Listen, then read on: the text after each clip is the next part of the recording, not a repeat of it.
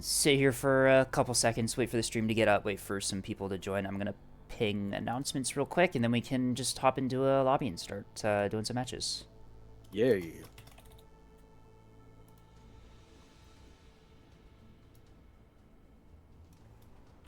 I'll try not to choke on my water while doing so.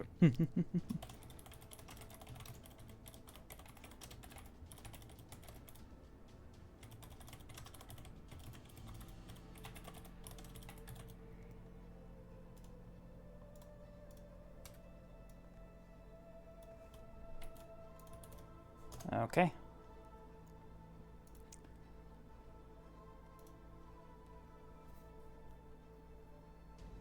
All right, let's just hop into a lobby real quick while people start filtering in. What lobbies are open? Eri 3. We can populate Eri 3. Eri 3. Yep. Let's go. So we got modded maps. Arroyo. Do we want to play on Arroyo? Arroyo's kind of bugged right now with carriers. Their flight paths are really messed up. Yeah. I don't have a great experience on Arroyo. I'd rather play something, I don't know, Yukon or Solar or something. Or even some more, some less... Whoa, I had caps lock on. Ignore that. Vote map Yukon! I agree. Yes, I love Yukon. It's really great. Haven't had many opportunities to play it, actually. Mainly because I don't really play that much, but... Oh, I see. ANS or OSP? I'd rather go for ANS right ANS right now? I think this is the fleet you submitted to me, isn't it? 2 CLs? It is, actually, yeah. Plus FFLs. Okay, yeah. Actually, it's one of the... I think it's one of your fleets that inspired it. Oh, yeah. I recognize this fleet. I haven't played that one in a while, actually. And I was also prompted to take it out again because Doug, I believe, said that splitting voxels might not be the best idea. I see. Which is something I can understand, but at the same time, they can be really good, I think, local skirmishers, especially when you provide them with some measure of jamming and anti-craft defense. No, split voxels were much stronger before the carrier update, so I think I have to redo this fleet to make it more unified. Maybe replace one of the sprinters with like a cap asset or sensor asset and just run the 2 voxels and the sprinter together. That's fair. I haven't. Yeah, I've mostly just been running cap fleets since the carrier patch because no one wants to run them anymore. I tried my hand at a cap fleet once, and I'm not great. I'm still not great actually, but I'm making progress, and I need to get better at some other fleets that I'm used to playing. Right. Especially since I'm trying to get stuff sorted out with the OSP. Right. I'm not used to their kind of gameplay dynamic because I've mostly been playing NS. Hello, Flynn. Welcome to the voice call. Greetings. How's it going? Pretty good. Congratulations in your matches yesterday. Dude, that was a lot of fun. Yeah, no, you played well. Black actually just carried you with the carrier, though. Oh my gosh! The second in the tumbleweed match, Black killed like 2 whole squadrons of 24 Tantos with like no losses. That was insane. Okay. Like, and the thing is, I was so locked in, I didn't realize he was doing this, so I went back and watched the VOD afterwards, and I see him just like hiding behind a rock with like 12 kudos. Right. And he jumped 24 coil Tantos. Yeah, and just fucking obliterated them. He won that fight with no losses. Like, yeah. He actually just deplaned ANS. It was. Yeah. I haven't seen the match yet. Is it live on YouTube or something? It's on GoodNuts. I thought it was on GoodNuts YouTube channel as well. Okay, I'll have a look. Yeah, and there's a few odds, but the second match, dude, Scrubbus like locked in and just wiped Brig. Oh yeah, with the rocket shuttles. Well, that. Oh wait, no, that was the third. That was the third. The second match, he was running Big Milk. Oh god damn it! Good old rockets. I need a. You also did really good in the third match with the MMTs. You just kept obliterating sprinters around the map. That it was so free. Yeah. Like, I think what happened is, so Hunter kind of psyop people with like, you know how he has these ideas like pit boss or like whatever, right? And then he says like, oh, this is like the best thing. It's uncounterable, like whatever, and people will run it like because he says so. He kind of psyoped, I think, Arroyo into running a lot of suboptimal fleets. I see. Yeah, no, their team comp in the third game was bizarre as hell. I don't really know what I was looking at with that one. Yeah, that was like a free match. They could have run, I don't know, more beam destroyers or something. Well, they had three of them were running the same fleet, which was a decision. And then they ran fucking gun Axfords on Tumbleweed and just died because the range bracket was too close for them to work. Gun Axfords. I mean, yeah, sure. You need the range to make gun Axfords work. Yep. No, I had some errands and homework to do yesterday, so I only was able to catch the third game, so I'll have to go back and rewatch things. The first one was really sketchy because, like, Duke was running caps, and, like, he instantly lost a liner and got, like, kind of morale broken. Oh. And it was sketchy because, like, we lost the first match, so we had to, like, pull it back the next two. But the second and third matches were kind of sweeps. Like, I don't know. Like, it's weird because Arroyo is, like, a really good team. But I think that for some reason they were playing really optimally. Arroyo, they lost in Fleet Editor on the third one. The comp that they brought was bizarre, and then they just didn't use it properly at all. I don't really know, but we also were not prepared to play Tumbleweed, and like no one was prepared. No one's ever prepared to play Tumbleweed. That's what's so great about it.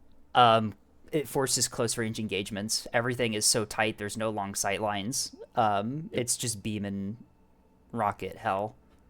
Well, beam and more beam as far as ANS is concerned. Well, yeah, ANS you want to be running is like beam everything on that map because you just are already within beam range of everything to begin with. Actually, I need to try my new missile cruiser. They do it. I mean, do we have enough cap assets and such? Oh yeah, Flynn's running caps. Okay, well, Flynn's bringing Flynn's bringing the cubes. Yeah. So tried and tested. The cubes. Right, I need to actually design my own police frig cap fleet. So, oh yeah, definitely. I like the idea of the police frigs. So it's They're like effective. One gun frig and one PD frig each, right? Yes. Okay. There's like, it's not a perfect fleet, but designing a perfect ANS cap fleet is really hard right now. Right. No, OSP, you literally just say liner, MMTs, and then put the rest of them into like gun shuttles, and that's like the most optimal cap fleet. But yeah, ANS cap fleets are really strange right now. Fair enough.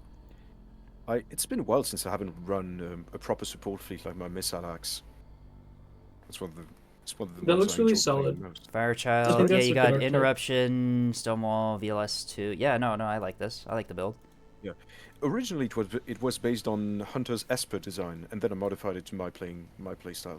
I see. That's good. That's fair.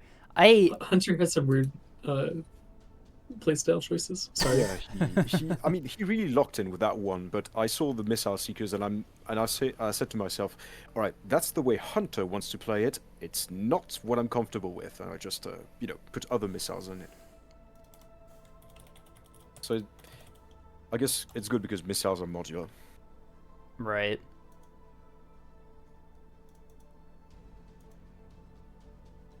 He called his levy the Enterprise. Is his fleet tag the? No, his fleet tag's nothing. Okay. I thought his fleet tag was the, so I see the USS Enterprise, and I'm like... Yeah. That would be cheeky. Or the Enterprise, which is... no, he has no... It's just blank. Here, I'm going to name my beam destroyer Scapegoat. Oh, god damn it. Did you name... I saw... You caused the commentators a lot of confusion by naming your MMTs after players on your team. That was actually hilarious. If you guys be interested with a bit look, Flynn Blackbat is engaging the carriers. Blackbat has an MMT? What's going on? It was so good. Yeah. I mean, that's what we watched the tournament for. The silly stuff. You greatly confused Vassal there. It was very epic. Yeah, for our game when we played against Limos, the second game we both brought two identical fleets because I just copied one of mine and gave it to Solus, and the fact that we had two ships that each had the same name 6 times over was a bit of a pain. You want to spectate Tethys? We're in ERI 3. Oh, never mind. Match is starting. Yeah, no, I got just some fleet editing to faff around with. All right, never You mind. should make a the next perfect game. liner. Scrubby? Try. Scrubby. Yeah. Oh, also, just I'm gonna feel silly for asking this, but what's the deal with Grum and Trog? No one knows. There actually is lore, but it's top secret. I see. I mean, it's I'll satisfy myself with that. Trog is actually like pretty straightforward. It just stands for troglodyte, as in like a caveman. So it's kind of like there are strategies that work that you don't have to apply like brain power for. Like it used to be that you get in like Axfords or monitors and you kind of just roll through the enemy because you have enough armor. Yes, so the equivalent of smooth brain tactics. Then I see. Yeah. Exactly. Okay, so what's a good I position think Grummy used to have a meaning, but at this point, it's just been so fucked up by the community that nobody knows what it actually means. I think you need 6 kilometer beam range to deny A. So if you want to use the turret, I think C is probably the best spot. Like behind that rock, you can move a little bit to get your beam onto C. C is normally where OSP pushes on this map too. So having something there to put pressure on any cap assets is very good. Fair enough. And for my spy frigate, I guess I'll just put it up high, yeah. Between the so rocks, I have spy frigates top left and low right, and I also have a beam destroyer looking at A. Okay, top left and low right. So maybe over on hemisphere. BD side might be good to have that, so we can spot like small assets moving towards B. It's got SDMs as well, so it's anti-craft. It doubles as a Larissa brick. I wonder if I could poke E with police frigs. I've never tried. I don't think. If you see some target that you'd like missiles, don't hesitate to call them out. All right, we'll identify the targets first. Our carrier player said that they're going to be running mostly defensive and combat air patrol stuff until we weaken targets. So that's fine. It's fair. That's good, actually. I would definitely like some combat air patrol, considering that I'm in a capital. And so do I, actually. I haven't got that great of a PD net. Right. And I'm mostly backline. Right. Well, I mean, if you hide behind a rock, and only pop out when you need to, you should be relatively okay. Yep. Just need to program my missiles. It's kind of mostly S3s, so it's for big targets. I see. It's kind of strange seeing my name on a ship. Yeah, how does it make you feel? At least I'm not the sacrificial A cap. Yeah, that was Matt Blob actually. Sorry, Matt Blob. Scapegoat should be the name of a masquerade sprinter or something. I think a liner, like I at least that's the ship I've seen Skate play the most. I don't know if it's like liners or Battleship. You play a lot of Battleship. I play a lot of cat fleets. That too. So maybe Beam Destroyer is appropriate. I don't know. Maybe. Oh, I forgot. Everyone plays a lot of cat fleets. It comes standard with being a good player. Yeah, if you I forgot. My Axford formation is wrong and incorrect, and I need to fix this in Fleet Editor. If only there were an easy way to read. Very nice names. From two ships. Oh, thank you. I have to mess up my formation here. I can't use true I have to mess up my formation to use true because What do you have? What do you have in those VLS2s? Breadsticks, as many as I can mount. Understandable. I got really mad at Spearfish bombers and decided to just do that on most of my capitals. I can relate.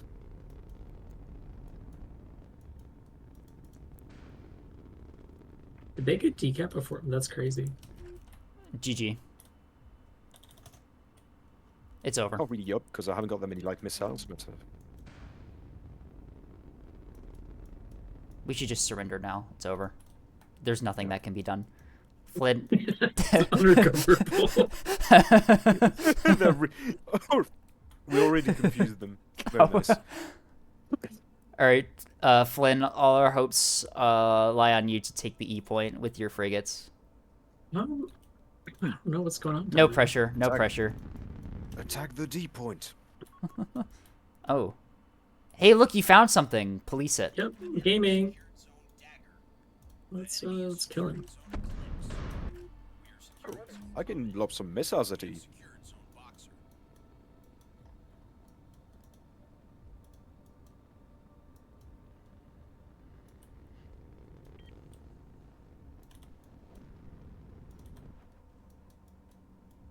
Yeah, I think we're fine so far. Look at that track like quality you have on that ship on E. I'll just give him that's a crazy. warm welcome. What I'm assuming is that a spyglass track? Yes, I have a parallax down there too. Well, I don't need no parallax track to fire missiles at it. There you go. You have it locked. Let's see if it hits. Whoa, we got some big things at D point here. Those look like Acellos. How did they get D before me if they're capping it with the Celos, dude? I don't know. Maybe there's All right, like we got an A cap. Oh, we had an we A cap. had yeah. Ah, Past shit. tense. Sorry. Got him.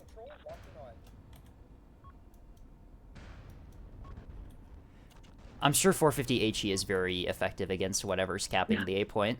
Yeah, 100%. That's the best way to deny caps.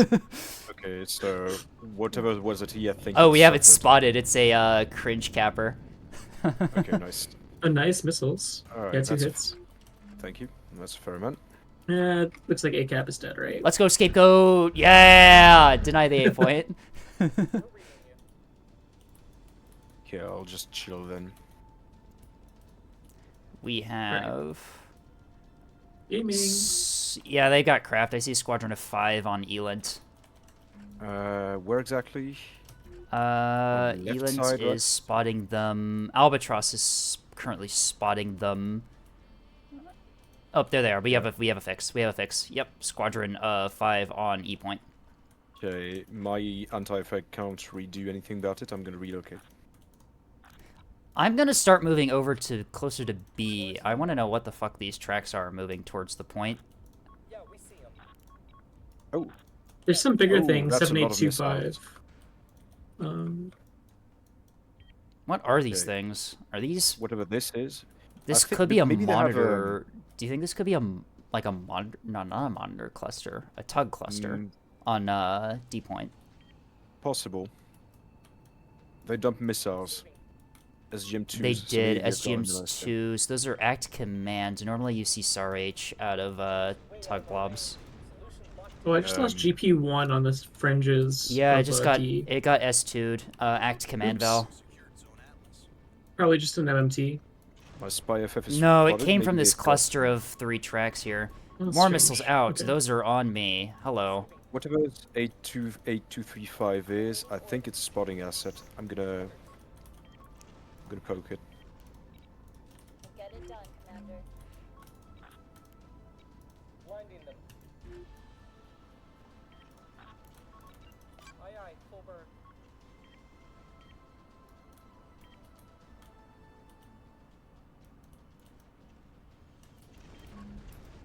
Hey, yeah, liners on E. Okay. I probably shouldn't overcommit to this. I think I'm making a mistake. Are those still gonna That's- hit? What? What are these seekers? Oh wow. Okay. Okay. Oh, that's unfortunate. Yeah. What the Shit. fuck were those seekers that they thought that they spotted me? I have no clue. They got my frigate basically. Actually no. Still level 5. Okay, nice. Act wait, Wake. still- The funnies. Okay. I need to turn on my. Oh I my need to turn God, off really my again? spyglass on my spy frig. They got me. Ships receiving power again. Commander, reactor is back Solar online. activated. Executing. Okay, it's down. Throwing thrust. Commander, missile incoming. All right, I'm pulling off a V to go. defend Okay, B, I guess. keep getting hit. I keep getting hit by missiles over here. I have no idea what seekers these are, but my experts are like crippled already. Well, that's not good at all. No, that's not good at all. What the hell am I getting hit by? They must have a missile blob on the D. What did you? So was it Saw perhaps? It could have been I was self-illuminating though both times. Okay, I got so- some hits on something with my missiles. I'm pretty sure it's Thornbow. That could be It could be Thermval. Yeah, I'm gonna lose my experts here. I mean, that's the one thing you weren't soft killing, so Right. presumably it's that. Well, we have a 3 cap. We don't have to do anything. They're too crazy. They're wake Val. The fuck? I don't think I had my drives on at the time. Oh shit. Okay. Oh sh. Oh, I have this is gonna I have get, I have a carrier now. Time to That's- lock in. I hope you have some like Adderall on hand. Oh. Hell. Oh god, I'm gonna lose one of my experts to a reactor bloom. I'm gonna lose the other one to a reactor bloom. What the fuck? That's bad. Us out of here. Ready. Comms are restored. Acknowledged. Okay, this is suboptimal. Maybe don't be next to Crown Splitter right about now. He's probably gonna explode. Okay. Is Kingmaker good? Nope, Kingmaker almost- is not good. Axe command valve. Oh dear. Yeah, I just lost both my experts. Rip. Ready. Yeah, my spy frig is down as well.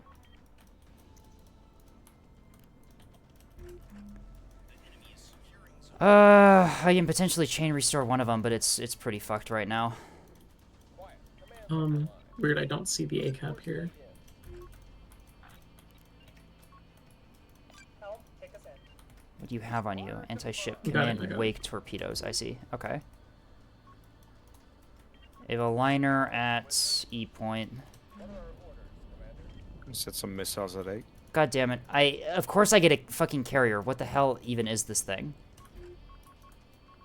Do you need missiles on 8? I think I've got it. I think it's dead. Wiring. Your anti-craft.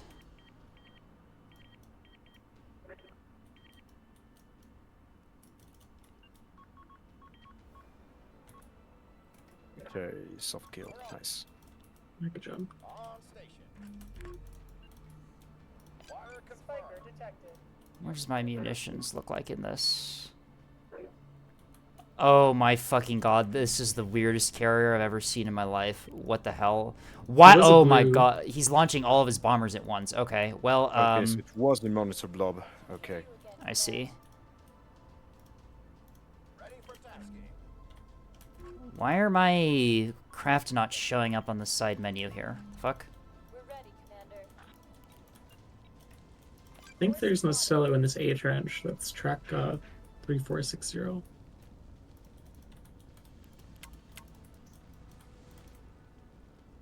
Quiet. Command's on the line. We're underway. Helm, take us in. Send it, wizard.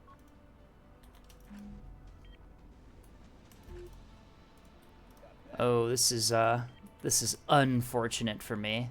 I do not have... What? Are you launching more bombers? The fuck? Oh, god damn it. He launched a massive fucking bomber swarm, and now I have to deal with this. Knowledge, wizard. How the fuck do you split off craft? Ship is back to full power. You yeah, you Okay. select and detach. I'm gonna try and hit those God. monitors with missiles. Oh. Wire received. Ready.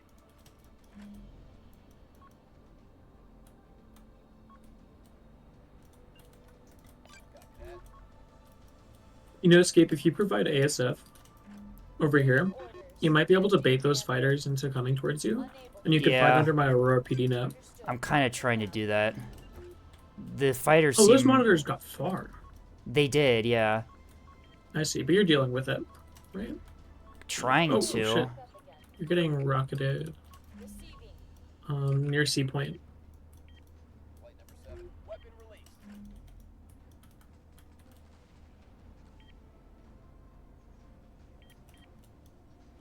Ready.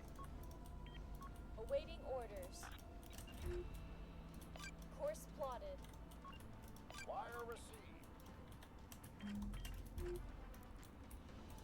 Module has been fixed. Acknowledged. Those Marauders are going low. Interesting.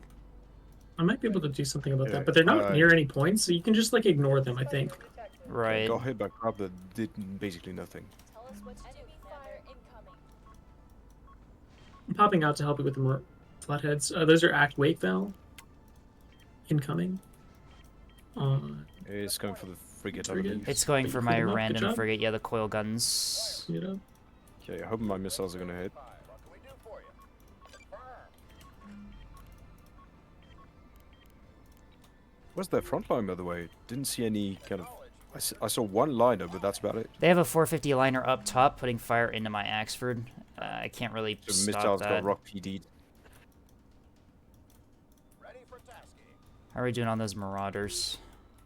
Fine, just kiting them. Alright, just keep kiting them. Ready for tasking. Yeah, Atlas, really? Missiles got rock PD'd. Let's figure out what's on Atlas. On station. I think it's an entire Acello. Yep, got I lots. see.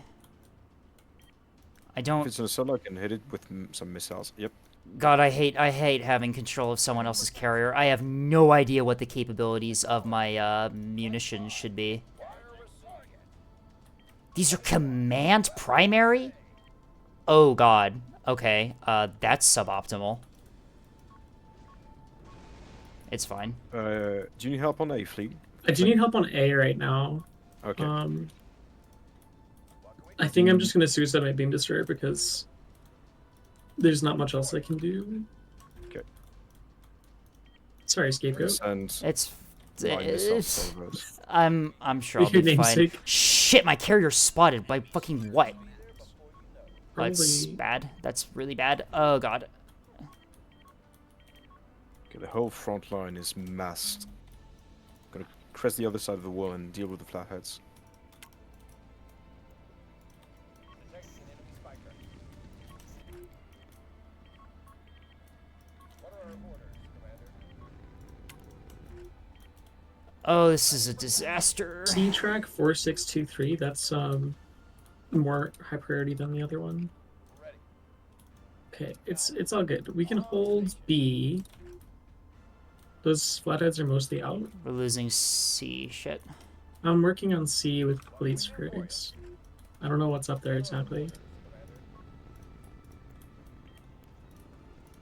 Okay, so 4623 got hit by missiles. And I had a good HP hit on some other thing. I think it was one of the Acellos.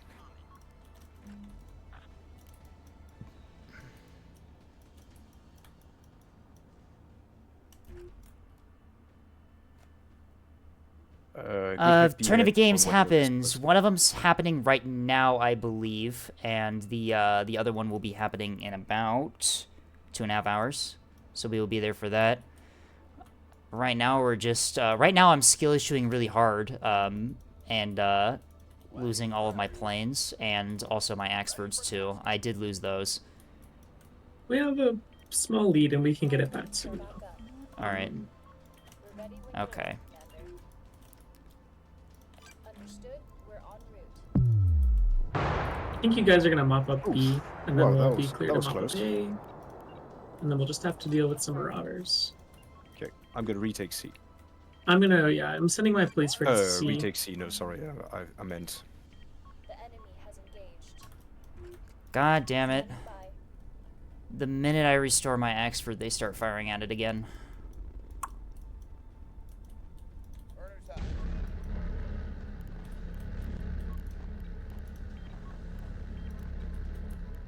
Nice, that's dead. The monitor you are beaming, and then the only one Okay, left sorry. is 6163. I'm just telling you. Just notice it's dead. Ready when you are, Commander. Okay. What the fuck is at A? What the hell was that we just saw and burned through? It's a liner or something.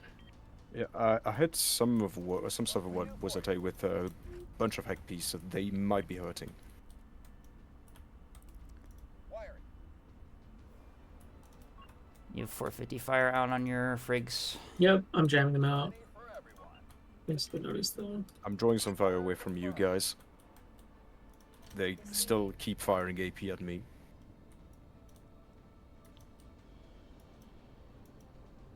All my intenders are down.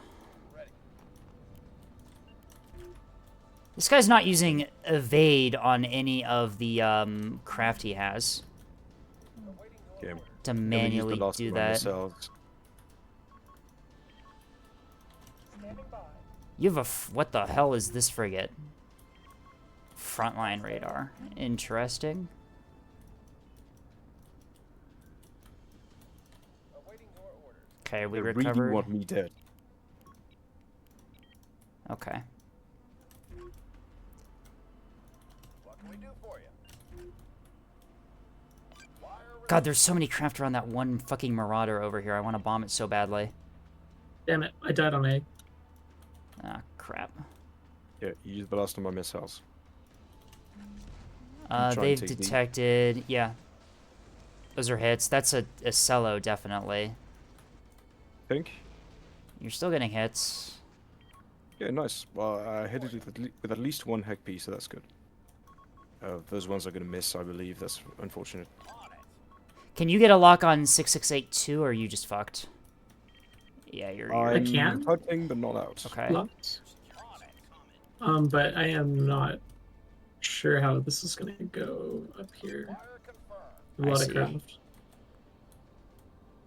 I don't know the range of these torpedoes. I do not know the range I'm supposed to be firing these at. Wire confirmed. They keep insisting on firing at me, so take Damn advantage of it, this. SDMs. Come on.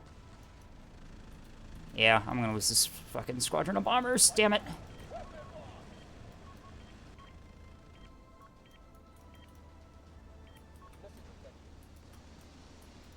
Well, some of those maybe went for the target, I guess. Couple hits. Planning for everyone. Wire confirmed. Oof. We're ready when you are, Commander. And these monitors are dead, right? On the point here? No, they're not. I think so, yeah. Do for you, Commander. Target acquired. On station.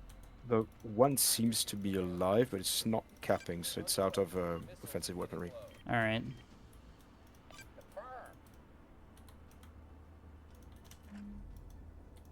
Yeah, I'm fucked here. My craft aren't showing up because someone disconnected on our team, so this is not my carrier. I think that's definitely a bug because I do not have a craft list on the side of the thing here. Oh. So you're not able Yeah, to it is a control bug. them? I can still control them, I just have to click on them. It's fine. Okay, that's unfortunate. It's fine. I'm managing. Damn, they just have so many assets. I'm starting Yeah, to it get feels like they really have backed twice up as here. many ships as we do. It's weird. Could also be because I skill issued one of my Axfords at the beginning and died. Awaiting orders, Commander. Yeah, we'll see what the Seekers were at the end of the game, but I thought Yeah, they were because acting I had Omni soft kill on these Axfords and Mhm. still didn't do much of anything. Yeah, it can be tough sometimes. Well, it's basically thanks to you that I actually noticed the Seekers, and I was able to basically soft kill all of the missiles that were firing at me. Wiring. But now I've got, I think, one liner and one Ocello bearing down on me. I'm not going to survive this. Yeah. Power's back up. Awaiting orders. This, I believe, is a loss. I don't think we Yeah. can really recover this. Quiet. Command's Oh, it's fine. Maybe next game. That is true, yeah, maybe next game. That was very strange. Those missiles I should have been able to soft kill. Our ammunition's running out. What are our orders, Commander? Enemy fire inbound. Component disabled. I had my radar turned off. Are you kidding me? Abandoned ship escaped. This whole time. Okay. Alright. Well, that's a skill issue. Planning for everyone. This has been a game for skill issues. Indeed. I'm. If you guys want to wonder I surround wasn't me, that's detecting them. fine with me. I think I agree that Taking there's not that C, much we yeah, can do. I there's- think we can surrender now, yeah. Yeah. Here, let me get one more. let's I want to try get again. one more strike. Oh, they have craft here as well? Oh, fuck. Yeah, no, that's a... Are those craft or those missiles? Those are missiles. Never mind. I can get a strike through. Wire confirmed. I'm gonna get murdered here.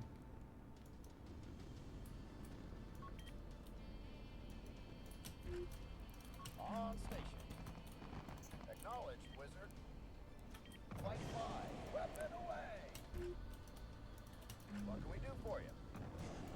Flight 1, weapon away! Oh, he had so many fucking Pavises. God damn it.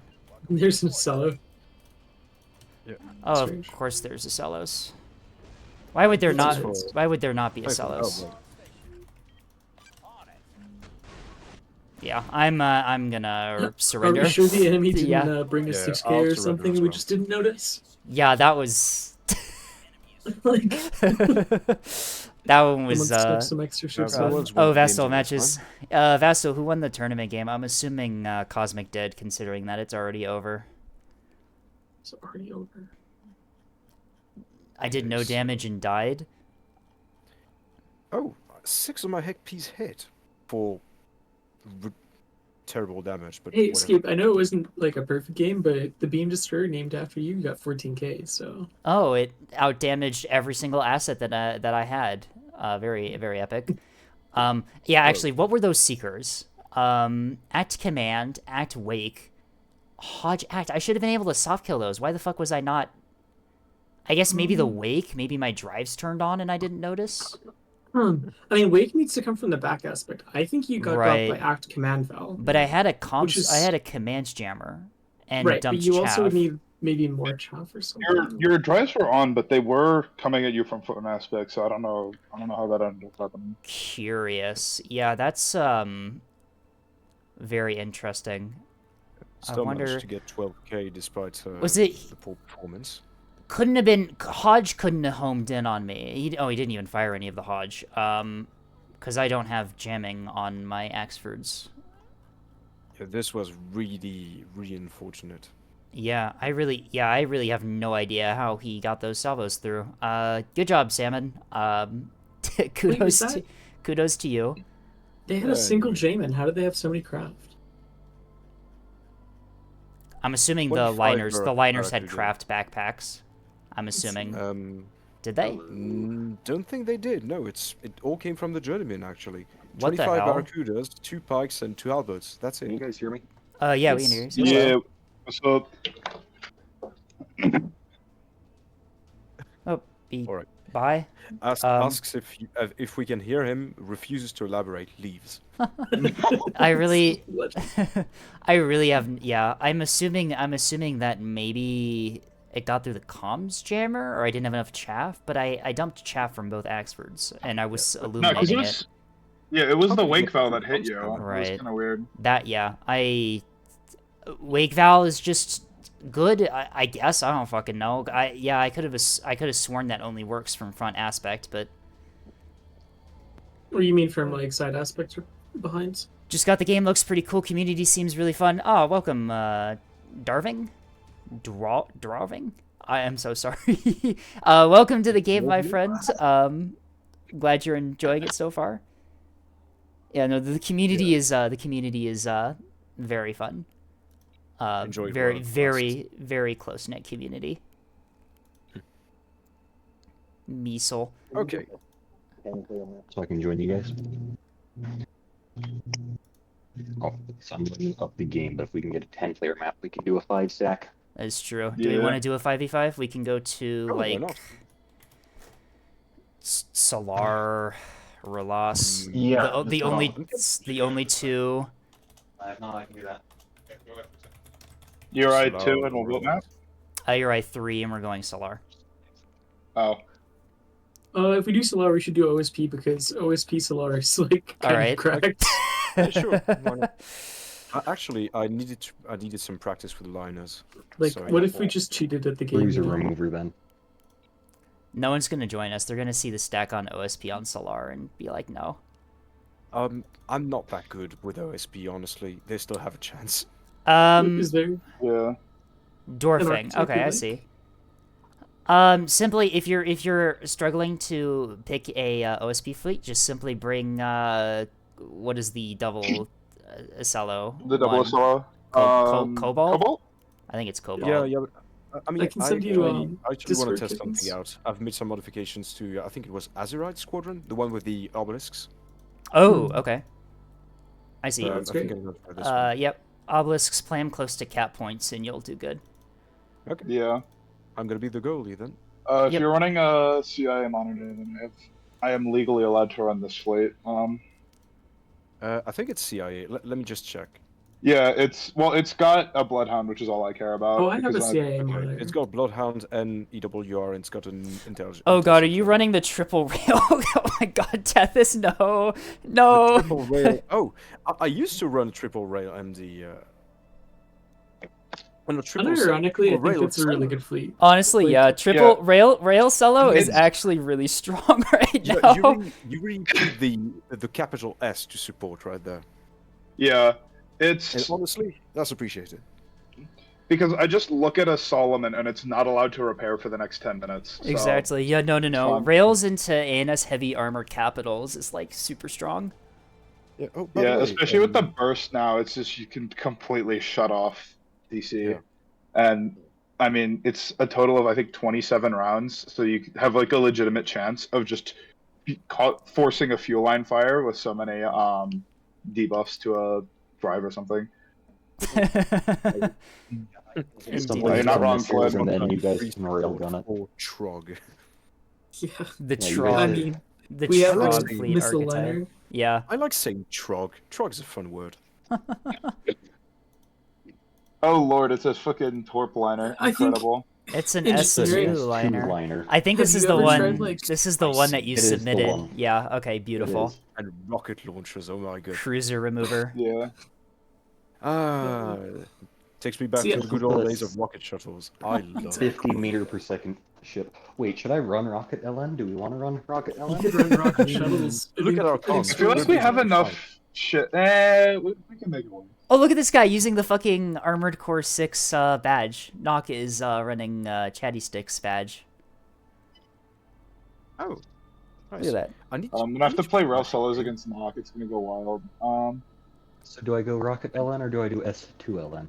I'm Up confused. to you, I guess. It's trogged both ways. There's I'll something screw that with S2 LN. I need to something that test it. obsesses me with.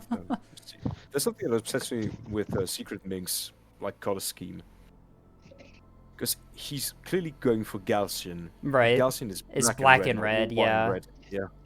The white and red Yeah, looks and- good, but yeah, the Gauss is. Yeah. I mean, it does really look good. Yeah. I see that tactician and the engineering tactician, and I also have almost the same color scheme. Yeah, you guys do, huh? It's just a coincidence, I swear. It actually is. Also, apparently, I'm Blue- still I'm canon in the game now. Hmm? Because there's the flavor text for the halberd mentions Mackinac Aerospace. Oh, really? Oh, Huh. Holy. All right, so we have Incredible. we have Falk Tethys drive yards, and then the guys who make the fucking hybrid missiles. Incredible. Absolutely. Yeah. I mean, I think it's purely coincidental because I don't know where Liz got it from, but yeah. yeah. I'm assuming it is too. Yeah. Hmm.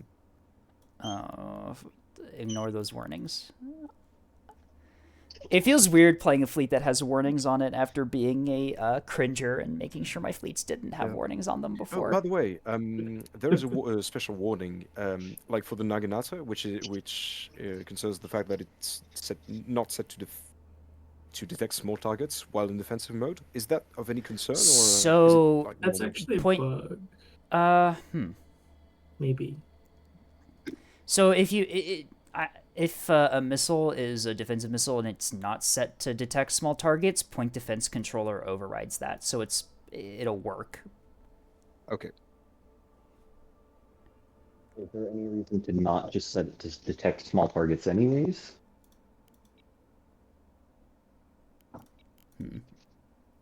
Another consideration here is like we could replace one of these fleets with like a carrier, and I feel like that might be a smoother game experience if we have. Isn't the name color First change draw. bannable? Is someone trying to use the HTML. HTML code thing on their team? It doesn't work anymore, but What was I going to say? I don't have a carrier. Well, I do, but it's the starting carrier, and it's not really good from what I've heard. OSP starting carrier is actually pretty It's- strong. It's pretty good. Is it? Austral made it. Yeah, Austral. Okay. And Austral is apparently a fan of your channel, so it would be wise. No, Austrial occasionally sends me updates to Amethyst, asking for some changes. Yeah. Talks about how Austral is a fan of the channel, proceeds to mispronounce the name of Austral. That's so funny. Oh, hello, Vastal. Hello, welcome. Anyway, hey. What's up, Vestal? It's Hey, it's not Mr. The tournament man. Oh my god, I fucked it up twice. The tournament creature. The tournament creature. Okay, Use this the tournament is seal. going into your next performance report. Oh for god. the, Oh no, I'm Uh, gonna get banned from casting. Oh, it's over. Escape, it's time for a second shorts on your YouTube channel. I'm sorry. Do you still just have like the one shit post from that one game? For the short, I don't have any shorts on Does my that channel. I narrow it have down at all? I thought you had one of the one where it was Bell saying, "Yeah, I'll be fine," as a missile comes in on a ship. That's- and then That's it just a really kills it. short video. that's not just a an really actual short video. Yeah. Oh my I thought god, it that really was short. that was peak comedic timing. Alright, Vastal, I Bell thought you ready, were confident. Flynn ready up. The bell ready up. You bet what story? I mean, We're in Eri 3. If you want to spectate, I can unready here, and you can Yes, hop I'm in ready for my entertainment. for your entertainment. Yeah, so for your disappointment. this is definitely an entertaining fleet comp. I will There say we that. go. All right, and now we vote kick scapegoats so that I can play. No. You can't do this to me. Do you know how much I've sacrificed? I was literally typing into chat to go do the vote kick. Oh no. My lord, that's illegal. It's gonna be. All I'm Okay. saying it's gonna be a really boring Twitch video if I'm not in the game. I mean, you It's won't have to okay. wait long. I think I'm just gonna do this one and then step out. I see. Okay, maybe we can do some fleet reviews after this one then. Oh, this would be helpful actually. Hmm. I enjoy the slight terror whenever you keep switching from free thingy. I don't know. All right. English language So, verbs. The missile, Ellen. No. I'm thinking my D? my islands are gonna remain bunched up together because one of them's got a warbler. I see. Where do you think they would be the most Ellen's useful? probably low on that little Guarding- corner there by A and B. But A and also, B, yeah, right. D might be good for him too. A is a really good spot for obelisks because you can deny A with them, and if you put them low by B, you can potentially push onto the B point late game if we need it. This is...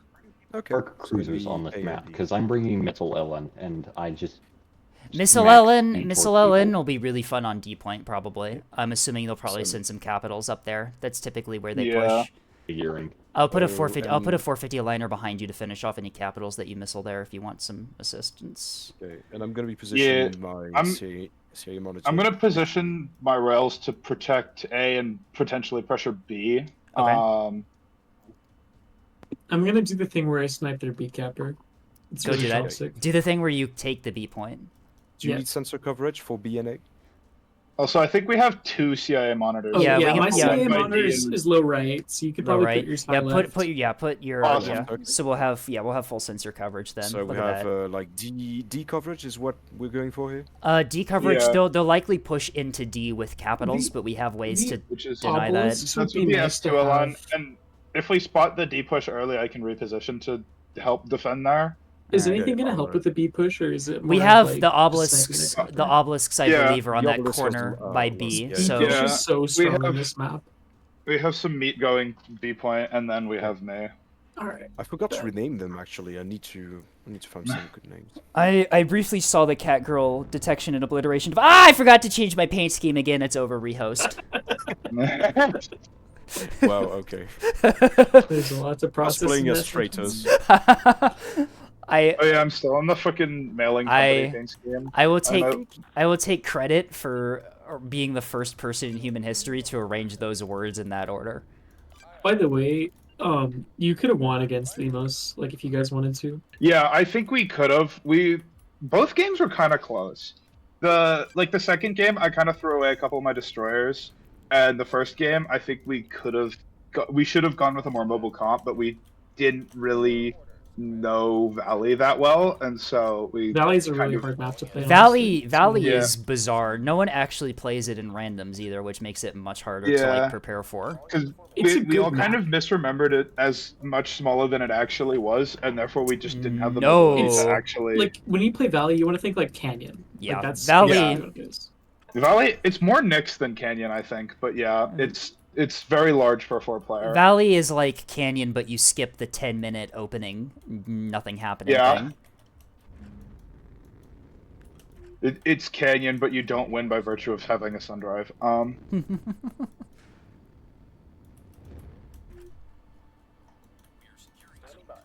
GG. I think See, I'll that's what we leave lost you. matches. We didn't cap the natural time, so everything goes downhill after that. you know? Exactly. Yeah, that's Yeah. that is definitely why we lost the last one, and no other reason why we might have not lost that one. I They can be your definitely, scapegoat, so to speak. I definitely didn't lose 2 Axfords within the first 5 minutes. Definitely didn't happen. Yeah. Another thing with the versus Limos fight is that we were kind of being very experimental with team comps because we figured if we brought like a bog standard team comp, then they would probably be able to just outplay us. So we were trying to do something like unexpected, like the mass monitors and the oops all capping Pretty assets. slow. I think that might be a That frigate, could've worked or pretty it's a well. cruiser. That might be a full grade cruiser at B. That looks like a Uh, frigate. No, it's moving frigate Corvette. sprinter speed. Yeah. Hmm. Yeah. Oh, it's a Corvette. Flynn, It's gonna be a yeah. death Corvette soon enough. Flynn, deploy the Catgirl detection and obliteration device. Go, go, go, go, go, Indeed. go. I'll just talk down Missiles the- away. I have Local the other Corvette. obliteration device. Oh my god! The Solar is literally just an unfair map. Like it's actually This- unplayable as ANS against a skilled So team. it's not just me then. Okay. Yeah. how many fires would you like to set on that Corvette? Yes. Yeah. Solar is unfair in favor of OSP, and Relas is kind of. It's not quite as bad, but I think Relas is unfair in favor of ANS. Well, you've certainly detected and oh, never mind. He's still alive somehow. They're obliterated. Working on it. Back on the missile They're coming launcher. back around. No, they're not. They're range issued. Oh, okay. Yeah, I'm moving in. Vastal is displeased. Oh, they're doing the same thing to us on D. They are. I'm assuming I it's a see Corvette. it. It's fine. We I'm have things. That's. Oh wait, no, that's. That's a Corvette. Double No, no, defender. it's- All right, it's one of it's, Sammy's ships. Okay, now it's dead. I think we can stop firing now. They're gonna learn today. Your security Instant death on D point. awaiting your orders. You think those will kill him? I hope so. The rails will eventually. Good job. Good job. Yeah, that Oh, that's the poor sprinter. It's a lot of Wow. sprinters having bad days. That's some violence right there. Oh wait, Okay. I can deny the ACAB. 1 sec. I can also What's deny the happening? ACAP. I think I can also deny the. Never mind, I'm too far. I too can deny. I can the deny. I ACAB. can. Me I first, can. no, me first. Did I just I don't fire? think I have the DPS, but I I think can I at least help just- deny the ACAP. I think I just tried to fire a bunch of 450 AP at a fucking sundial. Ignored that. Random sundial out in the middle of nowhere. Ooh, that's a cruiser. Oh my That's a god, cruiser. the fucking Let me at him. rails! I see a cruiser. I need to go Oh, murder it. sprinter. I mean, We got him. sprinters are having a We got really him. rough day out there. Yeah, ladies and Alright. gentlemen, we got him. That's out of range. Yeah, if somebody can get like a lock on that Axford, I'm almost in position to kill The it. axe, Okay, you mean Axford is like 742? Strike on. 12 kilometers away from all of us, so it's Goodbye. it's gonna be a What's while. 5102? What's 5102? Found 8 cam, so I'm gonna go for a pop out strike on him. 512 is 510. TQ3. It's a light asset. All right. Yeah, 5102. I'm. Yeah, it's a Corvette. What are you? I can You're a obliterate it. warship, as we I see. speak. Oh wait, I'm. Oh, That's I'm on the 4374. wrong fucking side. My pinpoint is on the other side. For fuck's sake. Skill issues are real this match. I'm sorry. Oh, it's fine. No, no, you're good. It's evidently been a day for skill issues. Oh, they've got rails as well. Rails low. Yeah, they had a track at A-Warn. I don't really know what it was. I'm assuming like a frigate or something. I don't know. I think it might be a sprinter, but I'm not I'm sure. just gonna Do you want to leave G1 back for defense, whoever that is? I'll think about it. And then I'm going to go nuke this Axford, because this is what I exist to do. He's still a ways out. Maybe Yeah, you could just ambush him. I played a little He's safe. 5 km. He's 5 Yeah, they're gonna km. have to push us because we have sort I of can cap dump advantage. Yeah, missiles at him. we have a 3-to-1 cap advantage right now. Yeah, If we can get a slightly better track on the other Axford, that would be. I don't quite have angle on the one we just locked. track We have an angle on 5070. 5232. Yeah, I can work on it. I tasked my. Actually, I will. Quick. I will soon. I can flank these. I have a rapid DC on these. 22 is That's locked, enough. by the way. All right, yeah, remove Mr. Cruiser Remover. Remove the cruisers. Yeah, Done. why is the game such a slideshow right now? Because 30 million missiles were just launched at one of the enemy Axfords. Okay, I'm gonna rail the other one because I can't quite get angle. Okay, let me know when it's over. All right, we got Yeah, some actually. hits.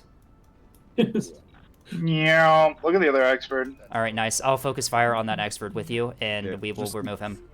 Okay, just need time to chill to repair the million fires caused by the rails. Yeah, that was 5070. I'll go shoot at the one that we're focusing together in a second. Or we can Beam. lock They have a 5070. beam. Mark it. Undetected. Probably Keystone. NC. Got it. I see it. That's a lot of Beam is defender fire. That's a lot of defender this. fire. That could be an They don't Axford. seem to have much on the low right flank. Maybe we can try and flank. 9701. Nah, that's a beamstone. 907 or 9701 is a beamstone, confirmed. Confirmed. All right. I am very far away from that. What if I railed it? Hey, Rick, What if you did rail it? I mean, I did. Will the rails affect the trout population? bad fast. I wish I had Rocket Ellen now. I got like a grand total of 3 hits. The trogs do be trogging. They've got a structure break on me already. I think I'm just Yeah. out of the game. That is a liner moment. Yeah. Yeah. Yeah. I existed for like 20 seconds. What is this? I mean, that's what MLS liners are, is you have to like actually isolate enemy ships in order to kill them. Or else that happens. Minus 50% work speed, for fuck's sake. Repair the stuff, damn you. Also, Sorry. yeah, if we can get the LRT on 7422. Yeah, I would prefer that as well for my Alright, 450s. I'll test my LRC. It's actually in range now. Yeah, I'll deal with the rails once they've been revealed. At least I'm I dropping think my value. obelisk might be in range. Okay. I'm gonna have to pause fire. Actually, this guy's not moving much. I might be able to pause fire.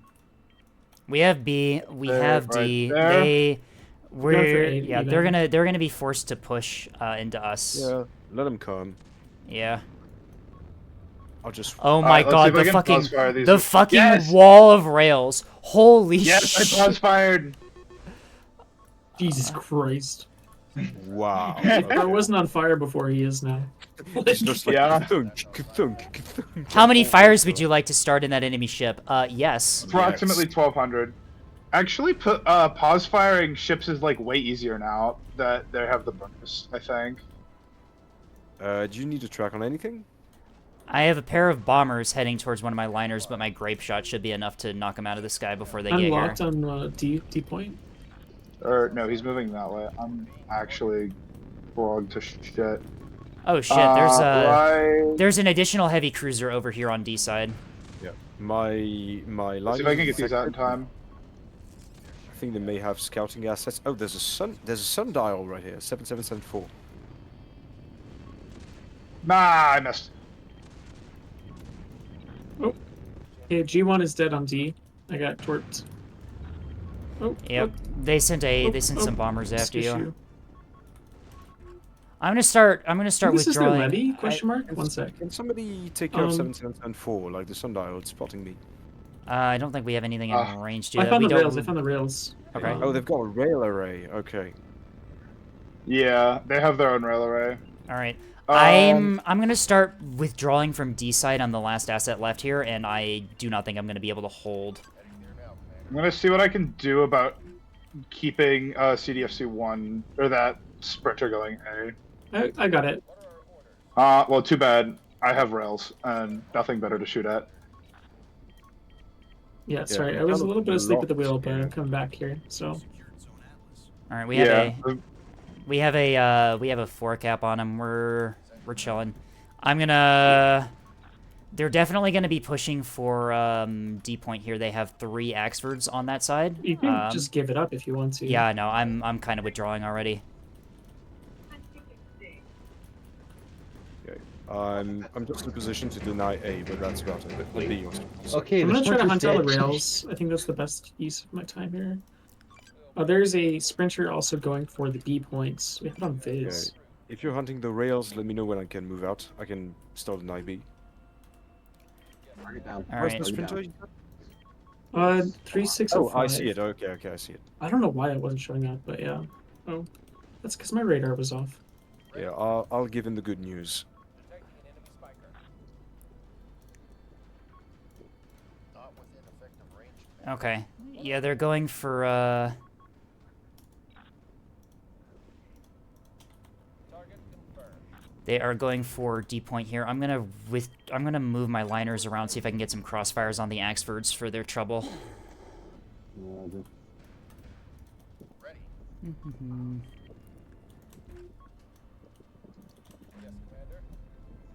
Why are you rolling like that? What is your problem? You trying to maintain lock? Is that why you're rolling like that? Bro's chastising you ships. Well, what? I mean, like, he's being stupid. I have a roll order, and he's just ignoring it. Thanks for the missiles. Okay. Guess I can move back into cover now. Yeah, we're good. We're good. All right, D point's being capped. They have a sprinter. What use am I? Why am I in this universe? What's the meaning of What trouble? is my purpose? All right, they're gonna be able to. They're gonna take D. I do not have anything to deny Yeah, that, don't worry but about it, don't Let him have it. yeah, I'm gonna put myself in a position to make the Axfords hurt a lot if they decide to push off of D. Awaiting orders, Commander. Missiles inbound. I'm gonna I transport missed the it last as a part of breach. that. Yeah, okay. What is it, a sprinter? Okay. Okay, what's the situation on the rails right there? I'm almost in range of them, Nice. although they're running away from me. Do you need some help pushing? It's fine. I'm gonna get into cover. I'm in range. I just need to get them on tracks. These sundials are being I think it's annoying. Uh-oh, 3791 Axford. Looks like it. Yeah, it's already taken a bunch of rails to the drive, so Yeah, it's moving. okay, It's nice. moving. It's moving for B. If it gets close to B, you can just fry him with your Well- obelisk. Yeah, I Yeah, think yeah, so. let Yeah. him come. Just I'll ambush it. I'll deal with it. But they know I'm here. Why are they moving in? Mhm. They may not have a quite- choice. Fair point. Firing solution locked. Yeah, well, Yeah. All right, I've got a track on these Axfords at D point. If I can get some Bloodhounds on them, that would be nice. I can 450 On it? them. Axford. 3325 is what I'm currently attempting to fire on. 3325. Roger. I'm moving in. All right, thank you. Course laid in. Okay. Bloodhound will be on momentarily. You have torpedoes out on.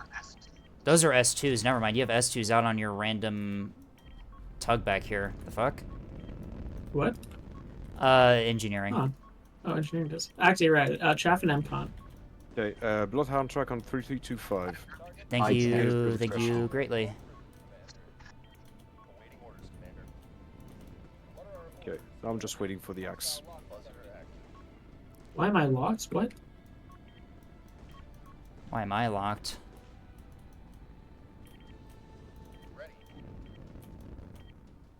I'm actually fine. Okay, fine, whatever.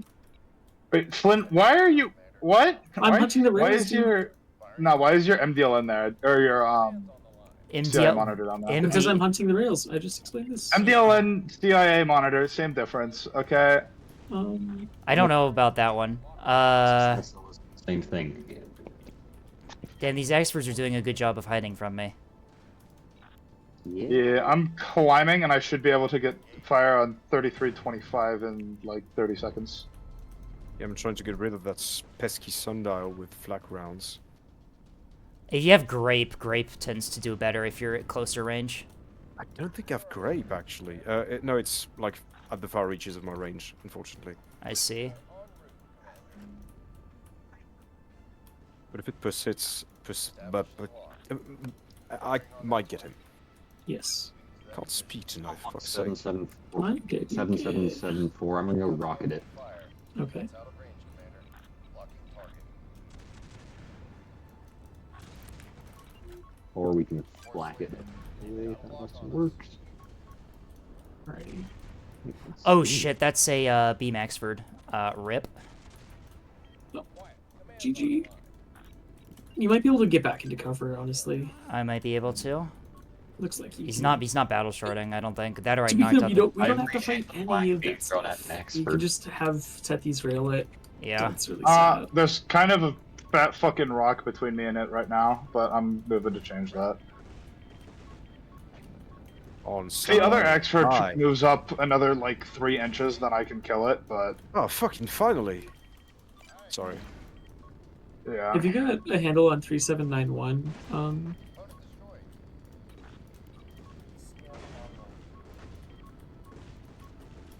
Oh, that's the keystone too. That's suboptimal. Firing. Yeah, I might lose this liner here. I kind of skill issued it. Let's see if I can help you with a keystone. Or not, hang on. You got a really bad aim point. Ah, I missed. Ah, I missed. All of my rails. Brutal.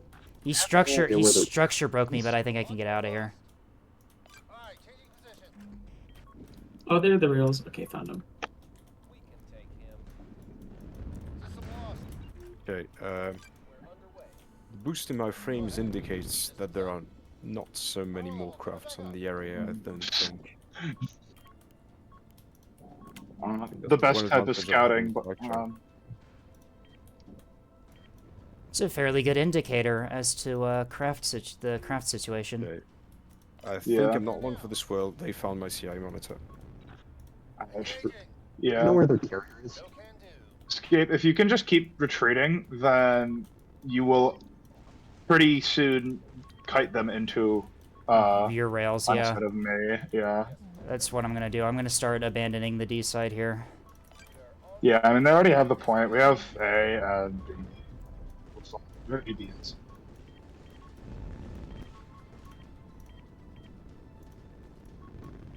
If you're able to get a pinpoint up on there, that would be greatly appreciated. I've lost my pinpoint on that liner, so unfortunately not going to be able to... That's bad, that's bad, that's bad, that's bad, that's bad. I didn't see that incoming. Locked in. Jammer on target. Yeah, I'm gonna move in to eliminate this Axford. I want to try something. Are the rails It's gonna occupied? be. The rails are not occupied, but I do not have. I'm about to angle kill the on- rails. I'm about to kill the rails. Okay, nice, thank you. I'm gonna move to engage the Axford. We're gonna see if this does anything. Are you railing the fucking craft?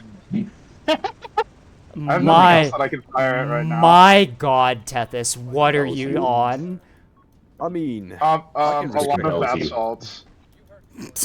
Alright, well, good news is that whatever torps those bombers were using can be countered by radar jamming, so...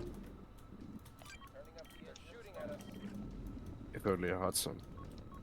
System operational.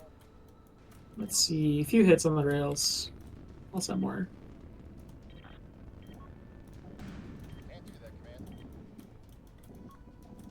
Alright, let's see if I can pause fire something we don't even have a track on. Be there before you know. Oh my god. Nah, I missed. Well, you have a track on him now.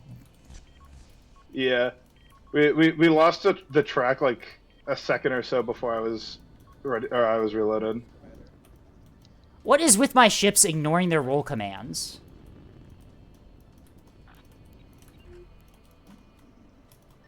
Moving to that position, Commander. Awaiting orders, Commander. Firing some things locked in. Yeah, both of the rails should like be dealt with by now. Nice, thank you. Tracking target. Have we just not seen the carrier in all this game? It's likely behind the E point, by the way. You did ask.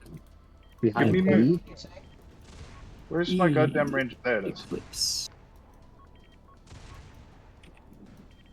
Send it.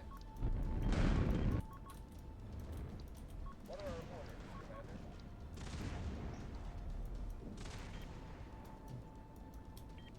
Yes! Jammer on. Successfully pause fired something I don't have a track on. Course laid. Whoa, shit, Sprinter going for... C point. Never mind, that's a frigate. What the hell? Where did Oh, you, hello there. Where did you come It'll from? get sprint mine. Got it It'll covered. get sprint mine. I've seen that frigate for a I think while, it's by the fine. way. Okay, Send it. My CAA monitor is dead, which means no carrier kill, but we're fine. Awaiting orders, Commander. yeah, you Yeah, I'm gonna s- make sure that C cap wannabe is dead by virtue of rails. I have a torp tug meant to. we're railing well- we're railing it in 8 of mine, so it's probably pretty fucked. Oh yeah, I also Yeah. mine C. Tracking target. Oh, I'm gonna die to craft. I have my. Doing things. Those are Actually. fighters, yeah. 37. Okay, it does have PD. I was confused as heck for a second there. I sure don't have point defense. What are our orders, Commander? Go ahead. The enemy's locked onto us. Yeah, these. I'm gonna get bombed. Engaging target. Let's see, how many ships do I lose? Commander. I think your armor absorbed most of that by the looks of it. I lost Those axes literally are just the recon radar back, panel. need to retreat. We are cooking so hard, gentlemen. Oh, oops! I launched torps, but this range is already dead. Indeed it is. Waiting orders, Commander. Oh, missiles expended. These fighters still have more KBUs, so I probably should be careful. Probably. If I could get to Bloodhound tracks on these Axfords, that'd be Lee Epic. Nothing I can do about A cap 7. Oh, that's an Axford. Nothing I can do about A either, but What are our orders, Commander? I can take E though, likely. That's gonna hurt, isn't it? Yep. We're gonna need to get closer. you're fine. Yeah, it'll be fine. My lead ship is mission killed, but Standing by. You've got 2 more. It lost- It's fine. yeah. Wait, it still has enough power to fire one of its guns. Let's actually go. Is this game to 1,000 or to 12? I think it's just to 1,000. I don't think we changed it. Waiting orders. Yeah. That's out of range, Commander. Engaging target. I need better tracks. I know. I need Bloodhound tracks on these Axfords too, but I don't think we Okay, have they any killed my E left. cap in time actually. Okay, they're not. They're gonna learn I'm today. just going on an adventure over to E Point. Oh, look at the Zarla. And call them safaris. We love safarying. Course laid in. I love Safari EWR tug. Send your traffic. Safari WR, yeah. Hey, for some reason, the Axfords didn't push the advantage on my obelisks. I mean, let's go. Oh, I shot too low, didn't I? Yeah. Heading there now, Commander. Okay, 7916 is hurting. The more sprinter for you. You know, we have decent enough track quality that I think I can probably just afford to shoot it. We hear you, Command. Tracking The spinner 796 Also, he's has moving been on a killed. lot. Yep. Oh, sorry. No, I'm just letting you know. No, I just marked it as killed and I got a pinpoint lock on that Axford. that's... Let's go! Tethys, light it up. You got another 3 or 4 seconds. I love this. Tethys, battle short your rails. Battle short your rails. Go, go, go, go, go, go. Something like that. There Oh, they I can go. actually torp this Axford in a second. Can you? Yeah, that's like 18 rail runs directly into him. I have a 450 HE on his broadside too. Oh my god, the E-Reg and the goddamn big slot. Oh, you just noticed? no. Tethys, what have you Yeah. done? I was about to fire. These are extra the device. highest fire rate per point you can get out of the Cellas, as far as I know. It gives me 4 large E-Regs, but I have to run a boosted and a whiplash on the other 2 large slots. Awaiting orders, Commander. Here comes. These Tantas are actually so oppressive. Awaiting your orders. Firing solution. Okay, well, I'm just gonna get some. Attack. Just gonna sit here. Yes, Commander. I can use Narwhal as an ACAP if we want. It's Oh shit, only that's got- a Torp sprinter within range of my liner. How the fuck did you get there? Oh shit. I'm not in range to deal with it. It's alright, my Pavis is locked in. Okay, nice. Oh wait, those are going after something that's not me. Okay, I'm sending my liner to E. One of my liners. Alright, their Axford is fucked. Yeah, Okay. that is. Do we need to He fire on ain't 705? looking too hot, Chief. No, he ain't. There's another Axford though. Yep. 50-70. If we can eliminate 50-70, I can back cap D point potentially. This is so 3791.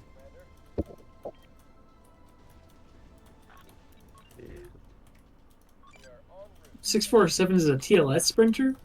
Yeah, he dumped all of his torps onto me and didn't really get many hits.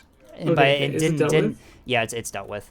And by didn't really get any hits, I mean that he got no hits because my Pavises locked in and just obliterated him. Love that. Okay, I'm gonna try to step on A point with my Twip Tug. Maybe you guys can defend C and potentially take D. Sounds like. Yes, I'm. Yeah. The Axford that's close to C is he ain't looking good, boss.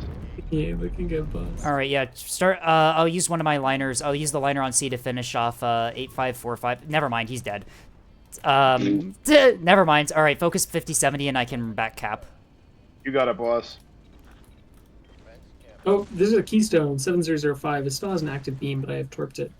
Okay. Let's see. Let's see. Okay, those Axfords. You got really torps pain in. the ass. Yeah, you got yeah, torps in. GG. I can finish it off with my 100 mil. All right. Glad I noticed that. I have a pair of 35 gun pod fighters on me, and they're doing absolutely nothing. I wonder, will they achieve a damage before they run out of ammo? Will they achieve a damage? All right. One of my liners. You're firing on 50-70, right? Yeah. Okay. Yeah, Yeah. keep B safe. That's solid. He's bow tanking me, so it's not gonna go good for him. Heading there now, Commander. Good. Tracking target. Oh my god, the rails are so fucking nasty. Holy shit. Yeah. Yeah, unironically, it's a great fleet. Rails are really impressive. So if I have a teammate that brings a CIA monitor, then I'd like have to bring this. It's so funny. Oh shit. Yeah, I mean, you that's could bad. easily drop one of those for a CA monitor, but you know. Yeah, I whatever. could, but this is so much funnier. Oh, I'm gonna dead craft. GG. Rip. Those are. We need Sarissa. SGM2s. Yeah. Rip. Yeah. No, what really needs to happen is we need Sarissa rails so that this fleet can actually deal with craft. That'd be really funny. Did he say Sarissa rails? Well, I'm gonna- Shit. Is that that's a wing of bombers coming for me? I think I've pissed them off enough. Yeah, it's. Make sure we don't die of annihilation, but I think we'll be fine. Yeah. We still have our obelisks, right? Yeah. Our obelisks are still. At least one of them. One has been murdered by Axfords. It's fine. The other one's already within plasma range of the other ones. You should be fine. Yep, but I need to retreat. I'm not confident in my chances against 2 Axfords. Fair enough. I'm gonna go fire what is probably gonna be my last salvo at Liet or at 3791 because that's the highest track quality I have in. The beam is back Yeah, up. and I have angle. Are those bombs? No, those are torpedoes. Fuck. Ah. Enemy missile. Goodbye, Orca. Humpback. Goodbye. There's another Twerp Sprinter going for C. You guys Yeah, have I've got auto guns on it already. Well, yeah, no, I'm pretty much out of it.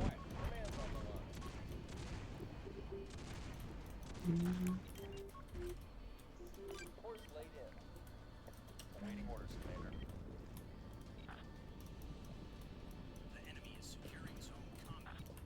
Ignore that. Course laid in. Surely you can kill it in time or recap it. It's not a big deal. Spending our ammo. I'm just surprised. Like, where were these sprinters early game when we were like capping B?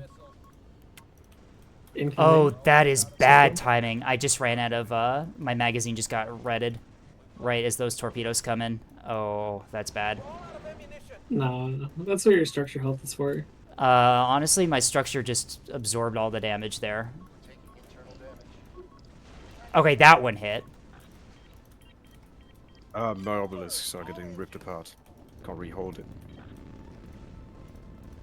No worries. I mean, like, you just have to keep that Axford from stepping on B point, and he won't even make it there in time, honestly. Yeah, I'll try and hold out as long as I can, but no promises. Yeah, I think you're doing fine. Oh my god. Standing by. It's okay. We actually went on a. Oh, you single cap. lost the. Yeah, I mean, obviously we went on a 1 cap at this point, but like, Yep, but B is maybe about to get into the enemy hands. I think you can step on B before they can, honestly. I'll try to. It's struggling to slow down. Yeah, 3791 looks like it's in decent health. Alright, nice job, Skate. Jamming? Hello? Ow. That fucking hurt. The reason I'm backseating so much is because all my ships are dead, by the way. That's, you know, that's I have entirely nothing fair. else to do. I mean, I'm grateful for the advice. Oh, that's the carrier? Oh. 9792 is the carrier above D. Well, that would have been nice to No. know a while ago. no, the A cap rail solo is dying. It's so over. Oh, that is just the carrier here. What the hell? Yeah. What the fuck? I thought that was a sprinter. What the hell is he doing here? No, it's the levy. Hello, base department.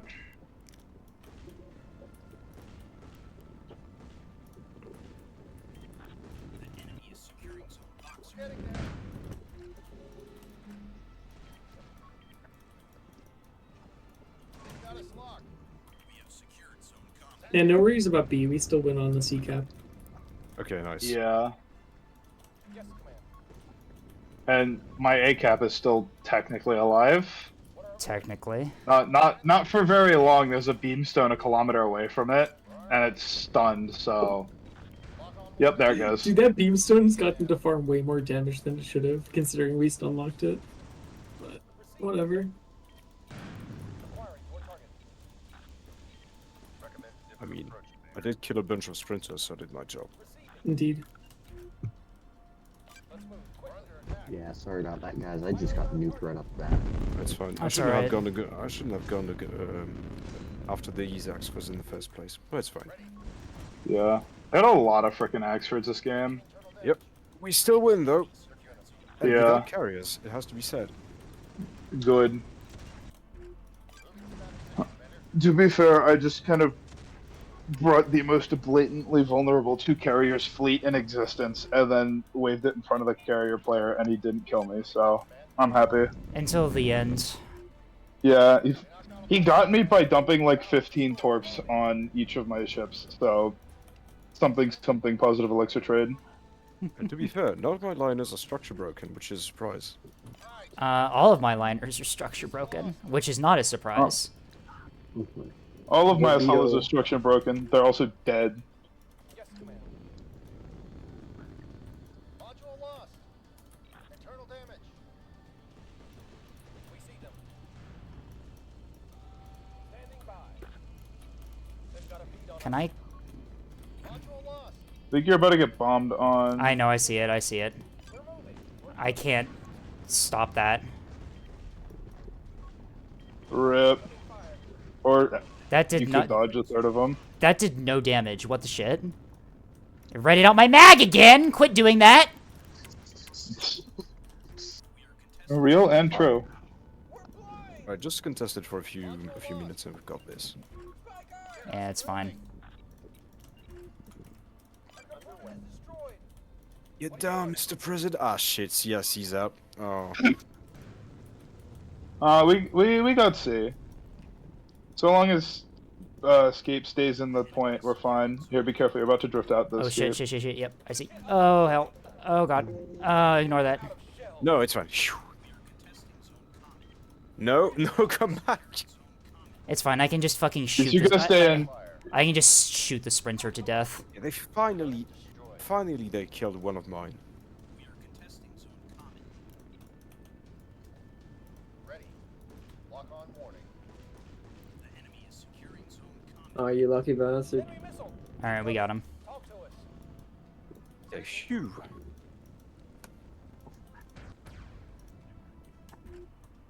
Talk to us. Well, GG. Yeah. Yeah. Does this remind you of any other match we played on Solar where we lost by 1-2? Oh my god. Yes, it does. Oh, we've had Vastal spectating in both of those too. That's the common theme. The common... yeah. I say we blame Vastal for us being bad at the game. I mean, stop staring at me then. I guess that's your problem. You're too distracted. To be fair, we won. We did win this one, yeah. This one? And as usual, my rails did goofy shit. Did I, was I useful? Yeah, Yeah, you held the definitely. B point, and you did the B push. Well, didn't do much damage, but hey. I think what you could have done is maybe hid and waited for the liners to come, and then like if Yeah. you got a really good ambush on the on the Axfords, This was my What, like- mistake, absolutely. What, like, Did you Not even 13k in the 10K. cat girl detection and obliteration device? it's actually Very kind of nice. low. I usually get more like 20. not even 10k on rail solos. This is a disgrace. Buff rails, lists, buff rails, please. Man, all my sprinters actually died within the first 5 minutes, pretty much. Oof. One thing is that the HE shells on my liners did the most damage, which means that I actually did kill some sprinters, which was my job. So no. That's a good thing, I guess. So what did they have actually? They had 3 Axfords, a carrier, 4 Axfords. Never mind, Sammy had another. Yeah, a bunch 1, of 2, Tantos and 3, yeah, a whole lot 4, of yeah. sprinters. Bounce. Oh, they I had had 2 2 carriers. carriers. They had 2 Two carriers. Okay. The other Well, that one, explains. did the other one get strike saw? Oh, the other one was Tonto maxing. I see. They did some damage with bombs and fucking missiles. Oh, S2 Tantos. Hmm. Okay, well. All right. I think I'm going to back out here and start doing some fleet reviews. Yeah. Nerd. I'll Nerd. stay for it actually. All right. Let's see. Put the fleets you want me to review in Neb submissions, and I'll review them. I've already put mine in, so yeah. Flynn, why did you... Flynn sent me Hell Creature. You're welcome. Something about the team not having enough SDMs. Black Bat, our carrier player, often likes to complain that we should bring more SDMs. That And on OSP, one good way to do that is filling a VLS. Actually, I've got another one that might need some help as well. Yeah, well, submit them all. I'll, Yep. Alright, I've got 5 in right now. There's 6. Like how many actually submit? I'm trying to think. Yeah, I'll just. I don't think so, unfortunately.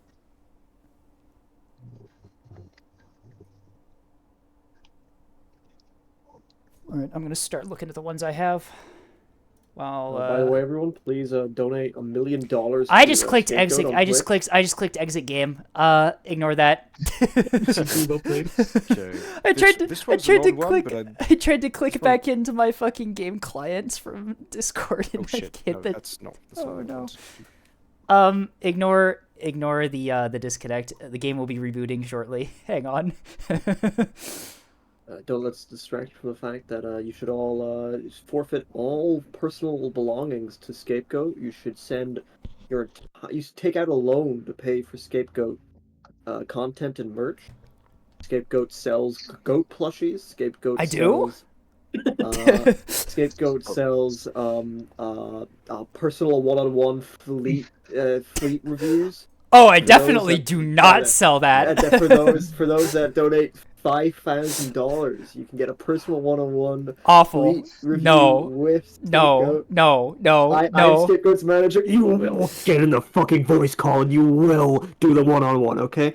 And we also have a wide selection of different casting modes with Scapegoat. We For do? later tournaments, yeah, Scapegoat. You can get Scapegoat in the maid outfit. You can get Scapegoat in the power armor. You can get Scapegoat. The power armor. You can get Liquidator Scapegoat wearing authentic Soviet Union 1986 Liquidator gear from September of 1986. That seems dangerous. Get it while it lasts. Skip, if you need to borrow my We've got lumberjack scapegoat. We've got firefighter scapegoat. We've got police officer. I don't even. We do not have nurse scapegoat though. Unfortunately, I don't we weren't even able to get the costumes. For I that don't yet. even own a Perhaps before webcam. donation. I don't even own a webcam. Why? For the mere price of $20,000, you can get Scapegoat the highest quality webcam to use. Oh to God. Show all of this. Oh God! Now they're Don't buying worry, me a we also webcam. have our No! camera team sitting there waiting. I have a outside camera Scapegoat's team? door. Yes, we have people on retainer, Scapegoat. Oh God! I'm gonna open When up. you sign the contracts, did you not read the fine? I gotta open up my blinds, see if there's anyone That outside. implies real we're getting quick. paid for this. We also have Tethys, if anyone wants the budget option. What? Tethys can offer you all Oh confusion. no! Oh, this bit is horrible. I should just click. This is the maid dress. I'm sorry. Yeah, no, I'll have to What do you borrow the mean maid this dress bit from is Tethys. horrible? What was I going to say? All right, fleet reviews. We were doing fleet reviews. The second one I've submitted is actually a no one that needs a refit. so hopefully Oh that- God, what the hell creature? That's a preview. We'll be getting to that later. First off, we have 2 solo CLs plus FFLs. I think this was Mackinal's fleet. Yep, that's me. All right, this is the one that you wanted to run the first match, but sadly yeah. didn't. Let's take a look. We have 2 voxels, 2 sprinters. They are independent hunters. Okay. We've got fully gun maxing, parallax. I'm assuming these are relatively identical. They're the same point, so I'm assuming they're the same. More or less, yeah. All right, big raider, small double raider. Yo, okay, very based. Orbit dodge, baby. Indeed. 2 rapids in the front, reinforced. What's the rest of the DC look like? 2 large, 2 rapid, 2 reinforced. That's pretty good. Large is in the core, plant control, reinforced DC in the back. One thing I would do, I would move around I would swap at least one of the large DC lockers with this reinforced back here. This compartment back here is incredibly well protected. And so the low health of large DC lockers often makes it a really good option to put back there. And if you put a reinforced next to a reinforced magazine, incoming damage will be divided between the two, and it'll increase the survivability of both. Gotcha. Thanks. But I'm assuming we have 4 ammunition elevators. What else do we have? We have a scryer on these instead. Okay. I see. That's fair. And in the launcher here, we have 12 Naginantas. That's a lot. That's a lot of Naginantas, but honestly fair. The escort, double blanket, interruption jammer, VLS 23 with some chaff in there. Reinforced drive. What is your speed and acceleration? You may want to do a whiplash in these, considering. You're right. Actually. Yeah, Yes. Honestly, putting a raider in these might help as well. Make your acceleration the same as the voxels, and honestly, a raider might work pretty well in there. Get your acceleration. You'll be over on power, so you may have to manage that. But if you can get your acceleration close to the voxels, then it will allow them to orbit dodge with the voxels when they're in formation. Because if you have a ship in formation, if one of them's slower than the other one, it's going to be slowing the faster ship down. So the so the ships can keep up with each other.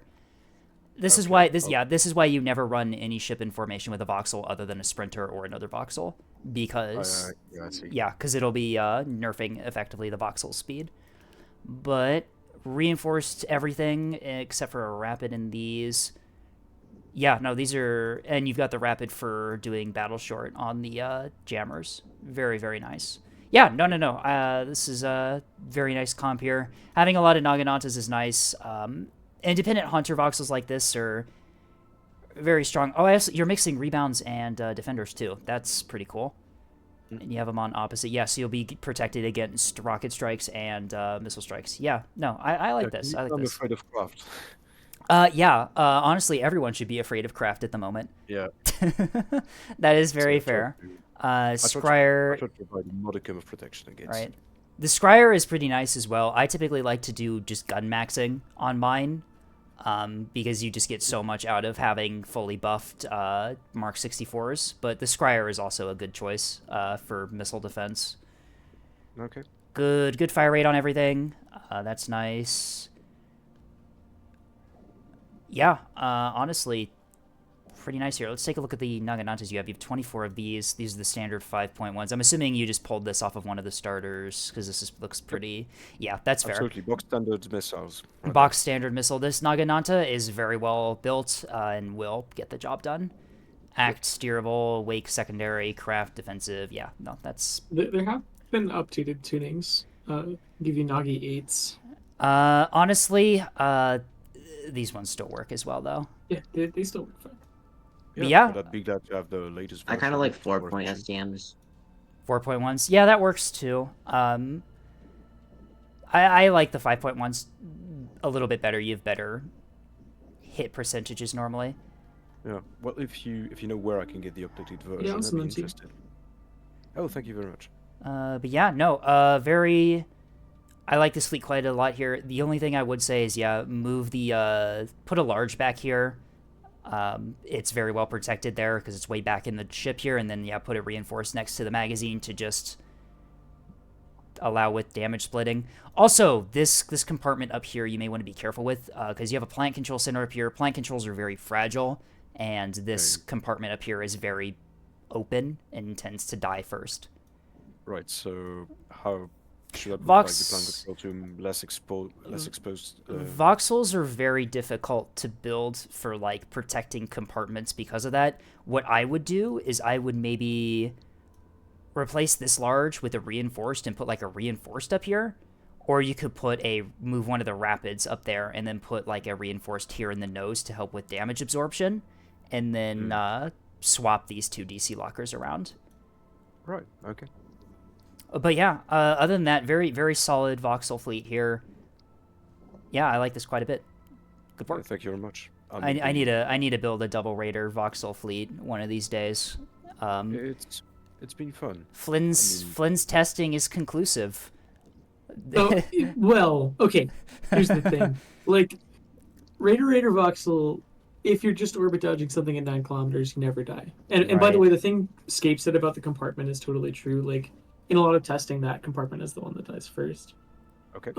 But Raider voxel can't run away from very much, especially with liners.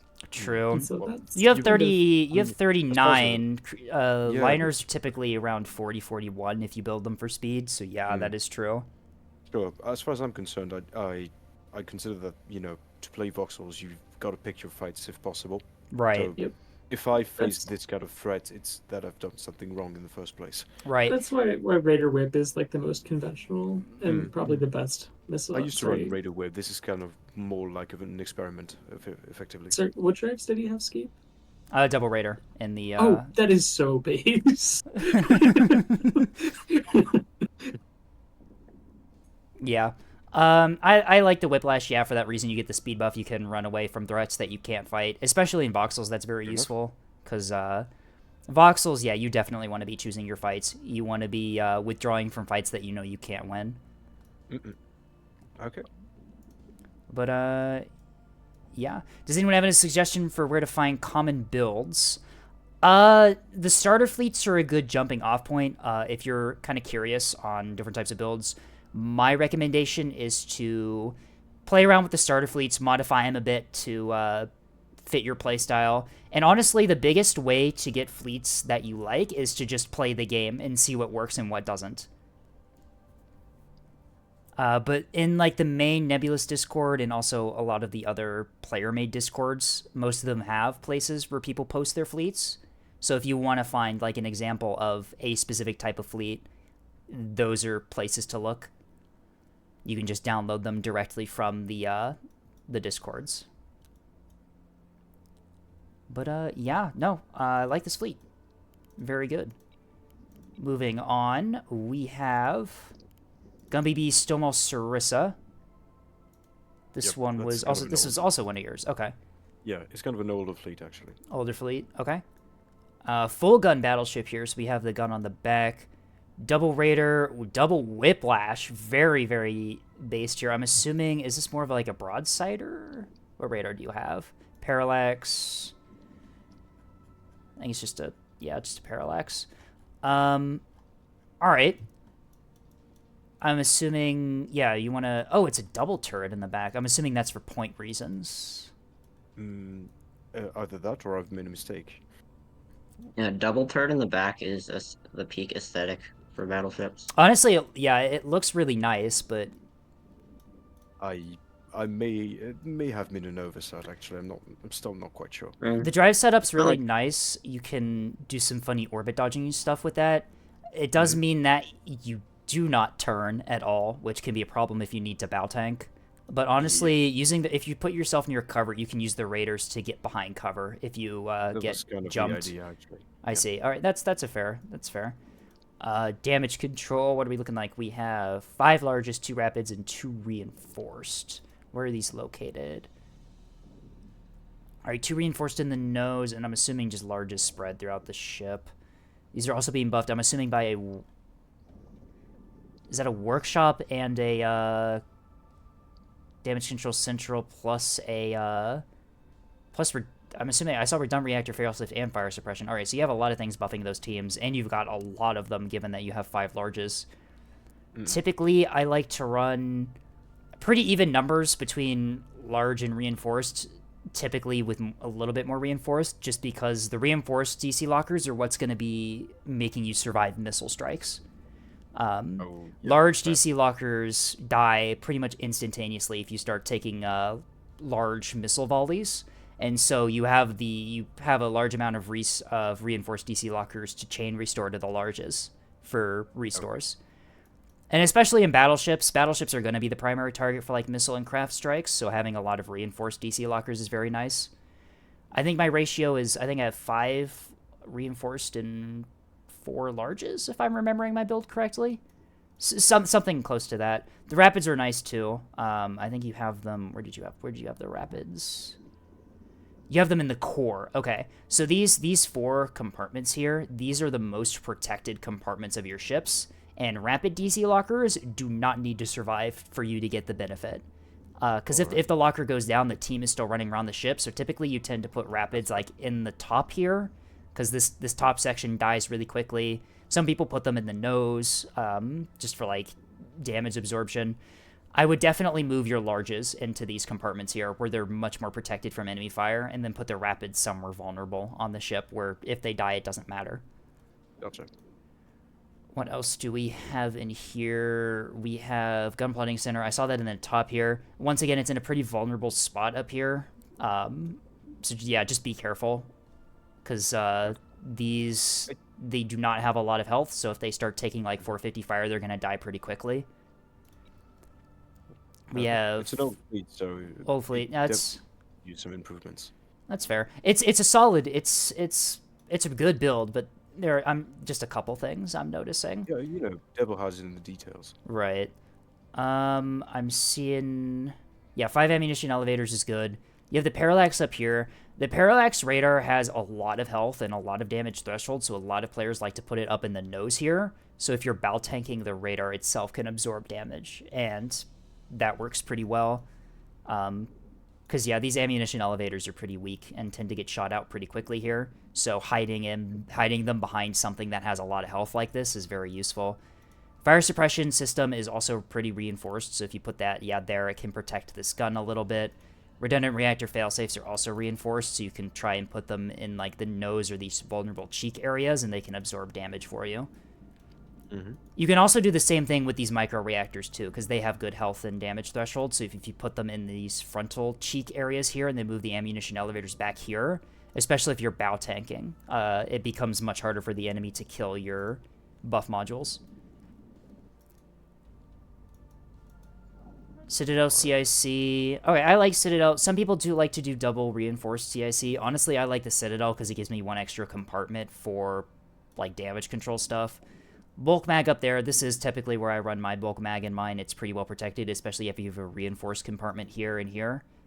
And then a reinforced mag down there. Yep, that's pretty standard. Yeah. I like the drive setup on this thing. Relatively, it's a well-built Solomon. I would definitely maybe move around a little bit of your like damage control stuff, but that's kind of the only thing that I noticed. Okay. 10 Nagadantas, 10 Chaff.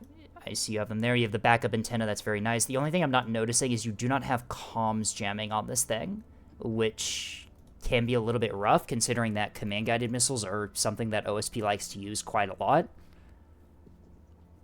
You have flak though, which helps for like large missile salvos and rockets, but yeah.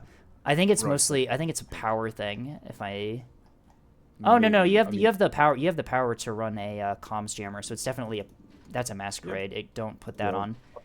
Yeah. Masquerade? Oh, that's an error on my part then.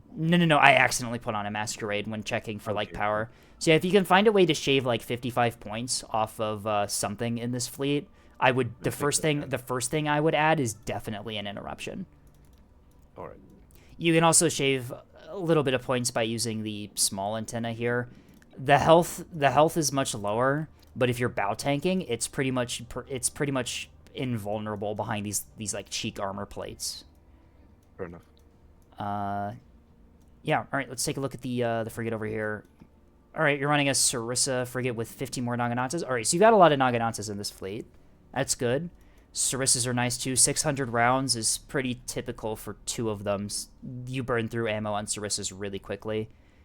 Standard drive, reinforced, large, reinforced. Yeah. Oh, wow, you have a lot of DC in this thing. That is 3 restores. It's quite a lot of investment into a little frigate like this, although I guess you're getting your points out of it with your double Sarissa and Naganatas. Are these in formation? They're not. All right, so this is just an independent ship that runs, I guess, kind of, I'm assuming, above the battleship, kind of close. Yeah, classic spy frig. All right. It doesn't have a spyglass, though. It has a parallax in it. Oh, then I've made a mistake. My bad. All right. Yeah, you can definitely put the spyglass in. That shaves you 20 points, and I'm assuming is much more useful. Yeah, you have the ARR in here and everything. Yeah, so I'm assuming this was supposed to be a spyglass setup. Yeah, that's an error on my part. All right. Easily fixed. Though. Easily fixed. You just swap it out. Yeah. Well, that's 20 points towards that comms jammer. Yeah, I can also like lighten up the DC on the frigate. You probably could, yeah. A reinforced in a rapid's probably all you need on it. All right. What is your ammo here? Oh, you're pretty light on ammo, actually, considering that you have 5 ammunition elevators. Yeah, this was before I actually knew how to look at the ammo counts. What is this single flak shell in the reinforced magazine? That's an oversight, probably. Interesting. I assume that was to get it to 3k points. Yeah, but you can go 75 and be fine. Yeah, your fire rate on this stuff is like very low. You want like typically like 15 to 20 minutes of HE for 450. They have long range, right? Good reload considering the ammunition elevators. You're going to be firing them constantly at liners and stuff for the match. AP, this is probably a good number for AP, honestly, since there's only really a few ships that OSP can bring that you really need it for. But yeah, couple little things here that I would definitely change, but yeah, no, it's a pretty well built battleship. This will definitely work well in like random lobbies and stuff. This frigate here is a very useful asset to have with a battleship, especially considering how powerful carriers are at the moment against capitals. Very useful. You also have a lot of Naginantas, which is nice. It's going to make the enemy carrier player think twice about striking you. But yeah,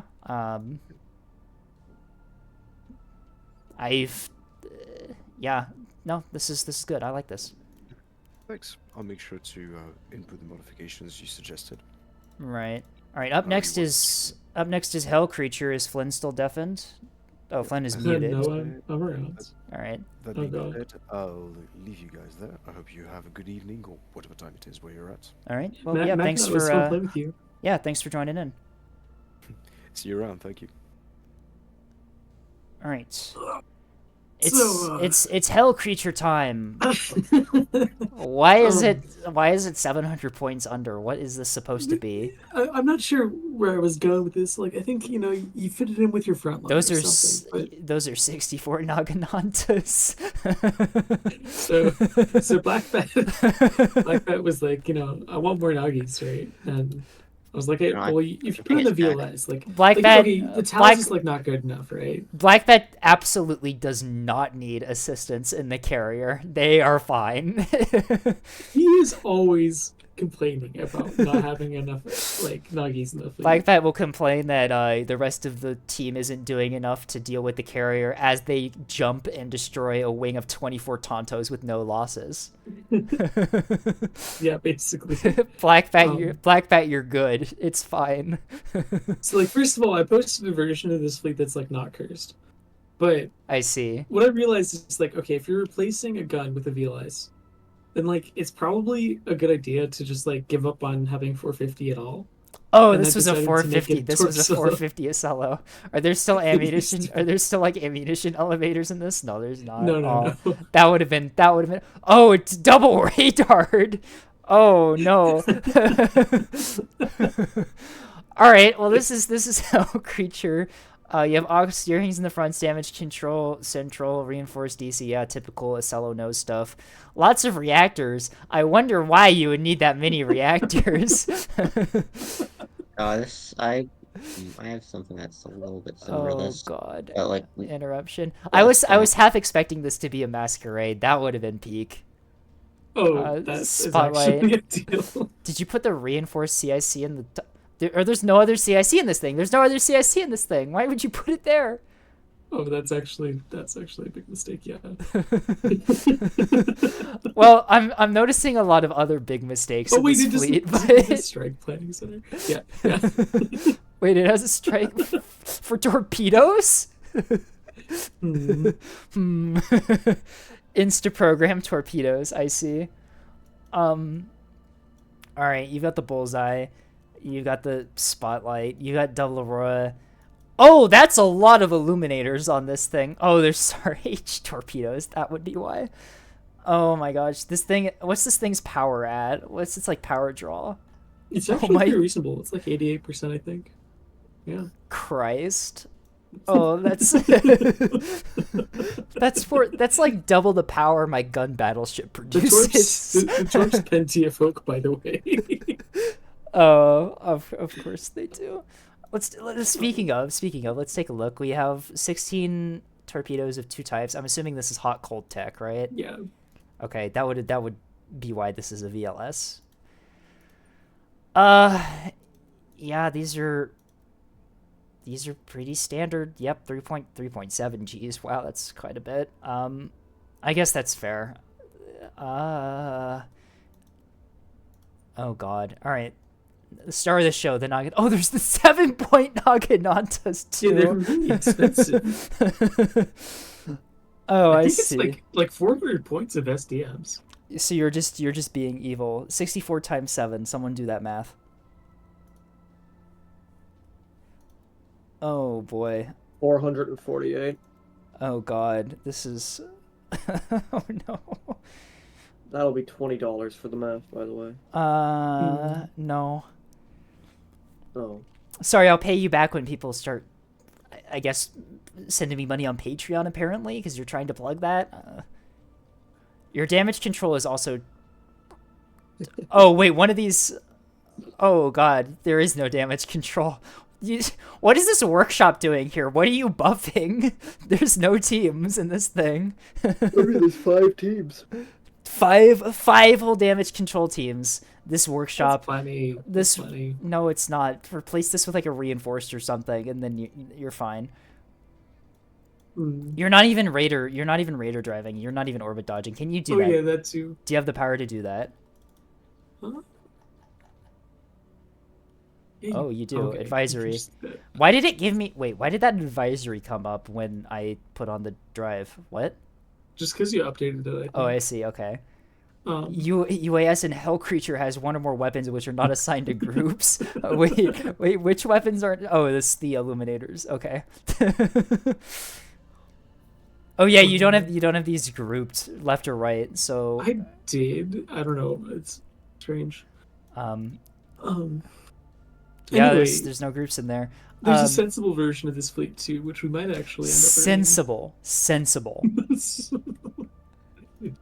Dude, when I saw that you could fit double radar, like I just had to try it. It's like the idea of having like a parallax and a spyglass in the same ship is just it's actually so yeah. good at sensors. I mean, it's a good team support ship. The problem is that it's a 3K asset. I mean, that's mostly because the Nagis and stuff. Like that is true. Yeah. 400 points. Yeah. There you go.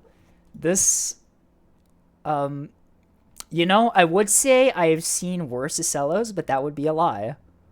The Acellos can get pretty bad. Like yeah. Ever since this warning showed up, I've been seeing a lot less creature Acellos. Yeah. A dying species. Alyssa's tried their best to help the blues. Hunted to extinction. Oh wait, what's that on the bottom? Is that a hangar or is that a VLS2? It's a VLS2 filled with Naganantas. Okay.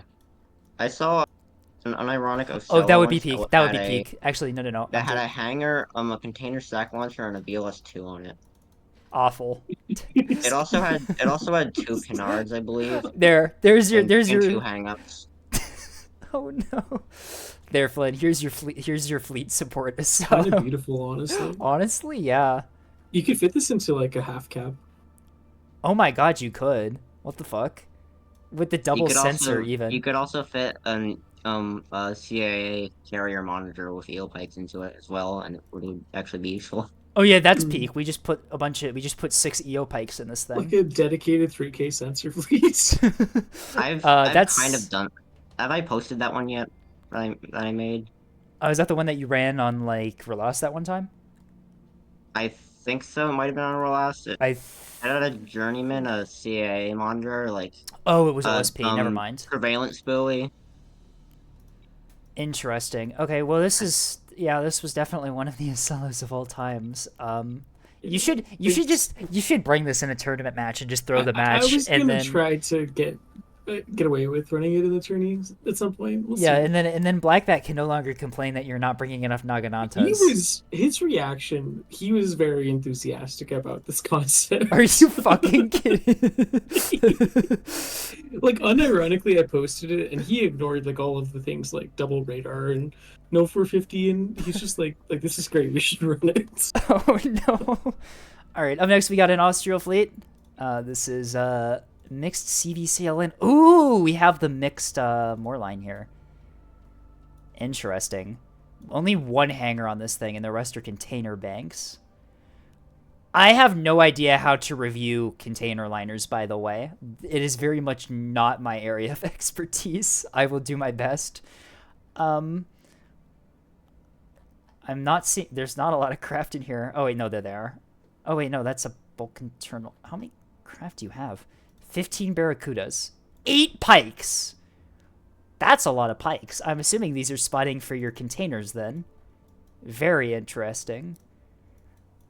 Alright. Well, the Moorline's pretty standard. That's a power drive, no reactor for point reasons, bulk internal hangar, aux steering in the big slot, and then stuff in the front. Yeah, that's pretty... Is this double magged? Oh, wait, no. That's the only mag. Citadel. Okay. All right, let's take a look at these containers. Super cringe ARAD. Yeah, there's ARAD in this. With a fixed active... Can you run the steerable? Nope, you can't. Okay, that's fair. Decoys, cruise, hot launch, no terminals, HE impact. I don't know how to build containers, so I'm just going to assume this makes sense. I have no idea what I'm looking at in the engine triangle of containers. I'm just completely lost. Like, what does this mean? All emissions. Okay, so I'm assuming you're doing mixed salvos with these. This one has decoys as well. This is wake valve. Same engine triangle, I'm assuming. Yeah. Initial. What is this? Prawn rockets R2s, radar, wake valve. Interesting. Is this? I'm assuming this is the tech where you fire the rockets before the containers hit and it messes the PD up. Maybe, I don't know. SAR H. Oh, these are illuminator pikes, aren't they? Oh, yep, that would explain it. 1 degree cone, very fair and balanced. Okay, I see what's going on here. That's why you have 8 of them. So you use the illuminator pikes to illuminate for your main salvo of SAR H, which fly in formation with the ARAD Act and Act Wake. Okay, the Seekers make sense to me. I'm assuming this works. I have no idea how to build container missiles, so yeah, it's I'm actually surprised we don't see more of these like hybrid carrier container bank launcher more lines more often. I would assume it's pretty strong because you can bring like a defensive combat air patrol for your team and also have offensive containers. I guess you kind of have to build into. You kind of have to build into. People tend to build into one or the other, I think. Also, you don't have a data link on these either, so your salvo size is 6 instead of 8, I believe. What is does the data link? The data link does. Is it 2 extra? Where even is it?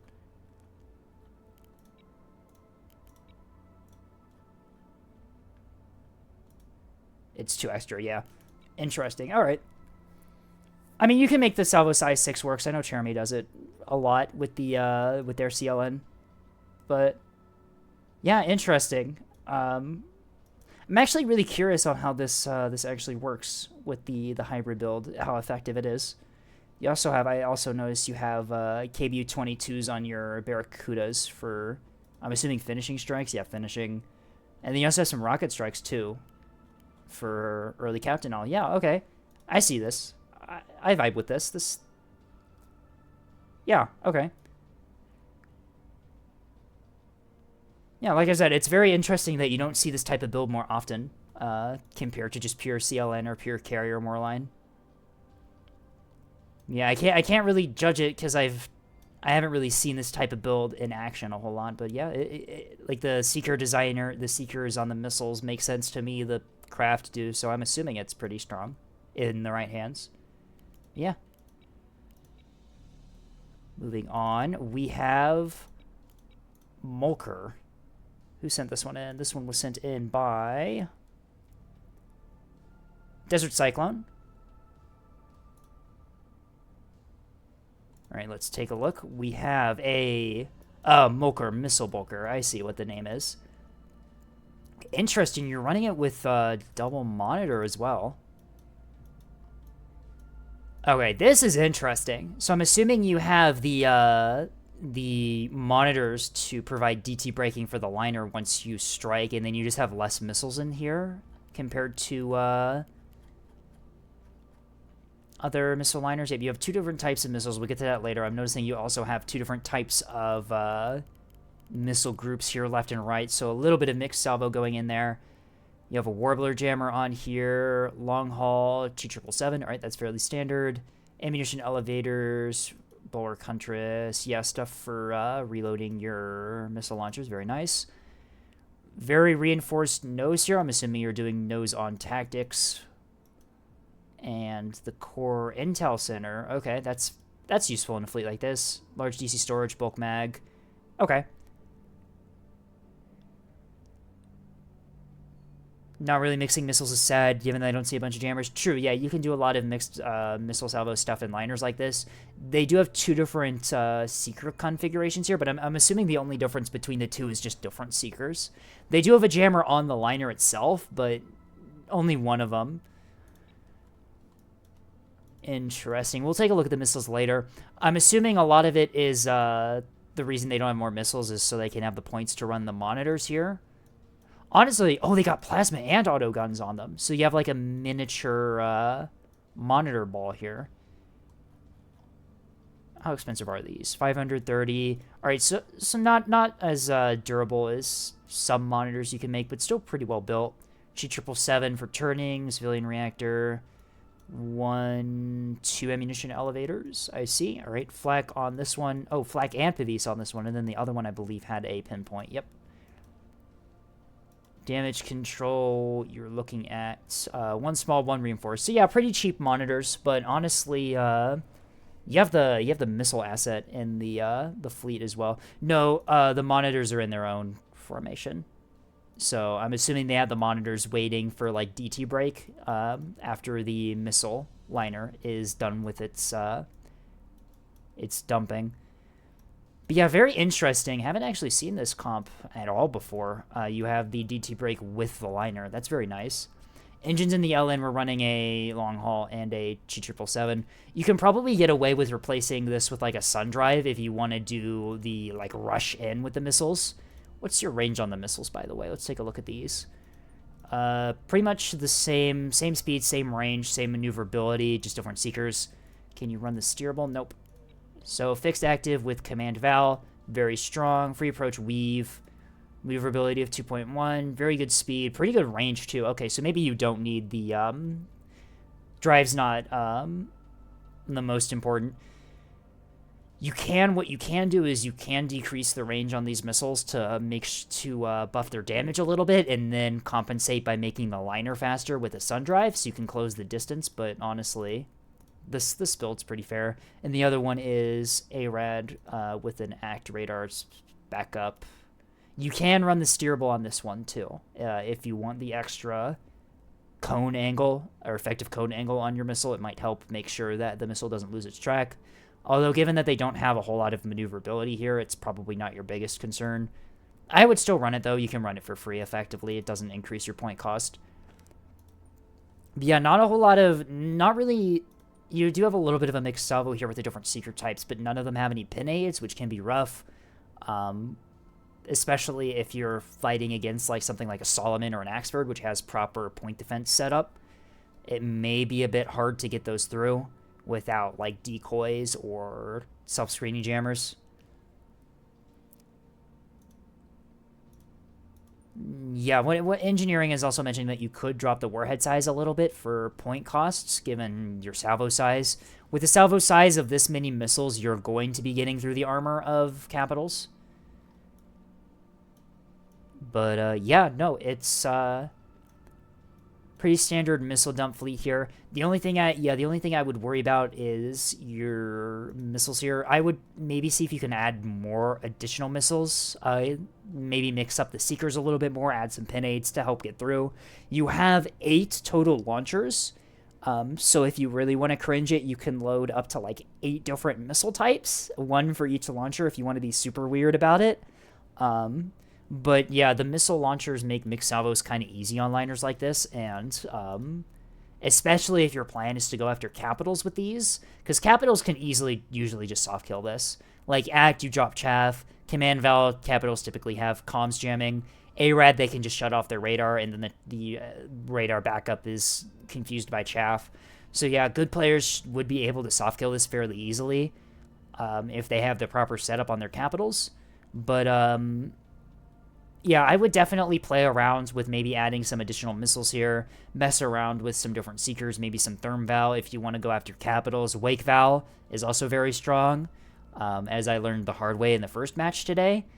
SAR H is also a good option here. Since these are direct, you can put Illuminators on your liner here and just do direct SAR H.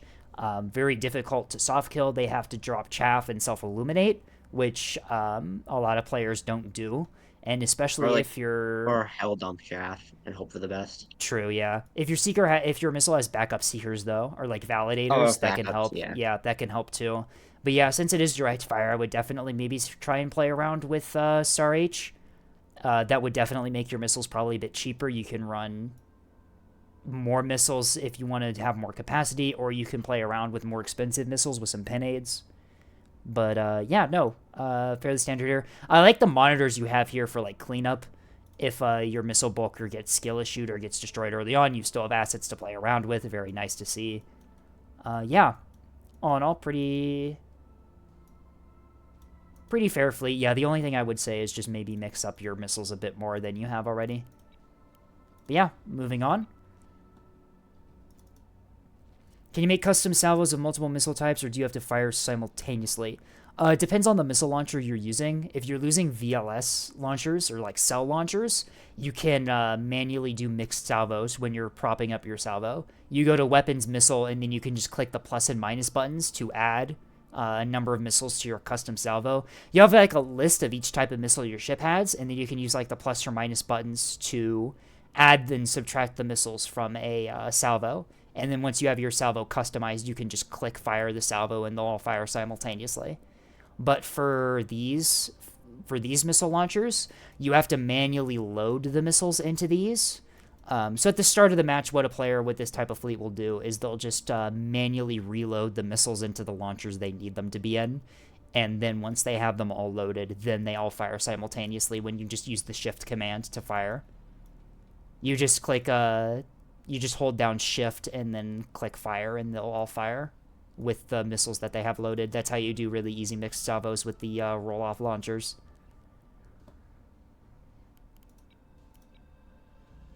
Alright, up next, we have OSP backline. I think this was your fleet, Sammy, right?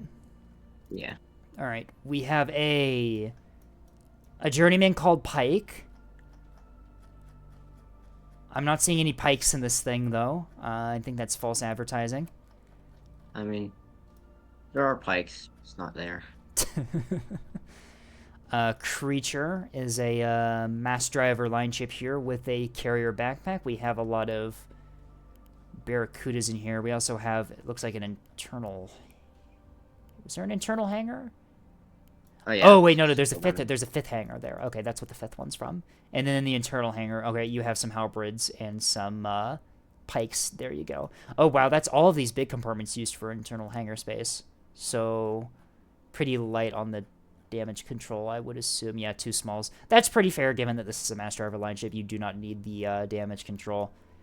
You're running the triple mass drivers. What's your fire rates? 15 RPM? Yeah, that's pretty standard. And I'm assuming you have some plank controls in there as well, yeah. Basic CIC in the nose. Yep, that's pretty standard. 5G is the name of your intelligence asset here.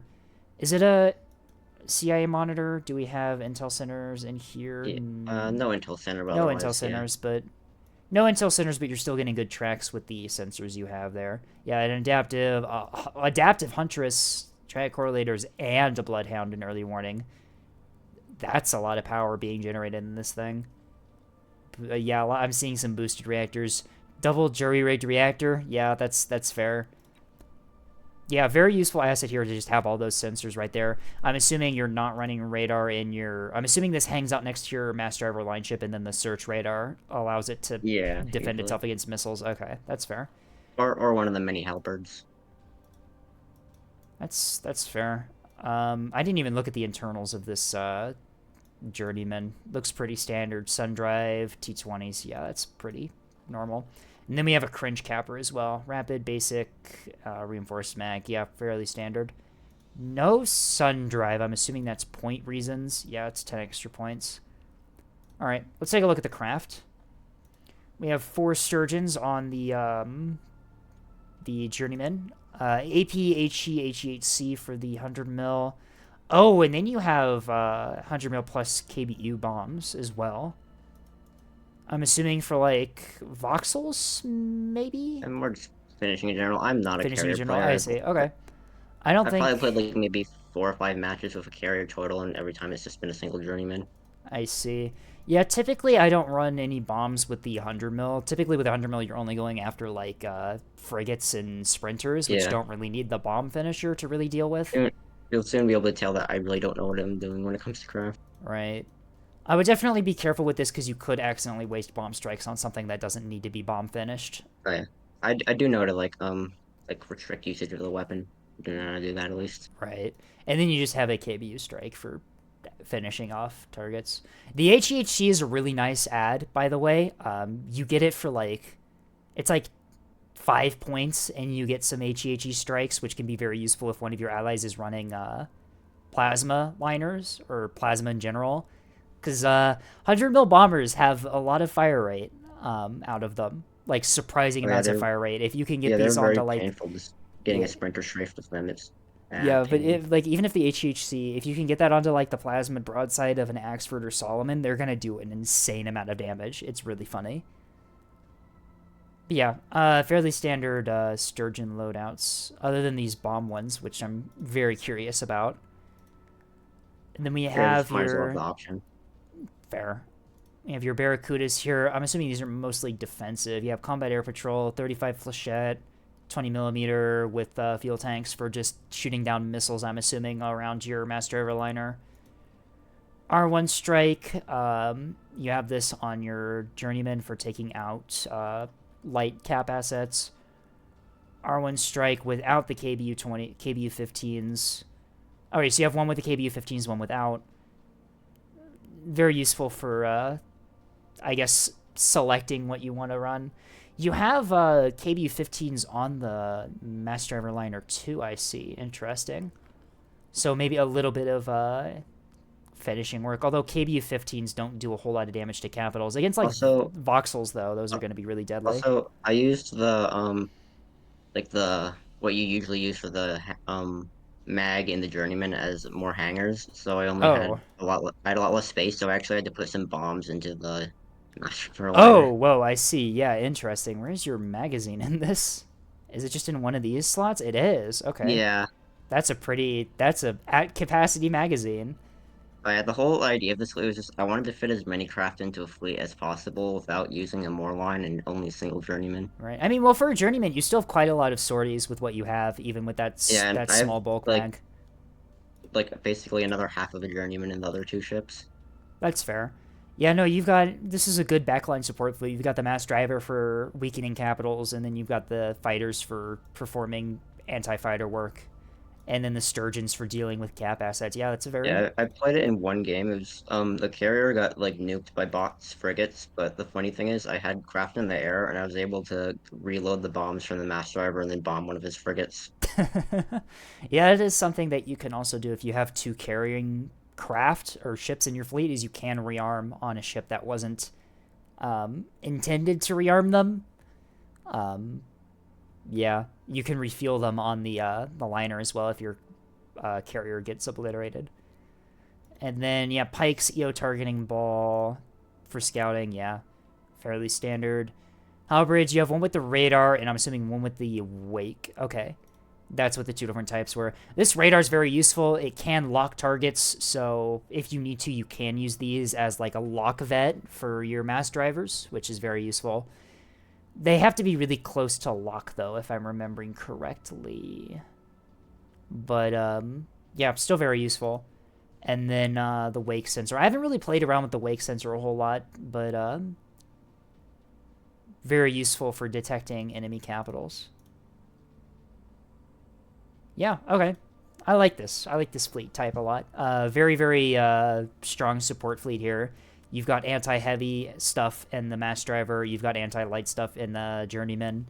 Yeah, just an all-around being at all places at the same time, dealing with any assets that your team needs help with. Yeah, very nice.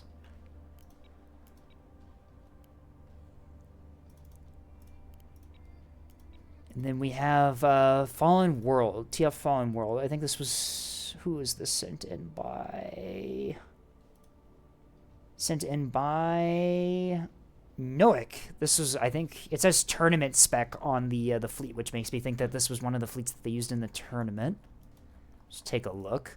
We've got some, looks like MMTs. MMTs without the jammer, using the MLS2 on the bottom and the tiles on the top. No escort with these to provide jamming support, but you can still make these work.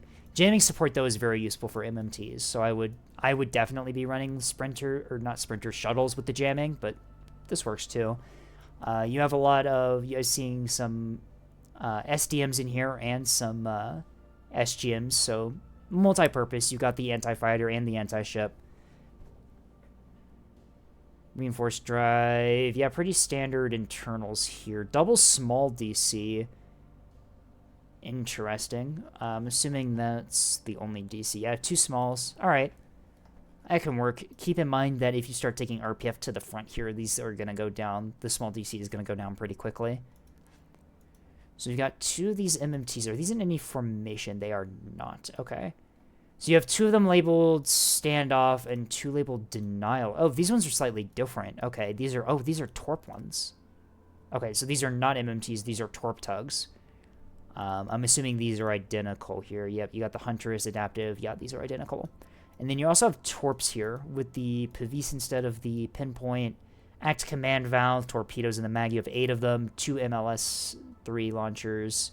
Bridgemaster on both of these. Pretty fair. You don't really need anything fancy on these, especially since you're going to be in close.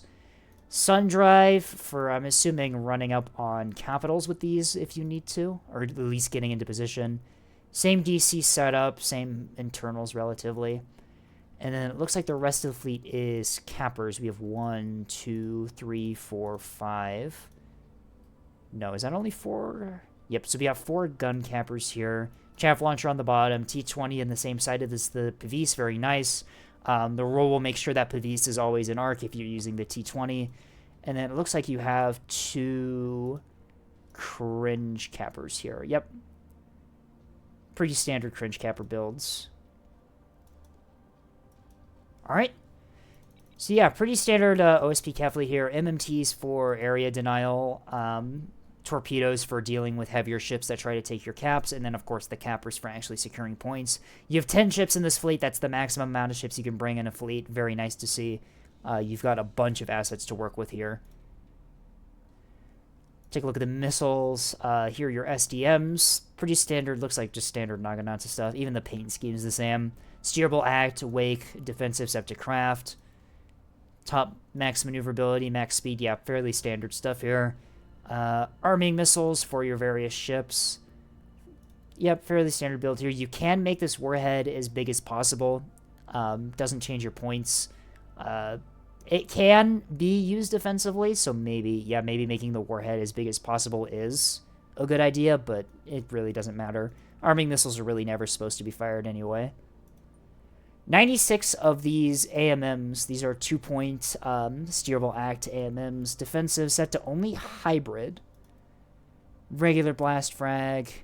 Do we have a salvo size of 2 in here? Alright, so very effective anti-hybrid work here. Fairly cheap. The only thing is that if the hybrids are running self-screening jammer, they will get countered. Only having a act seeker is a little bit rough sometimes. But they're cheap. They'll work. Limitation. These were on the MMTs. Oh, we have 2 different types of missiles here. Where are the 2 missiles? Oh, wait. So you have 2 missile types for the... Oh, wait. No. One of them's defensive. That, I'm assuming, is a breadstick. Yes, it is. Defensive set to craft. Size 3 only. Wake primary with a command backup. Okay, that works. The command will still target, even if the wake's not detecting anything. I'm assuming this is for, like, anti-sundial work here, or you can use them for anti-bomber, too. They're set to defensive, so they'll automatically load into the Taos launchers. Your limitations, these are the missiles used on your MMTs for offensive work. Yep, fairly standard. Act command val, weave, S2s, 10 kilometers. Yeah, fairly standard MMT missile build. And then we also have the torpedoes you have on those tugboats there. Only a size 3 warhead. I'm assuming Act rejects target's command. Val. I see, okay. So I'm assuming this is for, like, maybe anti-voxel work?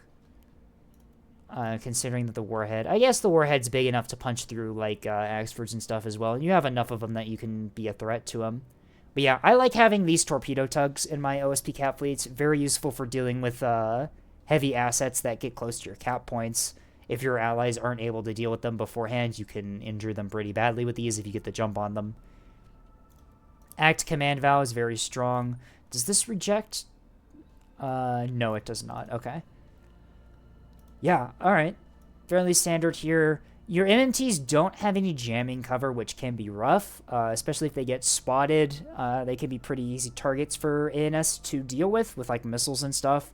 You do have quite a bit of, like, AMMs here for missile defense, so that does work.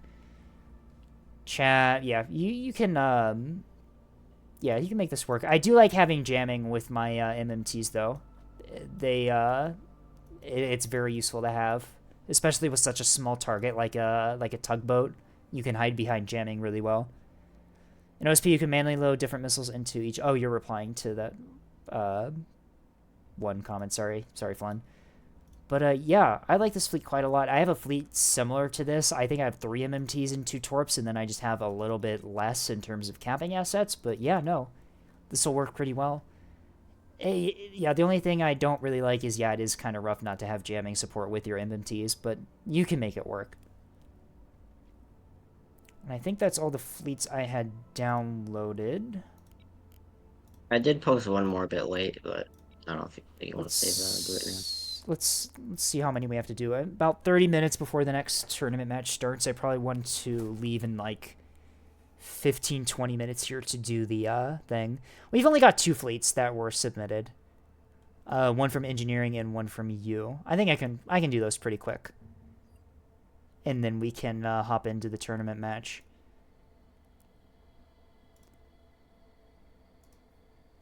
Alright, we have Tech Solo, and being scared of 100mm is for losers.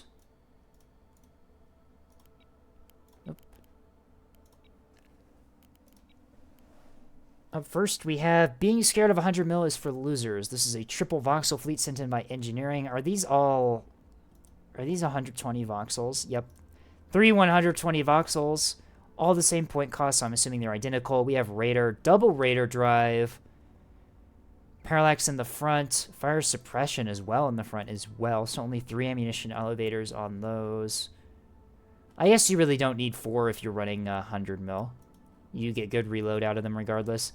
Damage control, we have 1 rapid, 1 small, and 3 reinforced. Where'd you put the reinforced? Reinforced are all in the nose here. Small and rapid by the magazine in the nose. Reinforced CIC in the back, yep, fairly standard. And a plant control center up top. Once again, putting the plant control center in that top slot here makes it very vulnerable. Do you even need that? Oh, yeah, you do. You're 50. You're 50 power. Over. That's rough. Point defense, we are running 2 defenders. 2 defenders. Yeah, these are all clones of each other. So 6 defenders. I'm assuming these are in formation. No, they're not. They're independent. Interesting. Are these run independently is the question.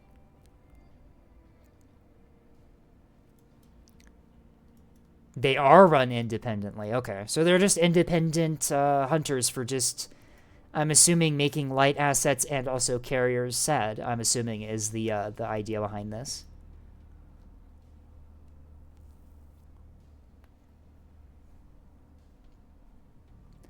Interesting. No backpacks on any of these. No jamming either to support them. General idea is I just dodge 100mm liners and then bully them with the 120s. I have an FSS, so rail cells come along, they won't bully me. Interesting. Okay, so you just, okay. So, anti-light asset work, support for the caps mostly here. 100mm can do damage quite a lot to liners if you get in range. The issue is that if you're in 120 range of liners, 450s are going to if they're 450s, 450s are going to hurt as well. And if they're obelisks, you're going to have trouble with that as well.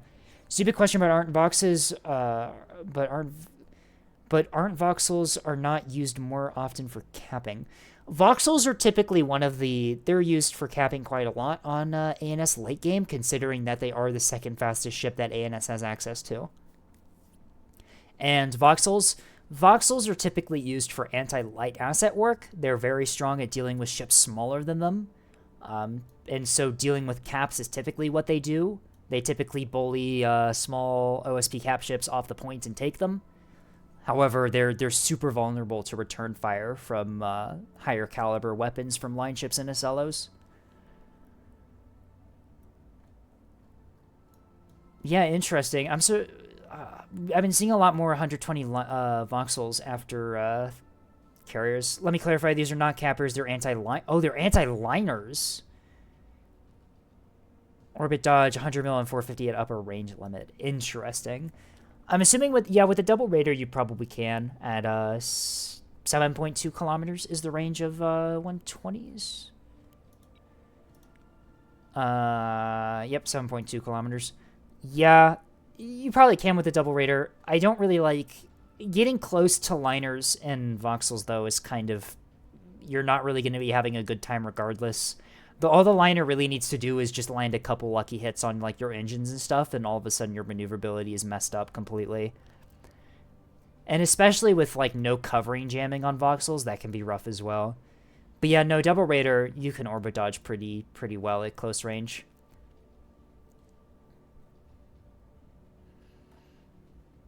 Yeah. Anti-liner voxels are kind of rough, especially with like no missiles, only 120s. I don't think you're going to be really doing enough damage into liners to really mess them up before they can disable your ability to orbit dodge and just smash you. Acellos too, yeah, Acellos can lock you at range. And if there's an Acello next to a liner you're trying to kill, that can be rough because they'll just lock and the liner is just going to tear you up. And also at 7.2 kilometers, you're pretty much in range of obelisk liners, which is another problem for you since obelisks will chew you up as well. You do not have the survivability in voxels to really survive that for long. Interesting. I wouldn't really play this fleet as anti-liner. I would play this fleet as more anti-cap and just contest the cap points with them, force OSP to escalate into putting liners on cap points. Yeah, very interesting. Flynn makes one post about how double raider voxels are good, and then all of a sudden that's all I'm seeing.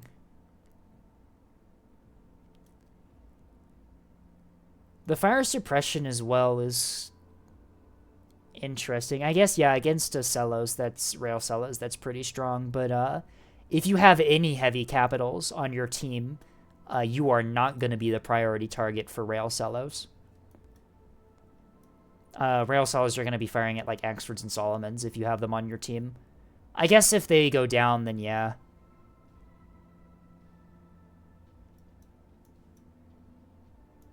Vanilla fire suppression system is very fragile compared to Operation Burning Lands.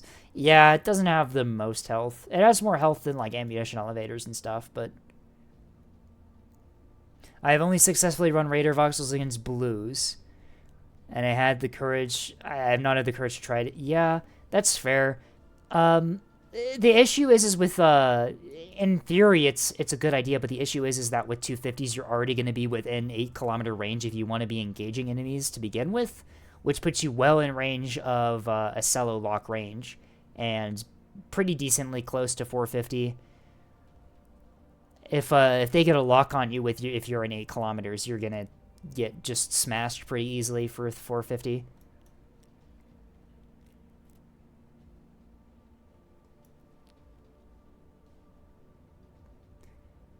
Yeah, and yeah, you really don't have E-War on these. You don't have the power generation to really run E-War on double raider voxels. So you're kind of sacrificing that as well. I guess if you have like a sprinter escort that has jamming, you can make it work, but I don't think you can get a sprinter's acceleration up to that via the acceleration of a double raider vox. Actually, let's test that.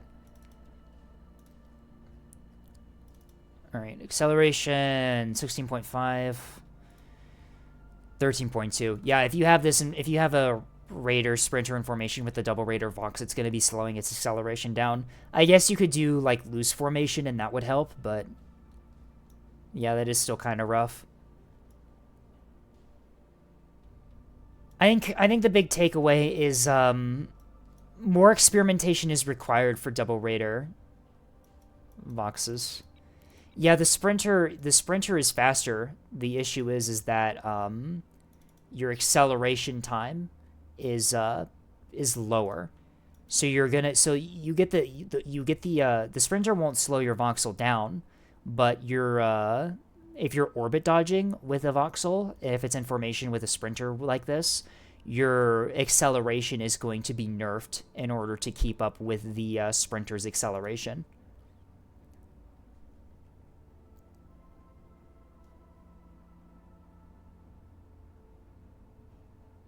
No, the Vox gets better acceleration, 13.22 compared to 16.58 with the Raider.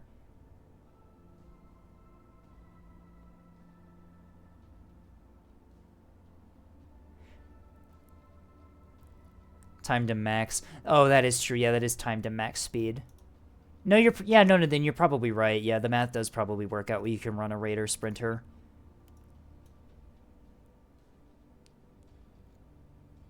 I guess that's fair. I totally forgot that was acceleration to max speed.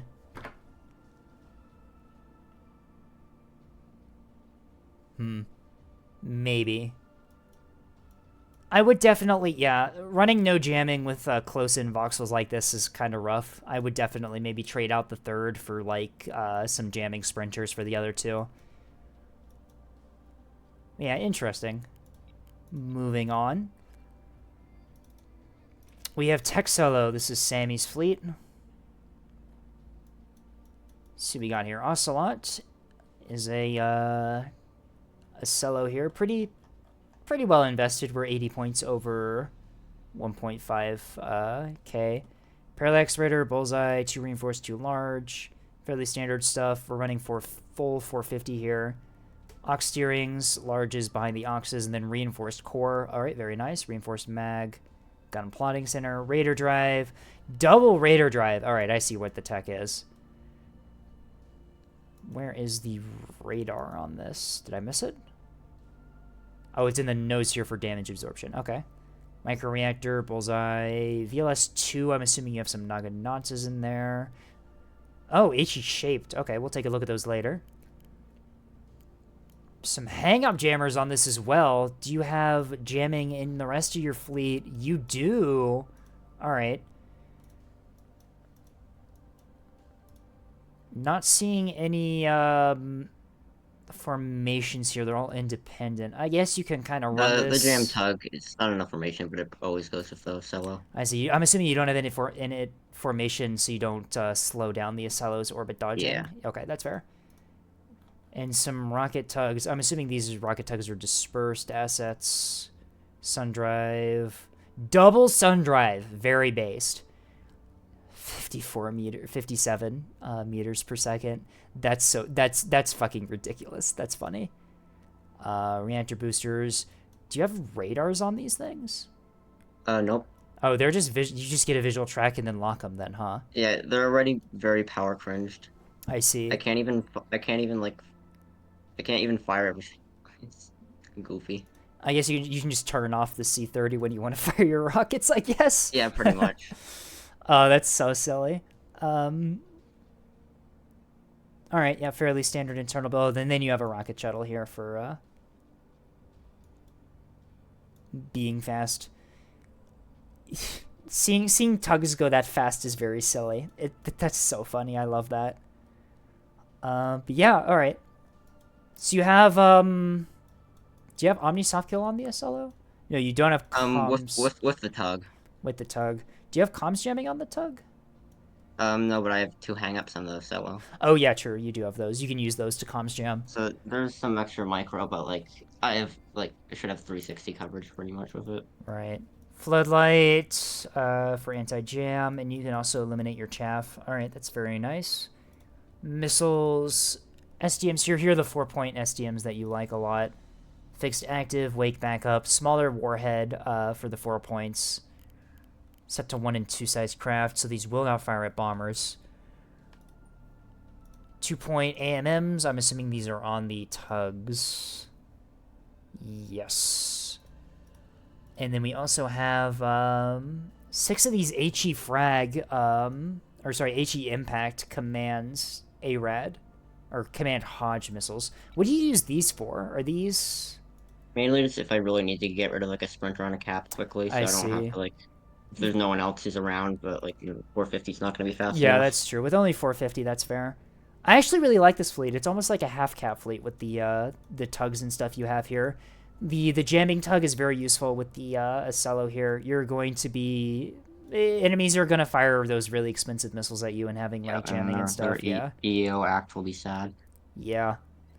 Nope. And then jamming the Bellbirds combined with the hang-ups is going to be a pain for ANS to deal with. And then, yeah, double Raider for orbit dodging. That is incredibly based. Acceleration in 11 seconds. That is very good.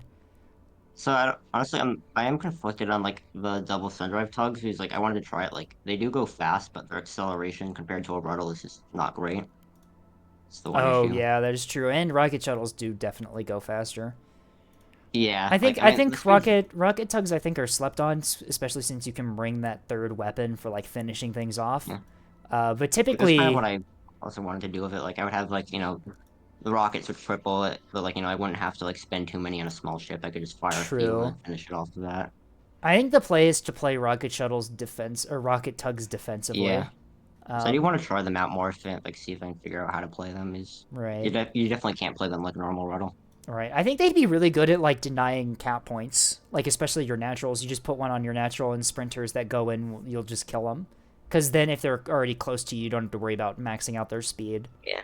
Like, I do wonder at that point if it would be better to, like, just not go just a single Sundrive and a reactor. Right.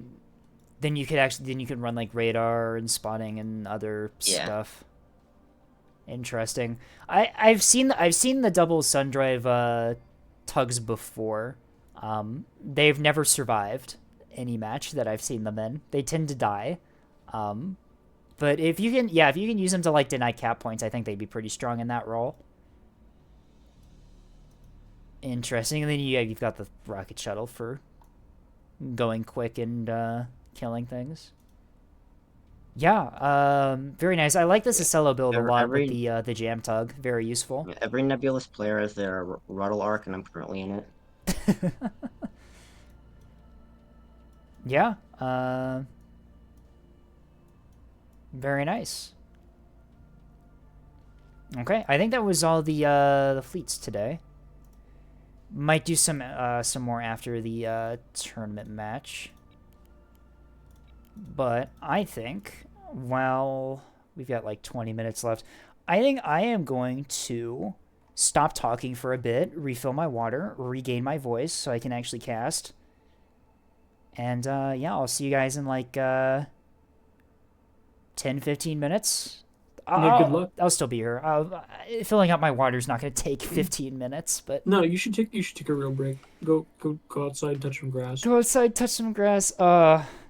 All right, can you guys entertain my stream? No, honestly. I'm also gonna go for a bit. That's fair. Yeah. But yeah, they will should touch grass too if they plan to watch the match, right? Everyone takes a break. Yeah, I'll stand up, walk around a bit, refill my water, stay hydrated. 15 minutes of ads. I am not gonna run 15 minutes of ads. I will not subject you guys to that. All right. Yep. Well, see you guys around. Yep. Bye. And I hope you watch the tournament match.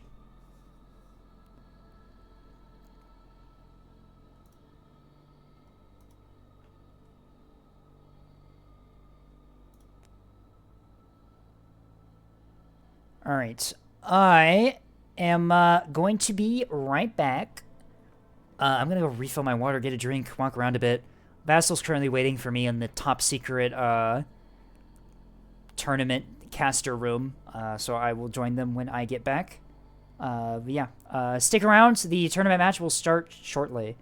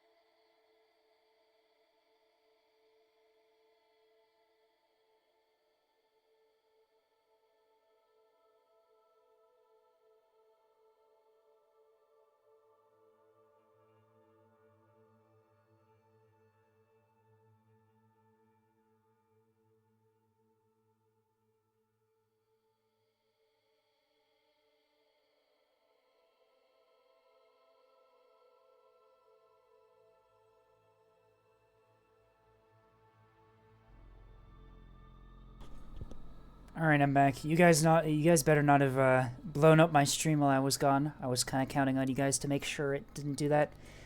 I am going to join Vastal in the top secret tournament staff briefing room, and we will start getting things in place to start the tournament match.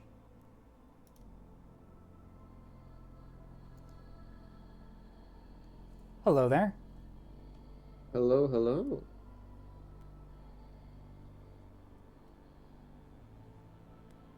Just got done with, pretty good. I just got done with all my fleet reviews. Flynn sent me something horrible. I think I'm going to have to demote him in my Discord server. Was it the Acello or something? It was the Acello. It wasn't that bad. It wasn't. No, it wasn't that bad. The double radar made me, surprised. Wait, it had 2 radars? Yeah, it had a spyglass and a parallax on it. But why? It's a Torpecello. It's a good question. No, it's an SDM cello, apparently. Yeah, but you're using command missiles. Just use the parallax. Oh well. Not everything makes a lot of sense in this world. Apathy is currently complaining in my chat that we banned fighter spam in the tournament. Okay. It was for tie-dye purposes, we swear. Let me read this. Until I lift the spam toe ban. Also the best comp in the game. I removed it because I don't want 10% time dilation in a tournament. Very simple. I'm not having tournament games take 2 hours to finish a single round of Nebulous. I think I would actually lose my voice if one of these casting matches lasted that long. Well, I mean, you wouldn't be talking a whole lot because it's happening so slowly that you can talk 10% less. I mean, 90% less. 90% less. The time No, I slowed down my speech by 90%. That would be awful. Yeah, no, there's several reasons for the decision being made. It was boring looking. Okay, well, it's funny but boring, right? If it's just nothing but spam is being used, and then the flip side of it is it's unplayable. And it's just not fun to watch. It's not fun to play. I get to stare at the same furball for 20 minutes as the fighters slowly kill themselves or kill each other. So I had to make a rule very quick.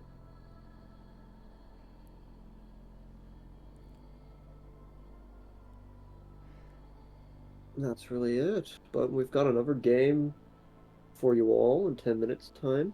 Yeah, it looks like teams are starting to gather in the official tournament server. Looks like the guild's all here, and it looks like we got half the members of Colon 3. Yeah. Apparently you were playing Repo. I don't know why Discord's telling me this. Discord's telling me that you've been playing Warhammer 40k Darktide. Played it for a few minutes just to relaunch it, but I might be playing it again soon enough. I see. I have it, and got bored of it pretty quickly. I guess I really didn't have friends to play it with, though, so... yeah, I kept forgetting. Sorry that you don't have any. I'm very sorry. That was me. Please don't cry. Please don't cry. Please don't cry. Please don't cry. Please don't cry. Oh, no. Insulted already? It's fine. You'll live. I know I will. I'm tough. Oh, you're tough. Okay. Oh. Alright, well, I'll leave you to the casting whenever we do start. Right. What time is it? Oh, wow. It's, you started almost on the hour. Look at you. I'm looking at the 30 minutes off of the hour. You mean like my... Yeah, stream, yeah. I start my... I have a schedule. I start when the time happens. Very impressive. I put an announcement in my Discord server that I'm going live at a certain time. I'm gonna make sure I'm live at that certain time. Speaking of certain times. Oh, guess we're going up. Great bit. Thank you. Who's casting? Up? Oh, you're cast. Are you casting your game? Scapegoat I will am be casting casting the game. Yes, I've Basement. conscripted Scapegoat for one more cast. Nice. He's got a gun to my head. Help me. Yeah, it's definitely a gun. That's yeah. So Scape, are you ready to see whether it's 9 out of 16 or whether it's 5 out of 16?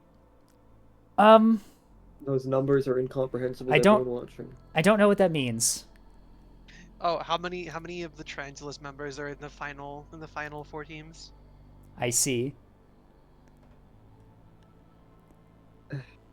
If we win, then the semifinals will be by majority made up of members of the Transulus Discord server. Hell yeah.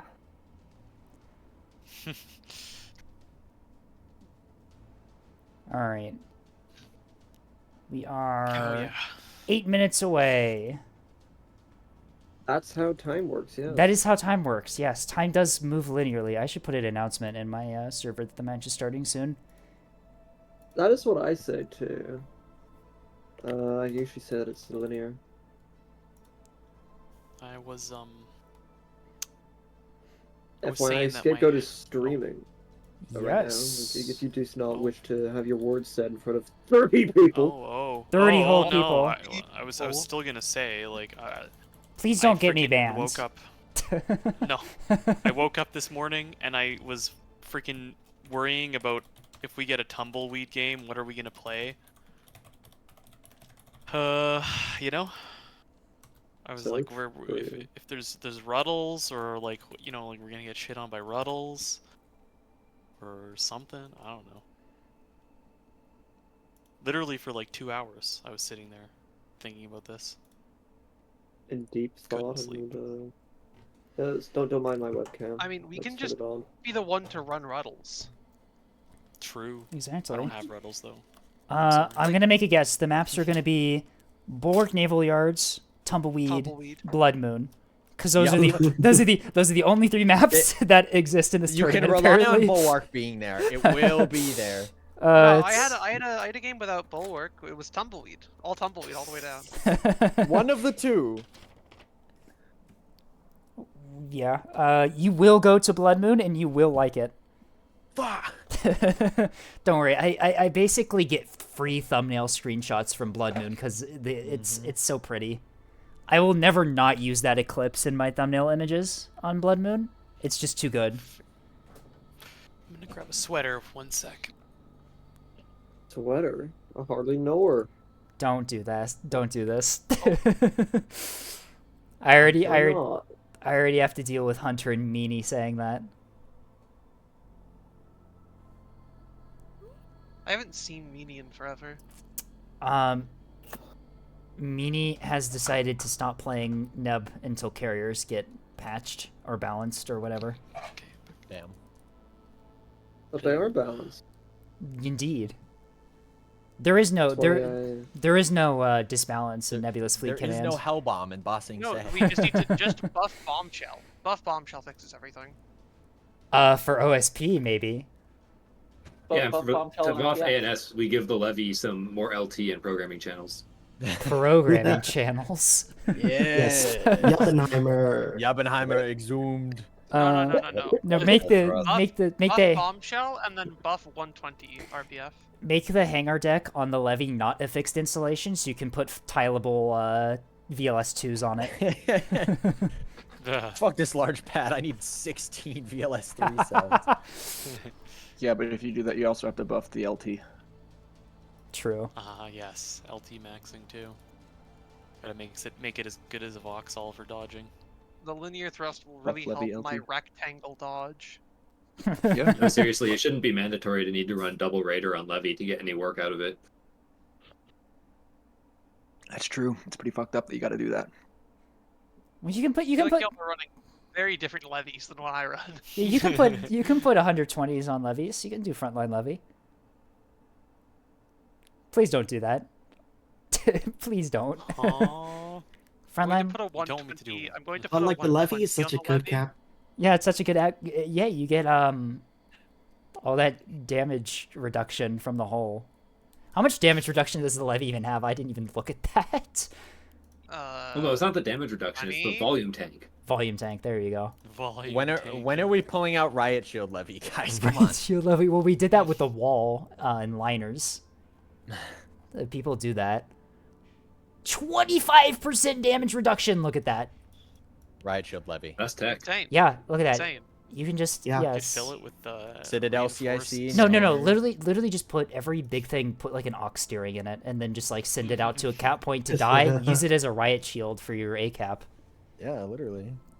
It's as simple as that. The umbrella. I have used levy as a riot shield before against my mass driver fire.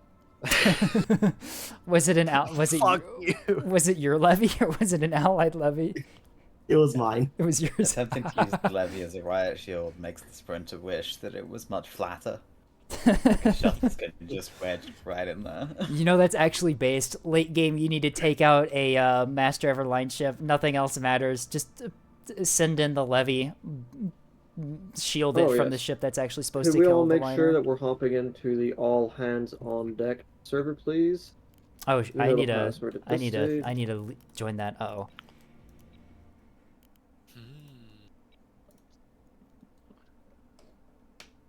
So we're waiting for where you're here. our It is. Okay. connection of human beings to connect. Humans. That's Come funny. on, Neb, you can do it. Exactly. What's so funny about that?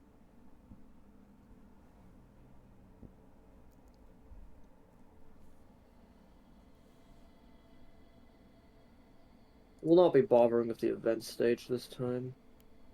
No, I see. So sad. This isn't an important enough match, you know. Damn.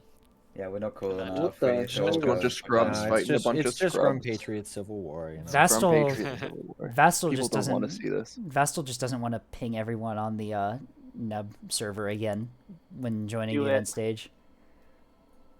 That's Oh no, I managed to use that. I managed to do it again without pinging everyone. That was very annoying because I clicked it and then it didn't unselect. 'cause That's I a clicked, really like the edge of it. That's such a funny default feature and so useless. Yeah, Especially we whenever need to it's all so- go it- become vice admirals before we're You're worthy gonna, of. are you gonna be pinging for the semis and whatnot, or? Semifinals. Well, I imagine I could ping everyone for the semifinals and then the finale. Perhaps. I do we'll have see. one question. Is the finale going to be best of 5 or is it gonna stay best of 3? Best of 5. Best of 5 sounds terrible. I think that's just more a endurance match than one of 5 particular hours. skill. 5 hours of Nebulous. Well, it'll be like 3. Who's less sleepy? Who's less sleepy today? We Drink your need 2 more people in the server, real quick. Hurry on up. Missing 2, 3. We're missing Hive, and we're Need a missing. star. In the server though. Oh, Yeah, in the are corner we in, server. one All hands on deck, number 1. Ah, sorry. Your apologies accepted, mostly. Are we I'm gonna killing flip a coin? Why, of course, there will be a coin flip, as is tradition. I'm waiting till it is the hour, however. And it is the hour in 3, 2, 1. Oh boy. Hole in 3, heads or tails? What do you think, guys? Heads? Oh no, Heads. tails. Oh, tails? Oh, we'll do tails. Then. Jesus We gotta do Christ, tails. obviously. Okay. It's heads. Oh, that's a shame. Hit it, man. I can't believe you didn't trust your gut. You're a The weak. guild. You want to It's always play my ANS? fault. Please, we're trying to get through this. The guild. Are you looking to play ANS or OSP first? OSP. Okay. I'll now generate the map list that you'll all be playing on. Please. The first map you'll be playing on is well, first of the selection is Tumbleweed. Let's go! The second map generated is Valley. I'm gonna kill myself. Okay, behave yourself. Let's get this. Let's And get then the 3 third for 3 map bulwark next. Bulwark is Blood Moon. Oh, I heard a B. I heard a B, and I got so scared. So I can't believe it's tough. I was 2 out of 3 on my guess. I was 2 out of 3 on my guess. Of those 3 maps, what do you not want to play first? Blood Moon. Okay, you do not want to play Blood Moon first. That's noted. We love Tumbleweed. Tumbleweed first game. Come on. You And guys then can make it happen. 4:3 between Tumbleweed and Valley. What do you not want to play first? I don't know. Up to you guys. Get rid of What do you Valley. guys Just pick think? one. Get rid of Both of them. I hate both of them. Get rid of Valley. I don't want to play Tumbleweed first. No. Okay, so What? you will be You said playing Valley as the first map. And then the second map and third map in the rotation will be... Oh, so your map rotation is Valley, followed by Blood Moon, and then Tumbleweed is last. Okay. You have your teams. You have your maps. Would you please go to your assigned voice channels downstairs? Good luck to all of you. Did I misspell that? Perhaps. Do I have to capitalize it? Map. Oh, I have to Yes, capitalize you it. I do. see. It's case sensitive for some Good reason. job. Proud of you. I figured it out. It wouldn't be a Escape GT cast without me misspelling the name of the map. Alrighty, any place you want me, or should I just head up to Caster Box? Yeah, you can head up to the caster box, and I will just be lurking here. Lurking, I will I see. retreat to my hidey hole, and I'll let you do your job. Yeah, my job. Mm-hmm. Indeed. Alright, well, I will see you when the matches are done. Ta-ta. Alrighty. Teams have already locked in their paint schemes. Very, very interesting map selection today. We got, for some reason, the teams electing to play Valley first. Not typically what you see when Valley gets selected. No one ever plays Valley, except in this tournament, apparently. This is the quarterfinals. So this is the last match of the quarterfinals. So after this one, there will be 4 teams left.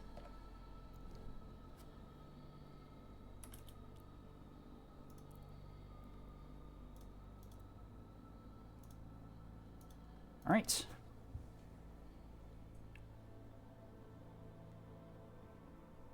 We are all good to go. We're just waiting on the teams to ready up, and we will begin when they are good to go.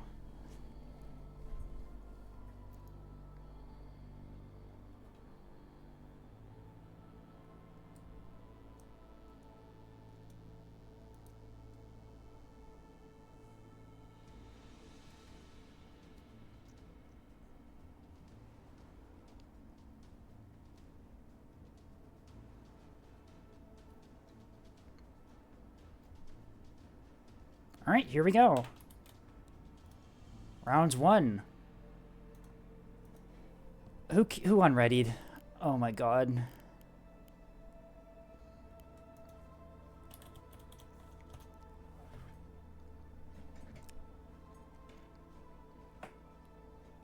That's interesting. Oh, they had to restart their computer. Oh dear. Well, we're off to a great start, everyone.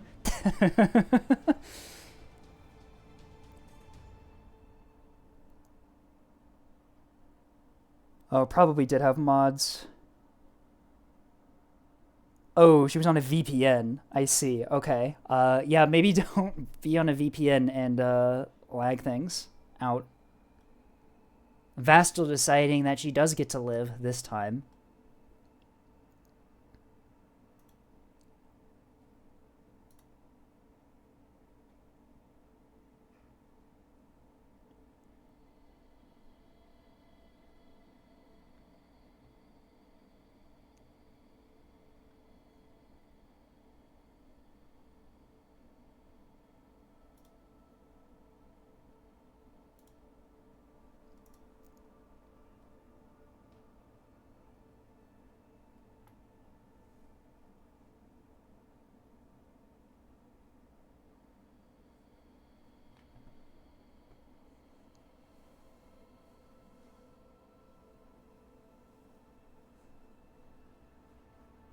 Alright, so...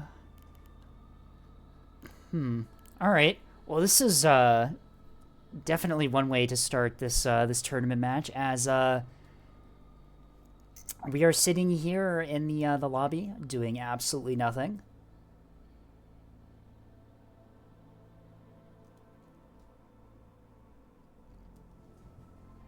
I don't even know how I'm supposed to entertain you guys right now. There's just nothing happening right now.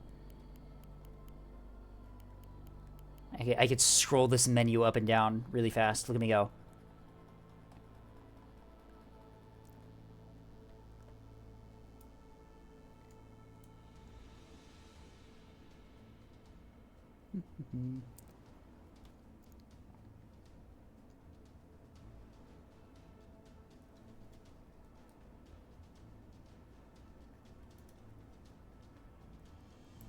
Yeah, no, this is the authentic Nebulous experience. The lobbyless fleet command.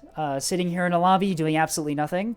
This is how 80% of your time will be spent in Nebulous, waiting for people to join the lobby and ready up. There we go, we're back.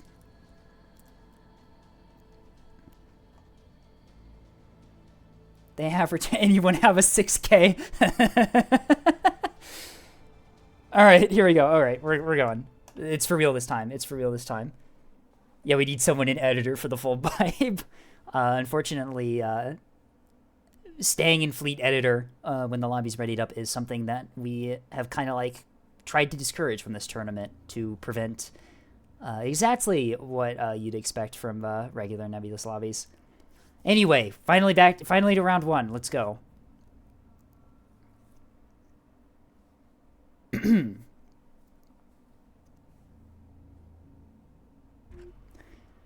Hello, everyone, and welcome to round one of the Guild v Colon 3. We are in the quarterfinals here, as there are, well, after this series of games is over, there will only be 4 teams left. The other quarterfinal matches have already ended by the time this is being recorded. All right, let's take a look at the teams. Team 1, we have Colon 3. They are electing to play ANS at the beginning. We have Natasha, Internets, Hive, and Tabby.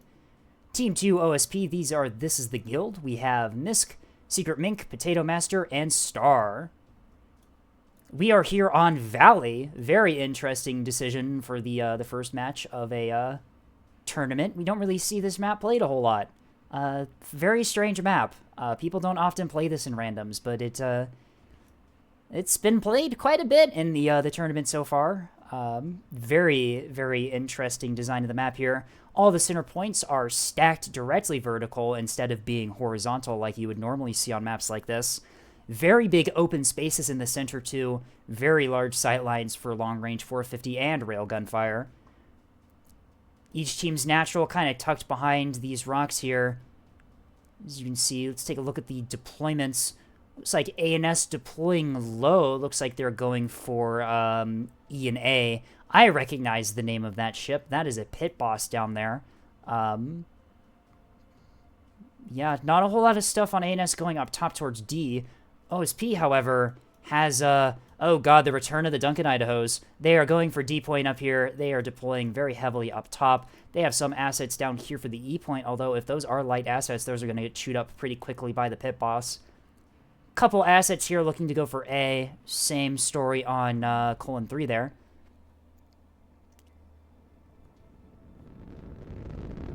We have a Journeyman on the Guild team here with the T-30 on the shoulder mount. Interesting.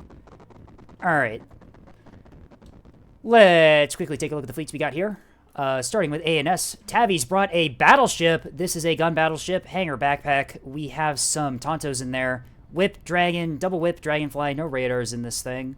Reinforced stuff in the nose. We are running... Is this track correlated spyglass? It is! Track correlated spyglass battleship for long-range fire support. They also have a couple of sprinters here. It looks like these are cap assets.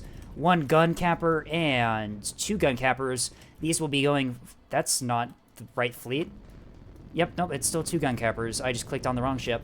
These will be contesting the points, and while the battleship provides long-range fire support into enemy heavy assets. Hive Genders brought the double levy. We've got 6 claymores on 1. I'm assuming, are these identical? Looks like they... No, they're not. This one has AWACS instead of additional bombers. I'm assuming we got some Tontos. Yep, I'm assuming these are coils and these are 20 mil. The other one, fairly similar. Fairly standard double levy build here. Bombers for dealing with large ships and the Tontos for dealing with enemy fighter craft. Internets is bringing, here's the pit boss I noticed before. Ignore the name, that says pit boss on it. That's what it says. Whiplash, Raider, Whiplash, the 250s for tearing up light assets with the 120 sidearms for finishing them off. Very nice to see. Very cheap asset that's able to deny cap points from small light assets very quickly there. And then it looks like the rest of their fleet is just a cap fleet. We have a spy reins up here with, I'm assuming those are SDMs in there. Some SDMs and some SGMs, strategic missiles for dealing with enemy ships. And we have various gun cappers around the map. Looks like 6 of them? Yep, we have 6 gun cappers. 2 of them rushing into the A point here. Last but not least, on Colon 3, we have Natasha with the full gun build Axford here, parallax radar, using the tracks generated by the battleship, I'm assuming, wherever that is. It's over here by the carrier, it looks like. We also have some Lock Vet for getting tracks for the Axford. And some railstones. Very nice on this map. Large, open sightlines. Those railstones are going to be eating good if they get tracks. Before we go to OSP, let's take a look at the initial conditions here. ANS manages to get the cap before OSP does, giving them a slight point advantage. Although OSP does take their natural. Ships out for the center caps as both teams send ships for the E point. Only OSP send ships for the D point here, and both teams are heading for the A point, although it looks like ANS has much more assets going there. Let's take a look at the guild's loadout here.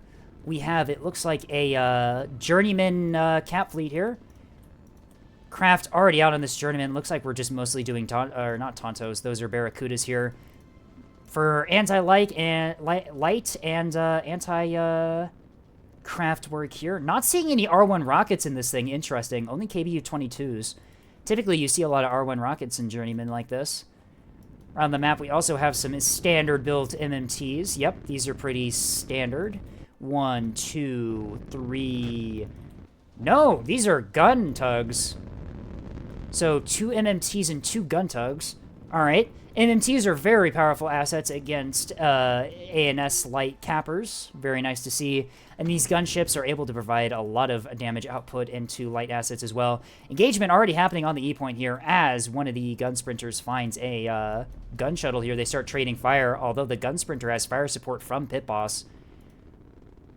Currently out of range, it is trying its best to get in close with the double whiplash drive. This thing has insane speed. It needs to get in close to provide fire support with the RPF to ensure that ANS gets the E point here. If it's able to get close to the point, it will be able to kill both of these light assets here. This MMT, though, has something to say about this sprinter firing these commands, self-screening jammer missiles into this this ship here. Its drive is down. Its defender is in arc, though. Will it be able to shoot down these missiles? Let's see. Defender locks on, begins to fire. Those are 4 missile hits, and that is a dead cap asset. ANS is going to need to rely on that Pit Boss there to take the E point there, although it should be able to do it no problem. It doesn't look like OSP has anything nearby to deny that. Finishing off the guild's fleets, looks like Potato is running double 450 liner with a Bloodhound tug here.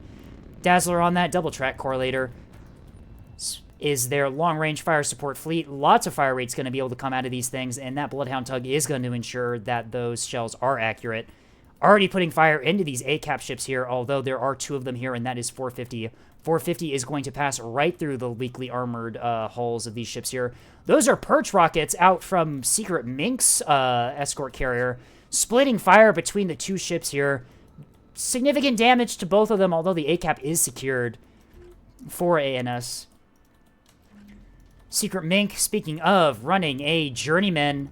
We already saw that this had Perch rockets on it. Although that was that the only Perch rocket strike? I'm not seeing any more Perch rockets in this thing, unless those came from the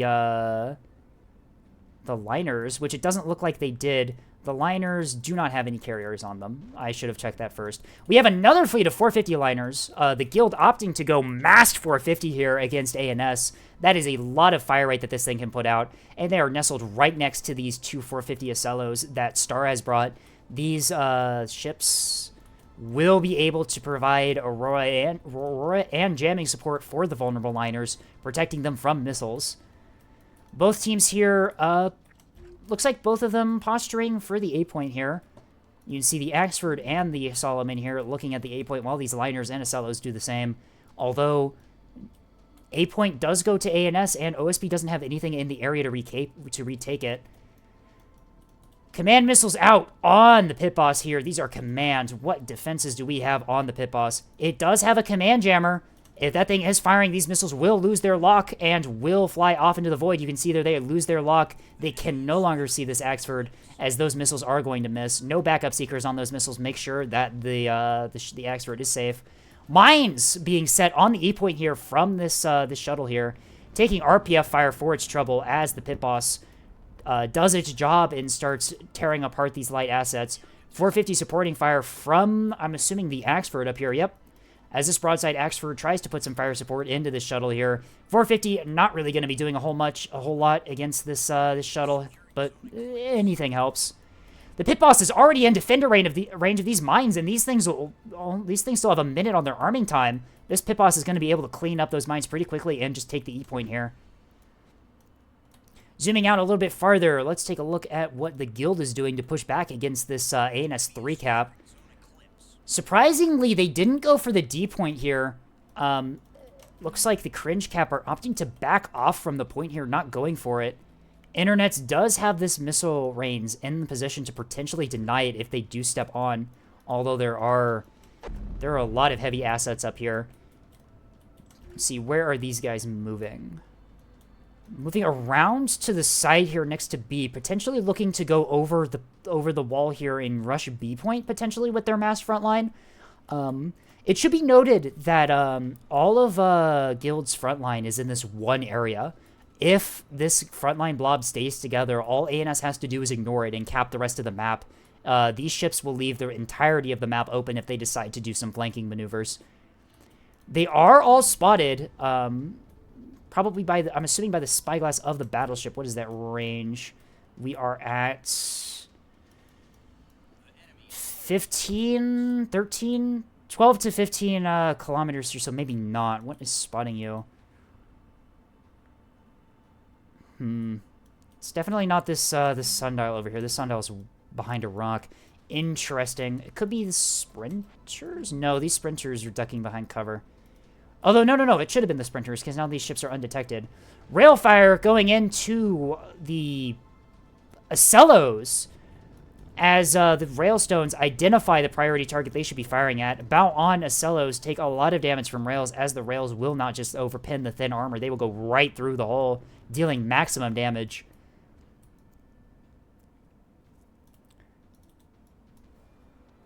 Hive has some various squadrons around here. We have a squadron of 6 Coil Tontos. Out of Naginantas, they do still have these Actuator HE Frag for defensive purposes. Looks like trying to probe the enemy carrier fleets, potentially. Looking for vulnerable squadrons to pick off, or perhaps just scouting.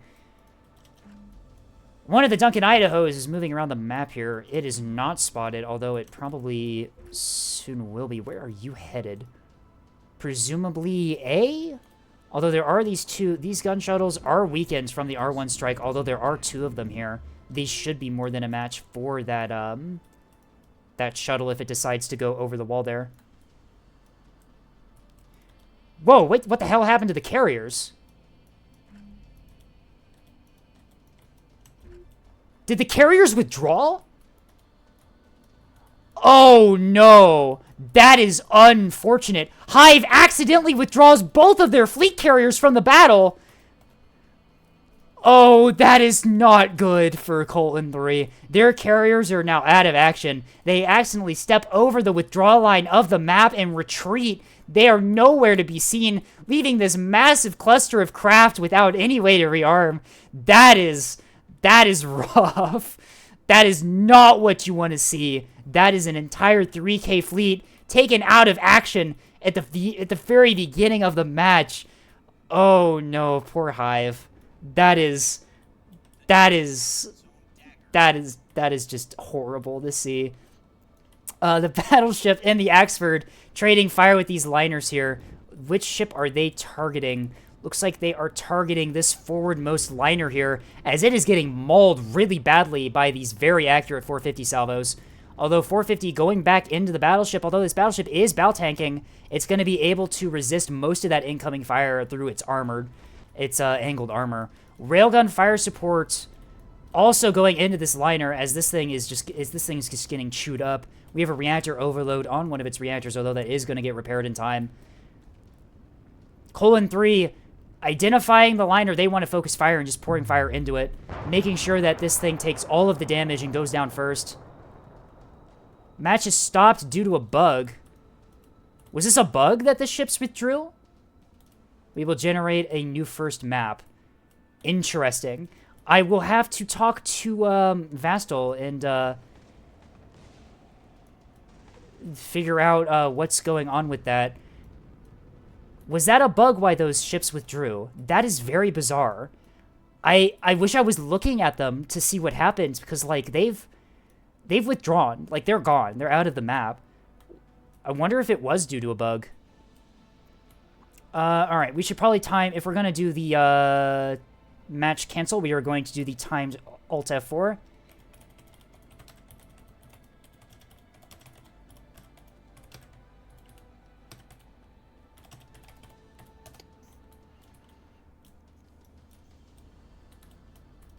Alright, well that's certainly a way to begin the match. We are stopping this one early.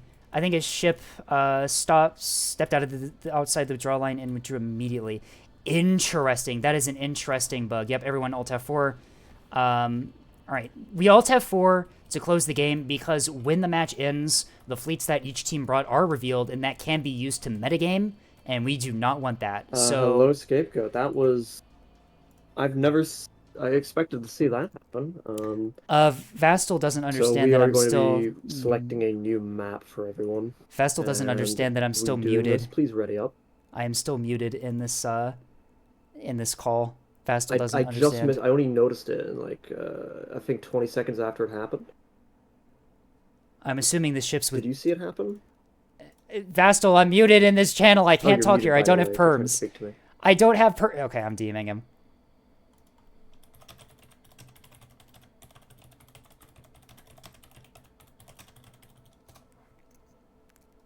You don't have perms to speak in here. What the hell? Permissions.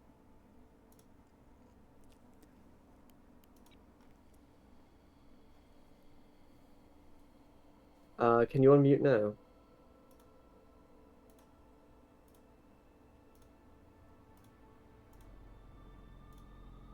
No, I'm still... Let's go up. Oh, I'm still muted in there. Okay, I'm assuming the carriers withdrew the instant they stepped out of the withdrawal line. Is that what the bug was? Yeah, no, the bug immediately withdrew them the second they went over the withdrawal line. That is so bizarre. Losing all your carriers like that immediately is completely unacceptable. I can't let that keep going. Yeah, that was...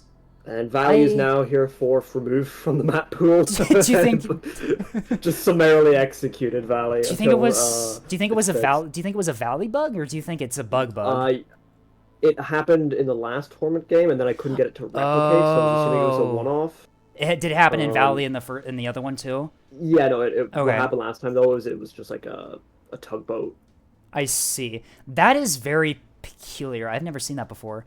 But then I tested it. I put my own ships out into the withdrawal line, and I couldn't get it to replicate, so I assumed it was a one-off. Oh, this is a known Valley bug, apparently, according to my chat. Okay. So, R1s are listed as missiles under the skirmish UI instead of ammo. That is why those escort carriers didn't have any R1s. Okay, I will definitely look for those next time. All right. Okay. Well, that was one way to do it. Do we want to get a new map? One moment. Do we want to get the teams in here to generate the new map, or are we just... I'm just going to generate one for them. I see. Okay.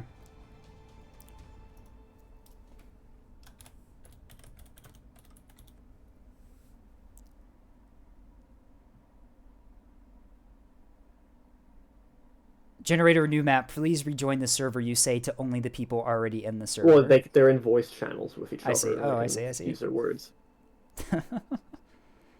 All right. Well, that was definitely a interesting bug to start things off. All right. Are all the players in here now? I'm sorry about I'm sorry about that. Yeah, I'll just drag the guild up here too. I mean, basically this map and several other mod maps have this issue. I'm sorry about that. What actually happened? Hive's carriers instantly withdrew the second they stepped out of withdrawal line. So Hive had 6K of carriers just withdraw instantaneously. 3K. It was 3K. I was Yeah. about to say 6K. 6K. Oh no! Only 3K. Only 3K. Colon 3 isn't cheating. Colon 3 isn't cheating. Okay. Anyway, 1 second, please, everyone. We'll be generating a new map. 1 second. It'll be the first map that you'll be playing, and that map will be Yukon. You'll be playing on Yukon as your first map today, rather than Valley. I'd like to type in the nebulous window, please. Thank you. Okay. So, and you will be playing on the same factions that you were just playing for the first round, unless any teams have an objection to that. Do either teams have an objection to that? No. Nah, fine. Nope. Okay. All right. I do sincerely apologize for that it's all good. Weird situation. That was. Yeah, no worries. C'est la vie. Well, it's not a tournament without one weird thing happening. Yeah. Indeed. I saw the carriers dead and I thought they got like struck by something. I guess I wasn't watching at the time. Insane, yeah, won't match. I mean, to be fair, they were going to be dead shortly. We had found where they were, or at least the balls of craft circling around it, and it was right next to our front line. So let's leave the actual. Shush. Let's leave all the actual game talk. Secret, all that stuff. Go to your team chats. First. Okay. Fast, I'll send them down. Banished. Yeah, that was something. Who I are think still it's missing in the server? I know that it's not like a problem, but I still think it's really funny how I can't talk in Caster Box. That's. I gave you the perms as well. I don't know why you can't talk. No, I literally can't unmute. I'm actually like server muted in that voice call. It's very strange. Oh, I should probably ready up, shouldn't I? Let me. We are still waiting on. Who are we waiting on? Tavi? Alright, I've given you speaking perms in there now. Yeah, interesting. Well, it doesn't really matter because my mic still picks up what I'm saying in the stream. So.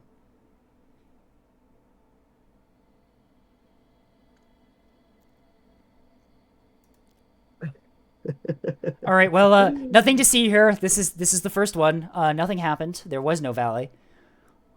Yes, there was no Valley. My sincere apologies, everyone, for the delay. It means you get even more nebulous content, so be happy. I am going to run away now. All right. Yeah, that was something. All right, I'm returning to Caster Box. Hey, I have perms in Caster Box now. Look at that. I can actually talk here in Discord. That's crazy.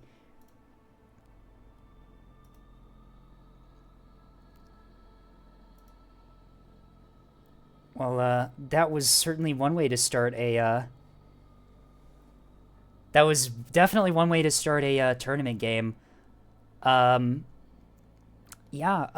Anyway, Yukon's a much better map anyway. I don't think anyone's complaining.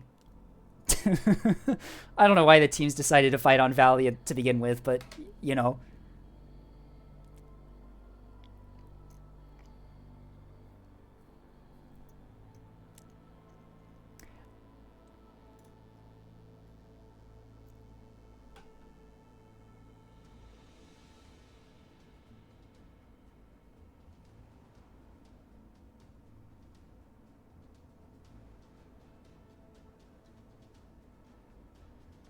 Alright, we are just waiting on colon 3 to ready up. Natasha's in Fleet Editor.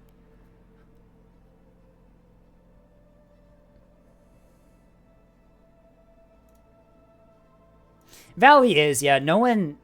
I am being a little bit silly by saying that Valley is a bad map. It is actually a really good map. It's just no one No one knows how to play it because no one actually plays it in randoms. It's always like Yukon and Gold Rush and stuff like that. It's a very open map. 450 and Rails excel quite a lot on Valley. All right.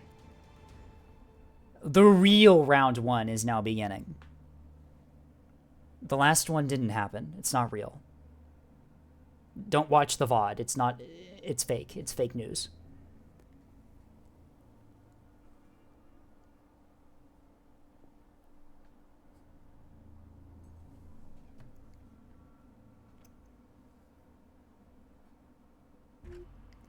Hello all, and welcome to round 1 of the Guild versus Colon 3 tournament match here. We are on to the last game of the quarterfinals here. By the time this is being recorded, all the other quarterfinal matches are out, and so by the time this series of games are done, there will only be 4 teams left in this tournament.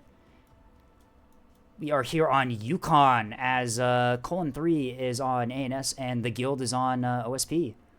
Colon 3 being Tavi, Internets, Natasha, and Hive. Team 2, the Guild, being Star, Potato, Secret Mink, and Misk. Let's take a look at where the teams are deploying. We have I see a pit boss here looking to deny A on ANS here. A couple light assets down here, potentially for an E-poke. A couple assets to take B here, and something to take C. Over to OSP, we are deploying very heavily up top here near C. That's pretty common with OSP. Typically, OSP likes to push over the top here and take C point. We do have some assets down low, potentially for an E. Oh, I don't... Oh, yep, there's the E cap. And some A cap stuff, and a D capper here. Both teams going heavy on the CAE side, which is pretty standard on Yukon. Yukon is one of these maps that has this large wall down the middle, effectively splitting the map in two, leading to, typically we see some heavy assets play on A side and light, fast assets on the other side here. Very dynamic map. I like it quite a lot. We will see what these teams bring to the game here as our countdown begins. 50 seconds left as both teams finalize their deployments.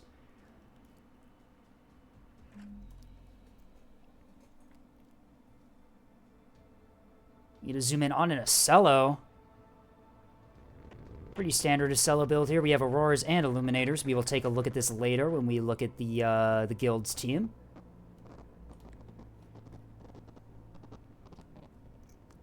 Starting off with ANS. Tavi's got double Axford here.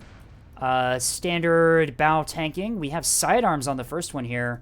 And the other one has stone walls and the jamming. Oh, this one has sidearms as well. Interesting. One of them with the comms jamming, the other one has a carrier backpack with one Tonto and one Halberd, it looks like. Raider, double Whiplash drive, very standard here. We are running... Looks like we're running Spyglass on this one, not track correlated, and I'm assuming a Parallax on the other. That's typically how it works. Yep, Parallax on the other. All right, good 450 fire support here. Very durable platforms as well. Hive is running double carrier. We have, one of them has 6 Claymores, and I believe the other has 4 and some AWACS, which are already up in the air here. And we also have various types of Tontos, coils, and 20 mil, I'm assuming here. Where's the magazine? We have KBU-22's S2 missiles and some torpedoes in here. Very nice loadout here. They're going to be hunting down enemy craft and providing strikes against key OSP targets. Internet's running the pit boss here. It's already moving on to, it looks like, the position here on this rock here to deny the A point from OSP. Internet's is also running a cat fleet. We've seen this cat fleet before. We have a Spyglass range with STMs and SGM2s. I think these are hybrid S2s. Yep. And we have 5, sorry. I can count, I swear. Gun cappers around the map here. One of them heading for the E point here with a pair of triple voxels from Natasha looking to do the E poke here. Although Secret Mink has 450 liners already on the point here. These voxels are not going to want to take that engagement. They are going to want to withdraw as soon as these liners start opening up. Taking a look at the initial stages here, both teams secure their naturals. OSP gets theirs slightly before ANS does, although only 1 tick. ANS is also securing C point here, and it doesn't look like there's a whole lot OSP has to deny that. Looks like the bulk of their assets focused on the E point here. Onto the guild, Misk is bringing an escort carrier. We have R1 rockets and some KBU-22s and various calibers of 100 mil for bombers. They appear to be already up and around. Let's see if we can see them. Oh, are those 100 mil for the gun? Oh, no, that's 100 mil for the T-30. I forgot that that escort carrier had that. We have some various cap assets. I'm assuming 2 MMTs and 2 gun tugs. Yep, these MMTs are very useful for denying points from ANS light assets, and these gun tugs can put out quite a bit of firepower. Looks like we have 4 cappers around the map as well, 2 cringe cappers and 2 gun cappers.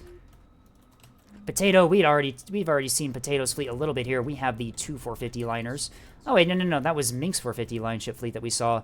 So we've got 2 450 line ship fleets here. Potato's opting to run 2 of them and a Bloodhound tug with double track correlator for those accurate salvos. Whereas Mink is running them with the escort carrier here. We have some perch rockets and guns here. Very light carrier here. You need the points for those 450 liners, although still a valuable asset to have. Star, sticking close to the liners here, we have a double Acello here. The jamming and hard kill on these ships here is going to be a massive force multiplier for these liners, which are typically vulnerable to missile strikes and jamming. You can already see here the Acellos jamming out the liners here, or not the Voxels, sorry, jamming out the liners here, while the Acellos try to get those Illuminators on target to burn through the jamming. Panther Squadron with the EO designator. Yep, Panther Squadron is going to be looking at these voxels here, providing tracks for these 450 liners. That is an incredibly deadly combo that the guild has right here. 250 fire going down into one of these liners here as Natasha realizes, I'm assuming, what they're dealing with, and it looks like they're trying to withdraw, open the range, get out of there. They do not want to be taking that frontline fight. OSP deploying most of their frontline to the E point here, leaving a lot of the map open. The A point battle happens here as a cringe capper from OSP steps onto the point, although that pit boss is going to make sure this thing dies really quickly. And I don't know if there's... Nope. There is an MMT. Yep, Misk has an MMT in the area. Missiles out. These are command missiles with self-screening jammer on them. Out on this capper here, trying to cap the A point. Will this sprinter survive this strike? Voodoo Squadron with the R1 perch rockets, making sure that this sprinter is really dead, although it looks like a lot of those are going to miss. Those S2s are definitely going to hit, but this thing survives! This thing bow tanks quite effectively, as this ship is still alive on the A point. Only an aux steering to remain control, but it's alive. Voodoo Squadron, though, I still believe has rockets. Yep, they are coming in for the follow-up strike, making sure this sprinter does not survive and does not cap the A point. That's a follow-up strike. And that is a dead sprinter as the A-cap is denied. Around the map here, it looks like Internets is positioning a couple of their sprinters here around the site here to potentially go for a D-push here. Misk is doing the same with their MMT here. And a gun capper as well. This one laid mines on the D-point. We have mines out there. E-point still remaining uncapped as these voxels do their job and RPF to death one of these cappers here. This capper is going to explode. Are these liners within explosion range? I believe that they are. These liners do ignite their engines, perhaps trying to get out of range before they explode.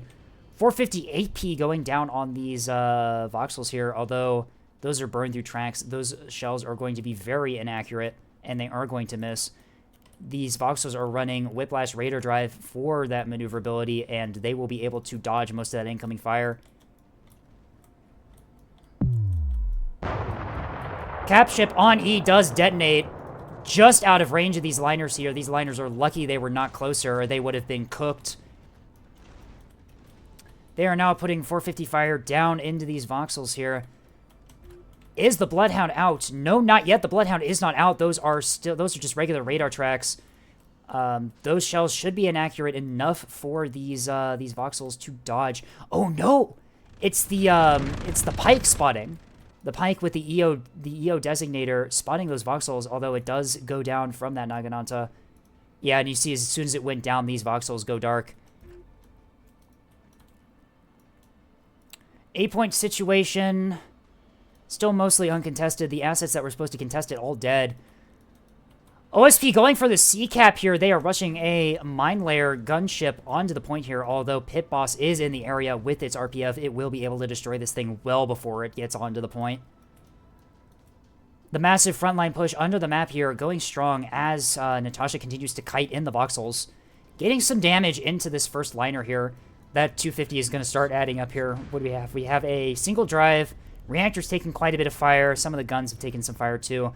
None of this is damage that the liners can't repair. The liners breaking off the attack to potentially go...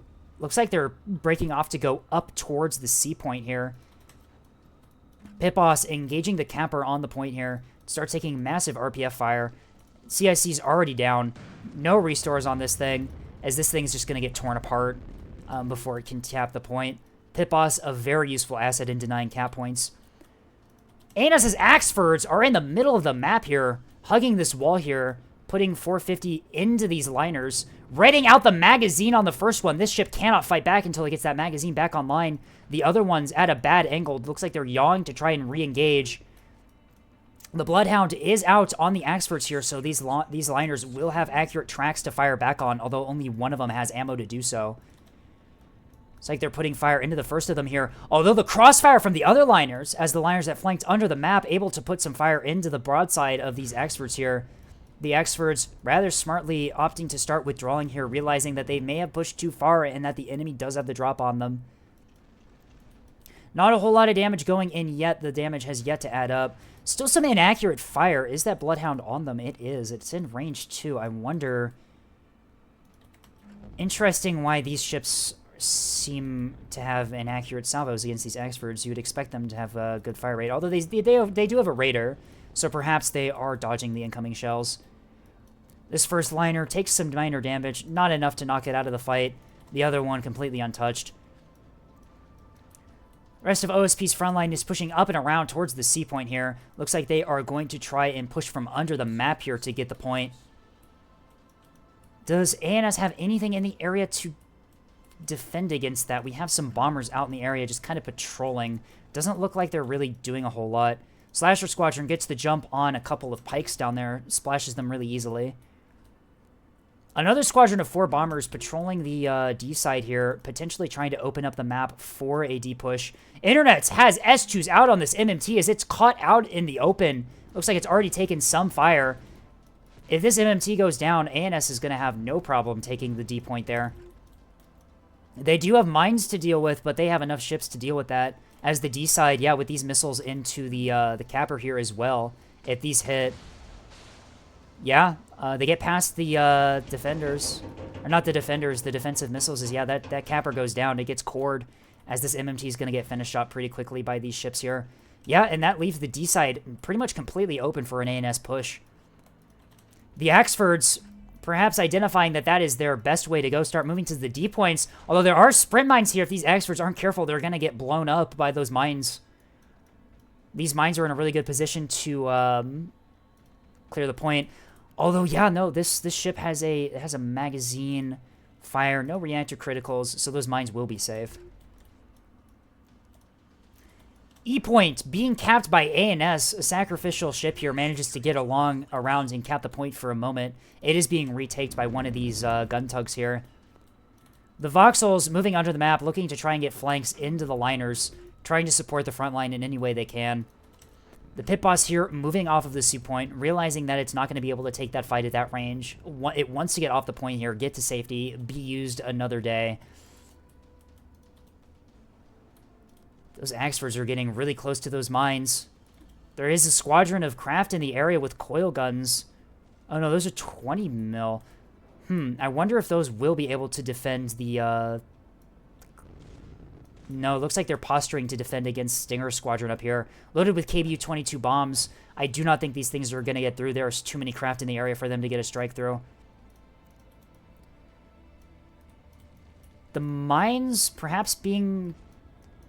Not sure if the mines have been detected or not, but Tavi's going wide on the D point here. They'll have plenty of time to detect those mines before they arm and strike the craft. Reactor detonation on the E point here as the Voxels chew up this tug that caps the point here. The D point completely open for these voxels again as they re-push onto the point. OSP's front line here trying to get onto the C point here. It looks like they're trying to get a crossfire onto this Pit Boss here. Pit Boss laying into this tug here. Absolutely just frying this thing. No damage control teams. They are all dead. The RPF killing them all as Pit Boss is just going to be able to mop up that asset. OSP bleeding light assets rather quickly here as tugboats and shuttles go down really quick here and pushes around the map. Although Pit Boss is moving close to those mines, is it? I believe it has detected those mines and is moving back, although moving back it's going to get exposed to these 450 liners. That is 450 HE going into the broadside of this Axford here. Couple misses, most of the shells. There we go, landing some hits now. This Pit Boss needs to get into cover quick or it's going to get torn apart at that close range. This tugboat completely mission killed by this point. It has no resource to bring things back online. It is not going to be doing much of anything. Rocket strike from Vulture Squadron out on this random sprinter here. Although the combined PD from Pit Boss manages to defend it quite well. Pit Boss taking a bit of fire as it starts to try and move back to cover. It is electing to continue to go after this tugboat here, perhaps realizing that its job is to take out the light assets, realizing that it's probably not going to be able to put much damage into this frontline ball here, making sure it takes out the light assets, does its job, and I do believe the ship is going to get back into cover. It is going to live to fight another day. The Axford's pushing over the top here, getting the jump on these liners, going for the A point here. As these liners are going to secure the A point here. Pit Boss, if Pit Boss can get over the wall here, yeah, it's getting over the wall here. It looks like it's going to start engaging these liners as 3K of ANS frontline or OSP frontline is caught out here on the front line between 3 Axfords. If these Axfords concentrate their fire, they can take out these liners quite fast. Pit Boss takes a mine, loses its bulk mag, needs to restore that immediately to provide fire support for the rest of the Axfords on the A point here. E point being secured by the voxels. Nothing to contest them as they just grab the point. Some missiles out into the Axfords. Why did I jump to that life pod there? As it looks like a few of them hit. Looks like those missiles were from the MMTs. The Axford's backing off here, not wanting to take the fight without their fire support from Pit Boss. Chewing up one of the liners quite nicely. This thing's magazine is gone. It is no longer able to fire back. As the Axfords decide to... Looks like they're trying to go behind the rock, make sure they only engage one liner at a time. This liner is pretty messed up. D point going to ANS as they're going to get a 4-cap here. D side completely open due to the work from those from this Reigns here. Opens it up to a cap. C point, however, will go to OSP in turn as they're just going to take the point here with their front line. Pit Boss has a secondary mag that I didn't even notice. I didn't even see that it had the secondary mag there. It is diving on the A point here. Still firing at random tugboats around the map. If Pit Boss can kill this last tug, all the light assets that OSP brought are just gone. And I believe that Colon 3 recognizes that, deciding to prioritize that. The escort carriers have been detected for quite a while here. The Voxels find the escort carriers. One of them is target locked and starts taking 250. Its magazine is gone. No restores. This escort carrier is mission killed. It will no longer be able to resupply those craft with munitions. The Voxel flank underneath the E point, catching these escort carriers completely out of position. They're just going to chew these things up here. These escort carriers have no armor. An excellent Voxel play from Natasha as they're just going to mop up these escort carriers in the back, giving ANS complete air superiority. Although that being said, these Axfords start to get pincered by OSP's front line as the liners and Acellos move out in completely different positions around the C point here, catching the Axfords off guard. They will, however, forfeit the C point here as it looks like they step off temporarily. One of the liners moving back to cap the point. The rest of the liners, though, getting some nice shots into these Axfords here. These Axfords need to start withdrawing. One of them taking quite a lot of fire. Although the liners that they sent to A point getting chewed up by the pit boss here. Another unlucky hit into this one as its magazine also goes down. They completely grayed out as well. That is a rather unfortunate position for all of the damage to go into this liner as this thing can no longer fight back. Pit boss here still needs to be careful. Those liners are still in position to just completely obliterate it if it gets too close. Although, by the time I think that this thing goes down, these liners on A point are going to be pretty worse for wear. Fleet carriers on ANS detected and locked by the Acellos as they rush in to deal with these things. These things are on flank. They have regular drive. They need to get behind cover really quickly or they're just going to get chewed apart. The escort carriers, both of them... both of them mission killed as one of them loses its CIC. These voxels completely just obliterating all of OSP's carrier assets. A point still in the hands of OSP here as Pit Boss is unable to step onto the cap point to secure it due to the overwhelming presence of their front line here. These liners taking quite a lot of fire for their trouble though, securing the point. These Axfords are still completely heavy, able to get fire downrange. This ship already restoring its damaged compartments. The other one completely intact. And it looks like ANS's fleet carriers... Looks like they are able to get behind cover. No, they're slowing down. They need to start going or these things are... The damage is going to start adding up on these. 450 HE going into these things, that's gonna hurt quite a lot.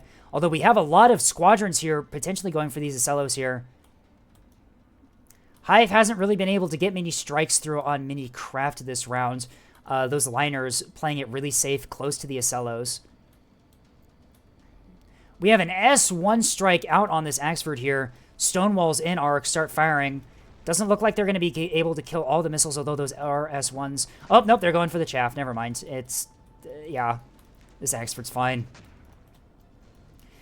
The liners on A continuing to be chewed up by the Axfords that ANS has. These voxels moving up are going to also be able to get some fire support into these ships at the A point here.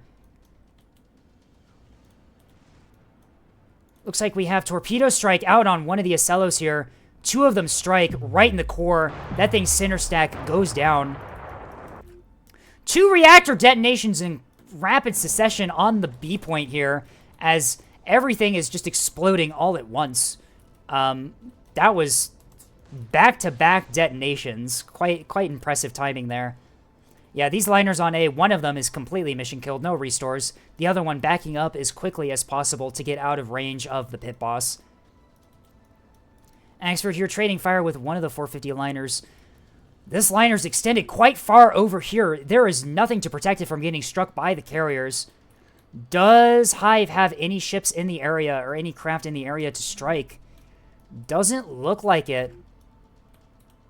One of the Acellos looks like it's diving onto the B point here, looking to cap it from behind ANS's back. Will the carrier be able to deny that? We will see. C point wide open for a back cap here, as Internets recognizes that it is open and is sending one of their ships to retake it. The front line has moved off the point here, and it's completely open to be retaken.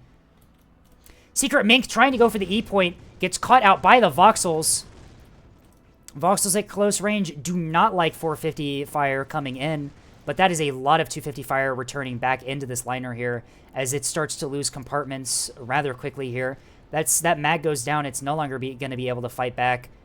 Will these Voxels be able to disable this liner in time? I believe that they will. These Voxels have done a really good job of staying completely healthy, only taking the fights that they need to. As this liner... No, the liner hits the rock! It's going to knock its guns out of range.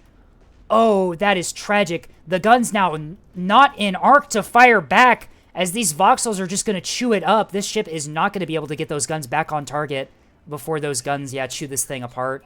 That is unfortunate. Boxer being secured by OSP as the Acello steps onto the point. Nothing in the area for ANS to deny that.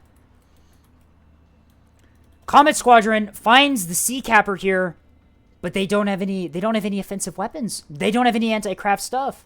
This ship has nothing to stop it from just taking the point here. There is a mine in the area, although that thing is behind a rock. If Internets is careful, that mine is not going to be able to hit them.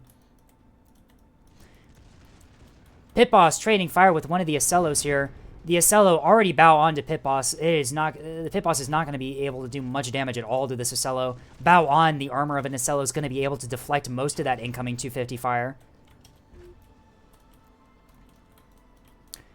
OSP's liners in dire shape as they just got chewed up by pushing into ANS's assets here. Yeah, the Acellos finished... Acellos. I call them Acellos again. The Voxels finishing up this liner here that tried to go for the E point. That liner is not going to be retaking the cap. One of the journeymen looks like it might be in position to try and recap it. Looks like perhaps Misk trying to make it look like the ship is dead to the Voxels, but I don't think the Voxels are going to buy it, honestly. This liner gets to the D point while I wasn't looking. How did this thing not get struck beforehand? Here's the strike. 2 bombers with torpedoes coming in to strike this thing, although that's not going to be able to kill it. Do they have an Axford in the area? No. Axford diving A point. Retaking the C point here.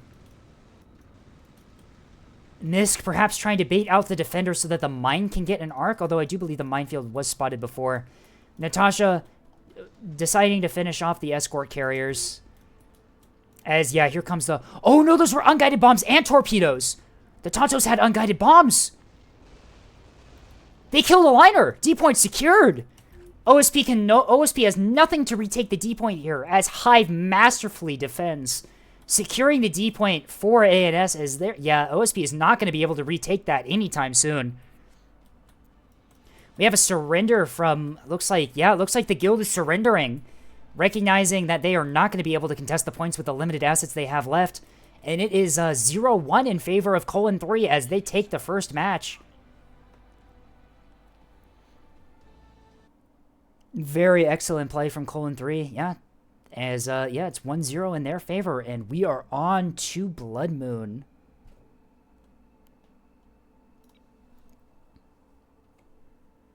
I think the major takeaway from that one is buff CL. CL inherently underpowered. Yeah, CL inherently underpowered. Look at that. No damage dealt. No battle impact. They didn't do anything at all.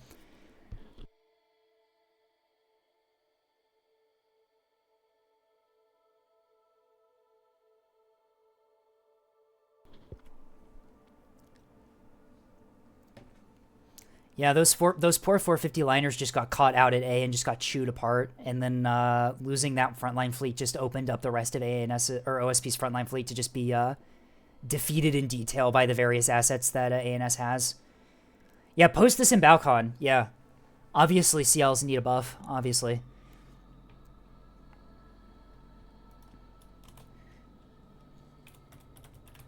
No, why am I doing vote map?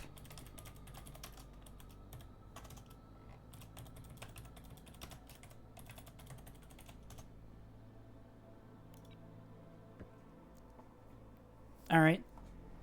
Restroom break from some of the players. That's fair. We are going to... Anything I missed? Why they didn't go for C instead of A?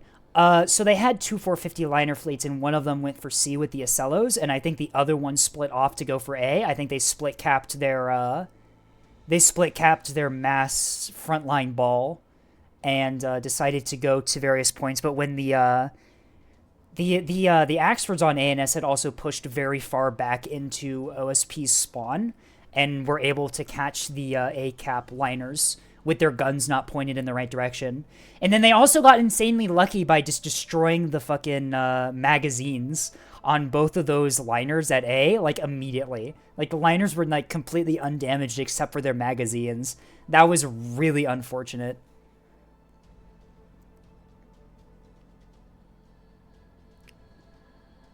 Yeah. Misk lost pretty much all of their cap fleet. The Pit Boss and the Voxels were just able to tear apart the light assets that OSP brought. They just had nothing left to contest the caps other than the front line, so the front line had to go contest the caps, and when they did, they got caught out by the Axfords and Voxels and just torn apart.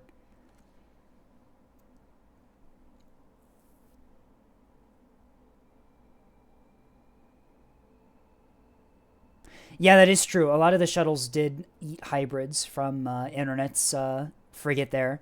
Internets plays that frigate really well, by the way. I've seen it in action before. They are really good with that ship.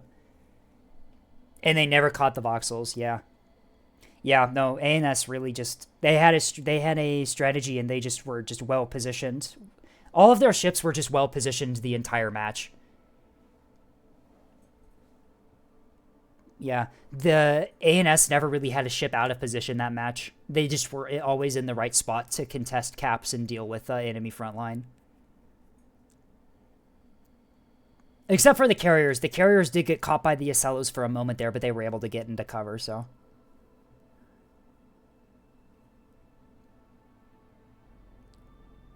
The CHs did get crossfired for a little bit there, but they were close enough to cover that they could just withdraw and be safe.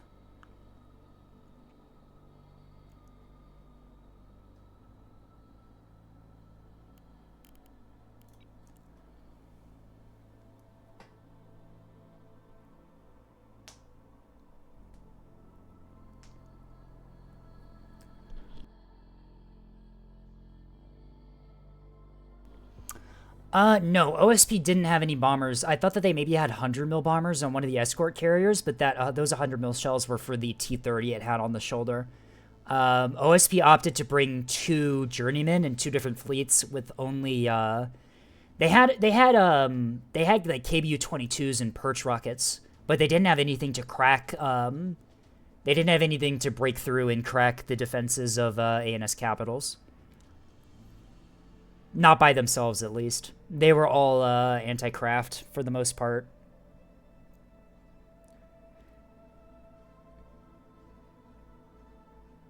And also, yeah, Hive's carriers were also really well positioned, or at least their Tontos were, to shoot down most of the Barracudas that OSP had.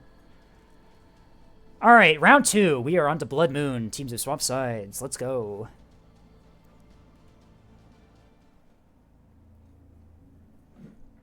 They just didn't have the numbers, I don't think. In terms of, like, their squadron size. They were, like, only squadron size of 4 compared to squadron size of 6 in the Tontos. They just got outnumbered. Hello, all, and welcome to round 2 of the Guild versus :3 game here. Teams have swapped sides here. The Guild going to ANS and :3 going to OSP. We are here on Blood Moon, the most cinematic map in the game. Run down through the teams. The Guild, we have Misk, Potato, Secret Mink, and Star. :3, Tavi, Hive, Gender, Natasha, and Internets. Let's take a look at where they are deploying. We're pretty early on in the deployment, so we'll see more ships. OSP only, :3 only has like 3 ships out right now, so let's take a look at what where ANS is going. A lot of ships up high over the B point here. Very interesting. Maybe long-range 450 Capitals trying to park on that rock up there to deny to fire at C and B simultaneously. We do have some ships more in the middle here to try and potentially go for the B cap here. Nissan Al Gaib. That's a cap ship right there. Potentially heading for the B point. We have some cappers for the D point here and some cappers for the A point here. Typically on Blood Moon, the engagement happens near the B point here. There's a lot of cover here, so a lot of teams like to deploy there. It's much easier to stay alive on that side, whereas the A side is very open, very long sight lines, making it any ships that go through there are very vulnerable to long-range rail and 450 fire. Yeah, :3 opting to deploy only 1 ship at the A side here. Very interesting. We will see. We will see what they've brought here as they're all going low. Oh, they're going low. Oh, this is a D push. :3 is going for the D point here. It looks like they're going to swing under the main rock here and go for ANS's natural. We also have a couple ships here. I see a plank boss. All right. Let's see what we got. We have all reaching, all taking. This is one of the default OSP fleet carriers. We will see if this has been modified at all, but no, this is the exact hull. Same bridge, same modules. Interesting. All right, let's take a look at the fleet. Starting with ANS, Misk has brought Pit Boss. This one's actually properly named, unlike :3's. Pit Bosses are very cheap Axfords. The Axfords have impressive armor, and so how cheap you build them, it doesn't matter. You still have the armor. These things are mostly for defending cap points from light assets, and it looks like it is going for A. OSP only has this one cap ship there to, yeah, this pit boss will be able to deny the A point quite well. Misk also has a beam destroyer on the B side here, looking to deny the B point from cappers. Couple spy frigs around the map, or one of them, and 2 torpedo cappers. No, never mind. These are S3H cappers with some torpedoes, and a cringe capper for the natural. Potatoes bringing a 450 gun battleship here. We are track correlated spyglass. Yep, track correlated spyglass. This thing will be able to put long range fire support down range. Very accurate salvos at range. Very nice to see. And some support jamming Ewar ships for defending the Solomon. Yep. Secret Mink has a, looks like a levy half cap. 1 levy with no bombers on this thing. Only craft, only Tontos. Some railguns, 2 railguns in the back here at B point, and various gun cappers by the looks of it. Yep. And then Star's got the CLs 250 with an S3 backpack. S3H's, radar whiplash drive, pretty standard here. Escorted by I'm assuming this is a Jam Corv. It is a Jam Corv. All right, love to see it. Opening stages of the map here. Both teams really heavy on this B side here. Looks like Colon 3 is going for the decap here, rushing their ships under the map here. Let's see what they brought. Tavi's got the monitor ball. Monitor ball with a jamming escort here. I'm assuming this is the same monitor ball they brought in the last tournament game I casted on Valley. Very interesting to see here. They are being escorted by one of Natasha's Acellos here, as it sticks close to the swarm here, protecting it with its point defense and soft kill. Natasha also has a rail cello down low, looking to put some fire into ANS Capitals. 250 fire into this capper on the B point here, as those voxels are already in position to deny the B point here with the RPF. Yeah, this ship is not going to be able to cap the B point. It's just going to get torn apart. Hive with a fleet carrier. This is all reaching, all taking. This is one of the default carriers. Looks pretty standard. Yeah, this looks like the default thing. I thought the default, did the default have halberds or pikes? I can't remember. It's possible that this could have been changed. Missiles. Missiles look... No, missiles are definitely changed. Yeah, so this is definitely a modified Task Force Amethyst. We will see what they do with it. Bomber Squadron already up with S... Oh, no, these are torpedo bombers. Where are these things going? Has ANS's Capitals already been detected? No, okay. Don't know where they're going. All right. And yeah, those are the... Oh, wait, no, we haven't looked at Internet's fleet yet. Whoops, my bad. They are running a 450 half-cap fleet. 450 liner here. Looks like it's going wide and back, playing defensively. They also have an Ewar tug up here. This is Plank Boss. This is for defending caps from light assets. Very nice to see. We also have some various gun cappers around the map here. Capper on B goes down to the RPF. ANS here should have no trouble retaking that, although Plank Boss is in position. Plank Boss has been locked! Trading fire with the voxels, that's not what you want to see. Plank Boss does not want to be dealing with anything other than, like, frigates and cap assets. Double halberd squadron here. Going wide. Interesting. And another one down here as well. What do these have on them? They have S... Who's the S? Who's the missiles? You have the missiles. Okay. These are act frag. Okay. Interesting. Potentially trying to scout out, like, I'm assuming these are for scouting out and destroying AWACS. Potentially. We will see. This AWACS is not spotted, though. Early position here. Looks like ANS is going to be able to secure C points. They should be able to secure A point here. There's nothing that OSB has here to deny that. They do have a squadron of 3 of these R1 rockets Barracudas here, although a shuttle with proper reinforced compartments should be able to survive a hit from those, especially if there's only 3 of them. Guncapper is starting to move onto the point here, although the pit boss is already in position to deny that. B point going to ANS here. Plank boss identifying, Plank boss doing its job, engaging this ship here, although those torpedoes are launched. Does this thing have Pavis? This thing does have Pavis. These things have any terminals is the question. Nope! No terminals on those torpedoes, as they are easy prey for the Pavis. Additional fire support from the Monitor and Acello going into this capper here. OSP making sure that ANS does not take this point here. Third torpedo goes out. Nope, that is a hybrid. HE-shaped. Intercepted by the AMMs. This Monitor playing good missile defense as it's intercepted all of the missiles coming from that thing. And B point is denied. We have a miniature furball up here as one of the R1 rocket strikes from Hive gets intercepted by Coil Tontos. But these Coil Tontos were anti-ship as well.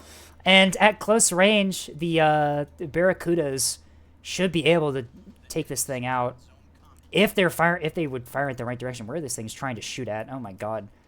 There it goes. C point does get secured by ANS though. And it looks like they should also have no problem taking the A point here. The pit boss is detected. This ship here needs to know to not push or it's just going to get obliterated. R1 rockets go out into the pit boss here. OSP will soon know what exactly this asset is.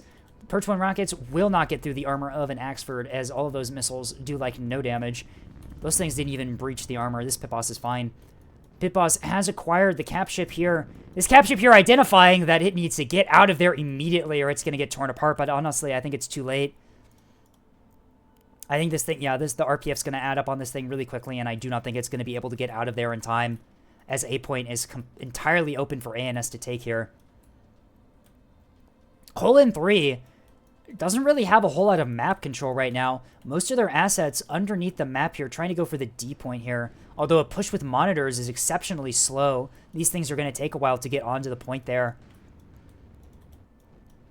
Battleship and Voxels up top here, and the rail support as well, are just going to prevent any OSP frontline push onto the B point. Yeah, and the Voxels are already starting to push onto the point here, recognizing that there's not a whole lot for ANS or OSP to throw at them to deny the cap.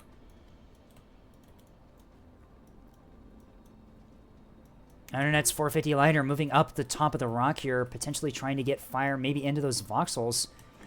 ANS doing an exceptional job keeping their front line undetected here, although there's not a whole lot of OSP sensor assets over here anyway to spot them, as it doesn't look like Colon 3 really knows what's going on there. I was wrong. The ship does manage to get behind cover before it gets RPF to death, although it is still spotted and this gunship is within weapons range. A point being secured by OSP here, as that is going to be a 4 cap for the guild if Colon 3 is unable to deny that. Doesn't look like they will be able to. They have no assets like anywhere near the points. Squadron of 8 of these Torp bombers built up by Hive. They are vectoring on to potentially the pit boss?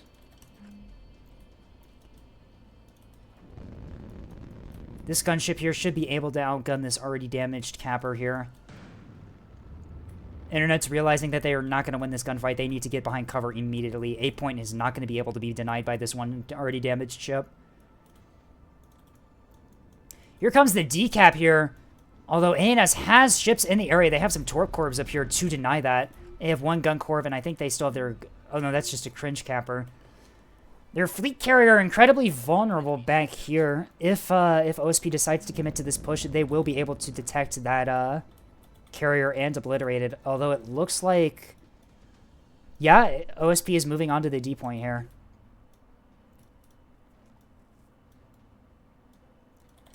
Internet's 450 liner withdrawing from the B side, opting to go more towards A.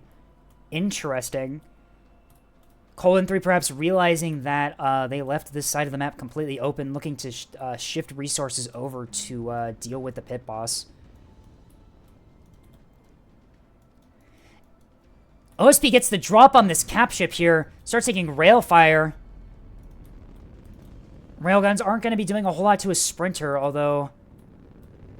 Never mind, I stand corrected. Is this thing's radar enabled to run? This thing... Oh, no. 50% debuff to the power plant efficiency as this ship's radar is offline. It doesn't have the power to run it. They're firing on a visual track here. Those shells are going to go wide. I stand corrected. The rail is very effective at dealing with Sprinters, evidently. Look at that. The guild pushing aggressively over the point here, trying to get the drop on this plank boss here. B point still uncontested. This push completely unspotted as well. Colon 3 does have sensor assets in the area to detect this massive push, although they're not aiming in the right direction. Tyrant Squadron committing 2 torpedoes on the capper here. These are Act Command and ARAD Act homing in on this ship here. No, its radars are not MCOM'd, as those torpedoes are going to make short work of that Sprinter. Tyrant Squadron still has enough munitions to deal with this pit boss if they can get around the rock here. And it looks like that is exactly what they're trying to do.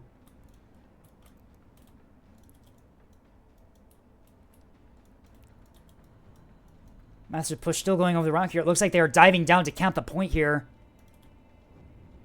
KBU's into this cap ship here. Although this cap ship still has functioning point defense, Arbiter Squadron is not going to be able to get the kill there. D point still being contested by this severely damaged gunship here, although its magazine is down. Only a basic CIC. This gun shuttle should win that gunfight there. And all that's left behind this rock is this cringe camper, which does not have the means to dislodge that ship from D point. This carrier's got to be careful. If this ship can get around... Yeah, no. Are these things spotted? Oh, no. These craft are spotted heading behind the rock there. Colon 3 is paying attention. They should know exactly where ANS's carrier is. D point being secured by Colon 3 there as they finally get the cap point. Massive furball over here.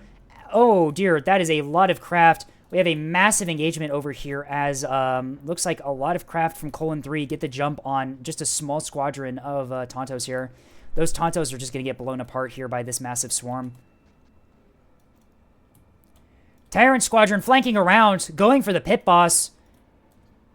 Pit boss's aircraft cover is gone as these craft are going to get around. Pit bosses have no point defense. If these bombers can get strike out, yeah, that pit boss is going to just get obliterated. Eagle Squadron coming over the rock here, although these are... Eagle Squadron looks like it's only defensive equipment. Torpedoes out from long range. These are still Act Command, Val, and ARAD Act. Is the pit boss going to turn off its radars? The pit boss has its radars off, but those torpedoes are still going to find their way home. At least some of them are. Not taking a whole lot of damage. This ship completely fully recoverable and still combat capable at the moment. Those torpedoes doing a bit less damage than I think Hive wanted them to. Although A point is going to be open for the cap as this pit boss... Wounded but not out, but I don't think it's going to be able to push around the corner here to get the A point in time.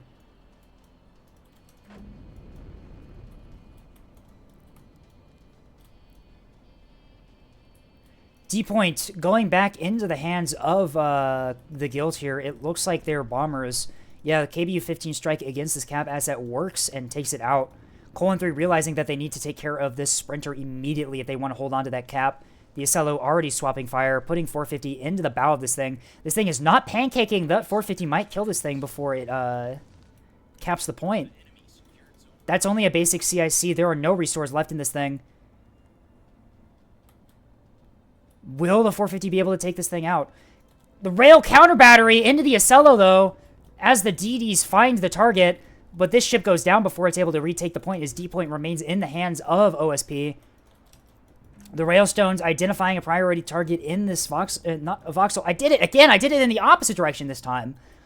This is Acello, as it's trying to get behind cover, it looks like, to avoid getting railed. A point in the hands of OSP here. This pit boss not able to get into firing arc. Eagle Squadron jumping Photon Squadron. These things are going to detect the carrier. OSP is going to detect where ANS's carrier is. Carrier already starting to maneuver, recognizing that it needs to get out of there immediately or it's going to get attacked by a craft, bomber strike, something. Monitors trying to move closer to the Ocello to get in range of its point defense. The Plank Boss unable to hold the B point here as it gets jumped by the battleship. Wasn't able to get much damage out, but it was able to deny the B cap for a little bit there. ANS with a points lead, but now OSP takes the cap lead here. As OSP completely pivots from the B side to holding the A side here. Testament to the speed of OSP's assets here as they move over to the other side of the map in short order here. This Pit Boss here trying to move on to retake the A point here.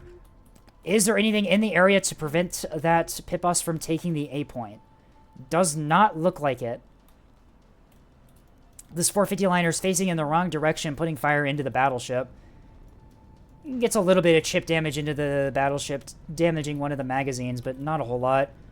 The Ocello also trying to hit the battleship a little bit, not really doing a whole lot of damage, though. The range bracket that these things are engaging at. Never mind, Spearfish rockets into the Pit Boss. Those are going to hit. That Pit Boss is still alive, but unfortunately for it, I'm assuming Daemon has unguided bombs. Yeah, if Daemon's squadron can get those unguided bombs out, this Axford is not going to be able to take the A point here. They are lining up. This random ass Pike also engaging the Axford here. No idea what that. What just happened? Did one of the bombs just blow up the craft?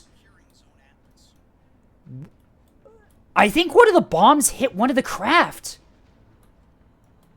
A 450 shell hit the craft from the Ocello? Unfortunate friendly fire as a 450 shell completely obliterates one of the craft here. That was interesting. That was like a rail or something. Don't see that all that often. Daemon needs to commit to releasing the last of their bombs onto this Axford before it takes the A point there. They have enough bombs left to blow the thing up before it takes the point, but they need to get distance in order to do the run up. They get enough distance. They go in. The bombs are authorized. They're going to drop these things at point-blank range. This Axford CIC is down. Its point defense will not be able to shoot these down. Still didn't kill it! This Axford's going to take the A point. Maybe. The 450 might kill it, potentially. No, it takes the A point. Pit Boss with one last defiant middle finger to Colon 3 here, taking the A point from right underneath this massive swarm of bombers and the entirety of their front line. That is unfortunate for Colon 3 there, as they are going to need to commit some sort of asset to retake that. They do have a shuttle already heading towards the point, though, so they will be able to retake it in short order. Unfortunately, though, with that 3 cap, ANS is going to start ramping up the points again. The Voxels flanking around the map here. They are putting fire into this this tugboat up here that's currently spawning them. This fleet carrier needs to start moving or it's going to get caught out by the Voxels. What is that range we are at here? Fleet carrier is at 10-kilometer range. That is a lot closer than you want to be to Voxels. 10, 11, 12, somewhere in that range. They need to close the range by 4 kilometers and they'll be able to start putting 250 into the fleet carrier.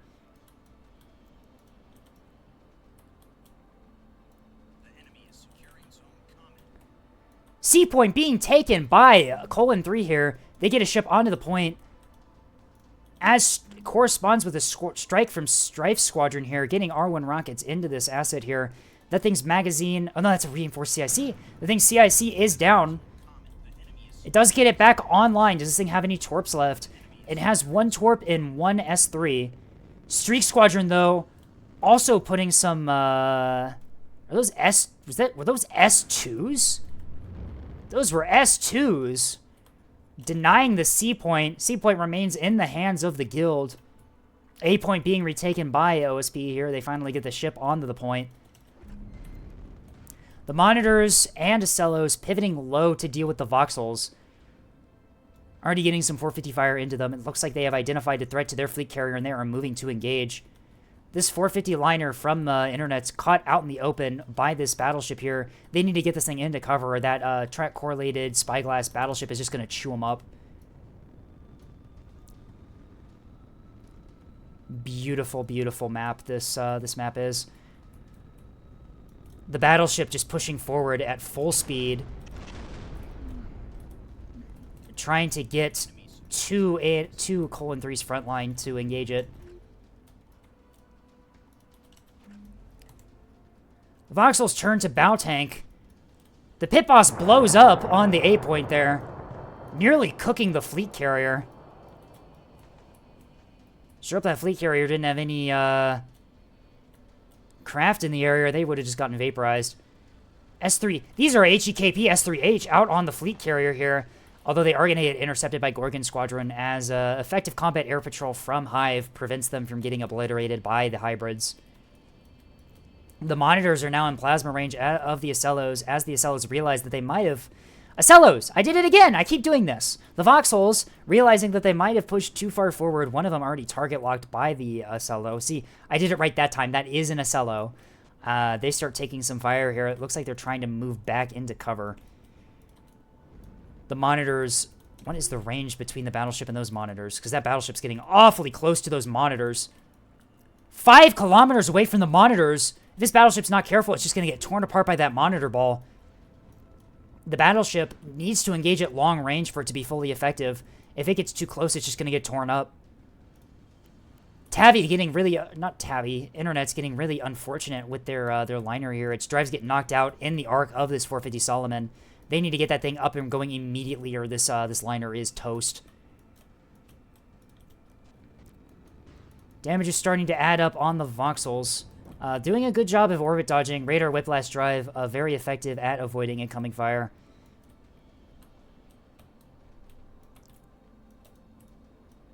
This battleship, out in the middle of the map here, is very exposed to a potential carrier strike from Hive. Are they getting a strike prepared? Looks like they are just landing their previous strike that they launched against the pit boss. Looking to rearm those and get the strike probably into this battleship here. This battleship is out in the open here. A very tempting target for the carrier. The rails continuing to focus fire, getting supporting fire into this liner here, helping the battleship by messing up all the damage control teams. The battleship swapping target. The battleship did swap targets slightly. These are HEKP out on the monitors. The Acello is in range. Will it be able to do enough? No. The HEKP goes for the Acello, cores out the center stack here. This Acello is recoverable, but that's gotta hurt. These monitors already moving to engage the battleship, recognizing that if they can catch this thing out in the open here, they're gonna chew it up really badly at close range. We have a torpedo strike from Foxhound Squadron heading directly towards the battleship. It does appear that I was right about Hive prepping a strike against that battleship. It's a very tempting target for them to go after. Dagger going into the hands of ANS here, although the monitors are in range with their T-30s, are going to have something to say about this. This is already, it's only a cringe capper. D-point is likely going to be secured by, oh, wrong cap point. I was looking at the wrong cap point entirely. They're going to be able to deny E, but not D-point. The monitor's moving out the point as the guild gets that 3 cap back. No, that's a 4 cap. ANS secured the E point. They got it in time. As they're going to get a 4 cap, the monitors begin to engage the battleship here, putting Hesh down range. They are already in plasma range. Gorgon escorting Foxhounds. Foxhounds has their torps out. Is this battleship going to MCOM? Doesn't look like it. These torpedoes are coming in here, although Ballista Squadron coming in to try to engage, but those... Its command's getting spoofed by the active decoy. Those torpedoes are not going to be making it through, and Ballista is going to jump onto Foxhound, looking to kill as many bombers as possible before they make it back to their carrier. Follow-up strike is needed. A beam! A beam goes out into the monitors, catching them off guard. That beam is out into the side of this thing. Kills its drive immediately. Poor Tavi needs to focus onto that keystone to make sure it doesn't get obliterated. This Acello, though, does round the corner here, trying to get its 450s to bear on this keystone here. Unfortunate timing for that beamstone to hit Tavi's fleet here. Excellent play from the Guild, though, getting that ship into the proper position to properly engage that front line, as the battleship is going to start fighting the monitors with support from the beam. The beam, recognizing that there is an Acello in the area, trying to withdraw behind cover before its beam gets knocked out, although it looks like it is... I think it's trying to swap target to the Acello here, which is broadside. Ate a lot of HEKP. Rail fire support into this Keystone here. It is bout on to where the rails are coming from, and yeah, that's going to be a lot of damage. This Acello will be able to finish off this this Keystone here, but unfortunately the Keystone's already put a lot of damage into this monitor ball here. E-point being resecured by Colon 3 here. Colon 3 needs to start worrying about the caps here, as they have been down on cap points for most of the match here. And this carrier really needs to start getting effective strikes into that that Solomon there before this monitor ball goes down. If they can deal with this battleship, they can split cap and hold the points with the monitors. The battleship here taking a lot of fire from those rails. You can see the fires and debuffs start adding up here. Does this thing have fire suppression? Doesn't look like it does. Those rails are going to start adding up. Internets gets their liner back online as it starts putting 450 into this battleship here. This battleship caught between several fleets, starting to take a lot of damage. S1 and S2 strike onto this Bloodhound tug here. Oh, that was an AMM. Trying to distract the point defense. This this tug is heading onto the D point here. Internet's completely out of cap assets here. They're relying on these support tugs to get the points. Or Squadron sends KBU-22s into this frigate up here. Almost, that's probably that's a mission killed frigate, but unfortunately there's no assets up here for OSP to send for the Sea Cap to take advantage of that. Damage on the battleship is starting to add up as its front gets chewed up quite significantly here. Supporting fire from the 450 liner also helping out. The Acello moving for the B point here. There's nothing to stop it from taking the point. This Keystone is messed up. No restores. That is a mission killed Keystone. As this, yeah, this Acello is just going to be able to step onto the point. Starts getting 450 fire into the Voxels back here, trying to get fire on them. The Voxels moving to the A point here. Will they be able to be stopped before they take the point? We will see. The monitors pushing the battleship, desperately trying to get rid of this frontline asset so they can focus on other things. The Voxels have split here. Looks like one of them potentially going for the E point here. The only thing to stop it is rails, although the monitors... If the monitors can recognize the threat to the cap, they may pull away from the battleship to go for the Voxel. This 450 liner continuing to just get chewed up by the battleship here with supporting fire from the Voxels. The Voxels are rather worse for wear. Their center stack is mostly gone. These things are not as combat effective as they used to be, although they are still a deadly threat for OSP to deal with. Rails going into one of them, getting supporting fire, trying to deny the A point, slow them down as much as possible. Hive needs to get strikes out on those craft, the Voxel before it takes the point. 7 of these bombers here. No, looks like they split. That is a squadron of 3 going for this Voxel here. Hive recognizing that they need to hold the caps. No, that is 7. There are 4 more back here. This battleship not getting struck, surely because there are more pressing priority targets for OSP to deal with. The AMMs fire from the liner all go into the ship as this liner gets KBU'd. Ouch.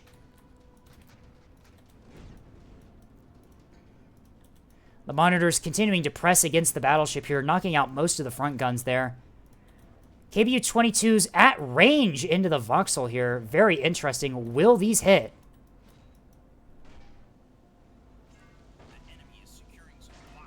Voxel managing to dodge the strike there, although those are Spearfish. The Spearfish also miss.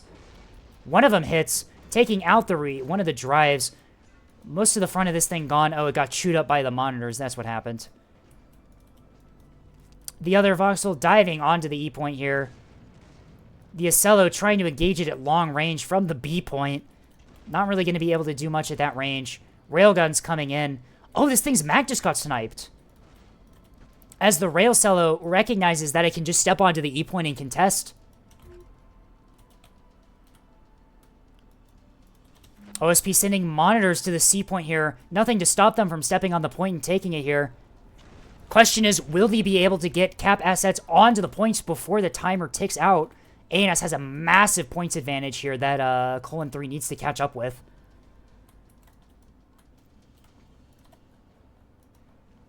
This Vox lost most of its equipment here, trying to restore a gun and a magazine to become combat effective.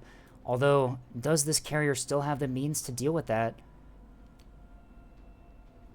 No, out of Spearfish. Do you have some do you have some KBU-22s still?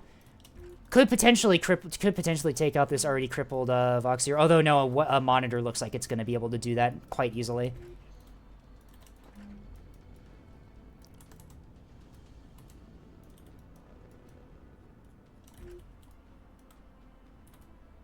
Looks like Colon 3 is going to be able to take the C point here. They are moving a shuttle onto the point here. This is the jam shuttle from the monitor ball. The monitor ball needs to put some supporting fire into this gunship up here, or this capper is just going to get obliterated. Are they turning their guns? Let's see. Doesn't look like it. Oh, one of the monitors is turning to engage this asset up here. If they're able to get enough fire onto that capper up here, C point will go into the hands of Colon 3. I don't think this ship is going to have enough damage output to kill this jammer capper before the monitor tears it apart. 100 mil fire already going directly into this thing, yeah. CIC goes down, yeah, C starts to fall to Colon 3. The monitor stepping onto the A point here, making sure that this voxel does not get back up. This voxel is mission killed, no restores, structure broken, no weapons. E point able to be contested by this this Railcello here. The rail's continuing to go into this poor Vox here. Not starting a whole lot of fires. Do you have fire suppression? No, you don't. Why don't you have any fires burning? Are these rails just overpinning so completely that they're not starting fires? That's kind of funny. That is a little bit silly. Monitor that was heading to the D point looks like it gets struck by, I'm assuming Spectre Squadron had. Yeah, Spectre Squadron gets a strike off on this monitor here. This reactor's overloading. Work speed minus 50%. Will they be able to fix that before it explodes?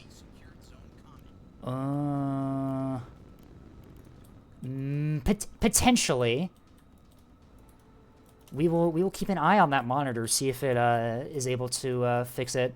4 cap in favor of Colon 3 here as they manage to get their assets onto the cap points. The battleship magazine sniped, rather worse for wear, attempting to get onto the C point and try and cap it, but these monitors are still fully combat effective, able to continuously put fire into this battleship, continuously knock out the magazines. Battleship does get its magazine back online, but its guns are all knocked out in the front.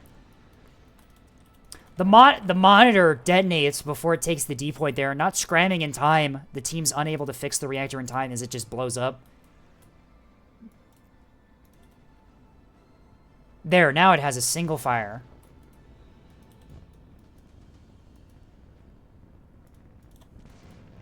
I don't think either ship on the E point is going to be able to deal enough damage to the other to change the situation there. The Railcello is firing into a pancaked voxel, and this voxel has only one gun operational. A very, very silly fight on the E point here. But it will mean that Colon 3 will be able to hold the point. Does look like this monitor doesn't have any restores to bring the drive back online. Oh no. It does have a gun in arc. It can potentially get some supporting fire into this Vox to support the Cello.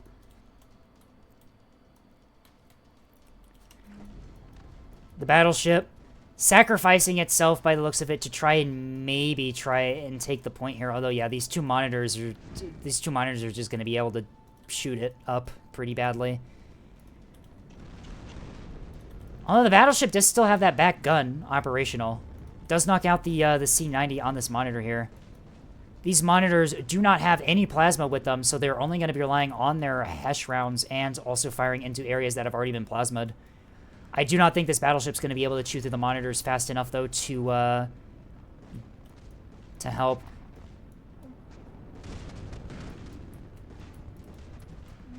Bastion opening fire on Joker Squadron. Joker Squadron trying to launch KBUs into the monitor. They get shot down for their troubles. Mamba Squadron, however, comes in behind. That flag just chunking away at these craft carriers. Yeah, that one stone wall, not one stone wall, that one bastion should be more than enough to shoot down these incoming missiles. Those are S2s, command guided. Hits on one of the monitors. KBU 15s into the other. The monitor's armor absorbing most of the damage, though.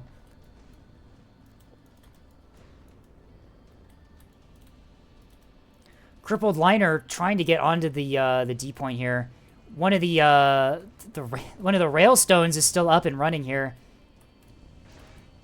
As the 450 liner, or what's left of the 450 liner, attempting to engage this railstone here. The railstone only has one DC team. It's only a rapid. This crippled liner should be able to win this fight, I'm assuming. How many teams? You still have 4 teams left. You should be fine. 450 supporting fire from the Acello, though, is going to make sure that this rail stone goes down.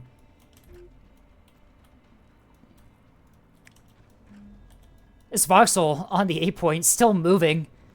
Still has a drive and a CIC left. Although, against this monitor, it will not be able to take the point there. The guild recognizing that this is over. We have a surrender from the guild. Making it 0-2 in favor of Colon 3 as they take this tournament game. They are moving on, eliminating the guild. They are going to be one of the 4 teams left in this tournament here. And yeah, Colon 3 moves on. We are going to Peanut Gallery to debrief.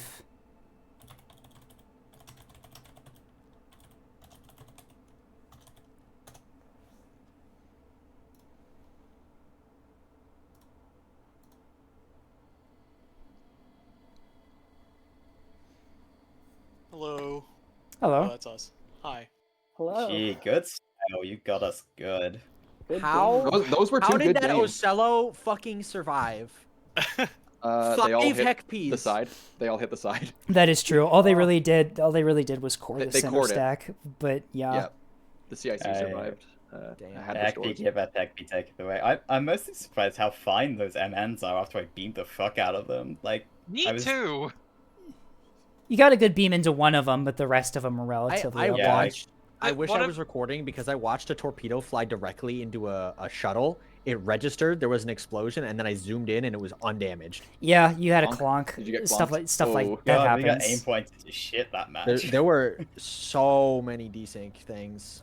Okay, Yeah, the that one- was a good the one game, though. I monitor enjoyed you that hit Yeah, that was with a good. Solid beam though. You knocked out the drive and every DC locker on it. Yeah, that is true. I noticed it. It was sitting there with no restores.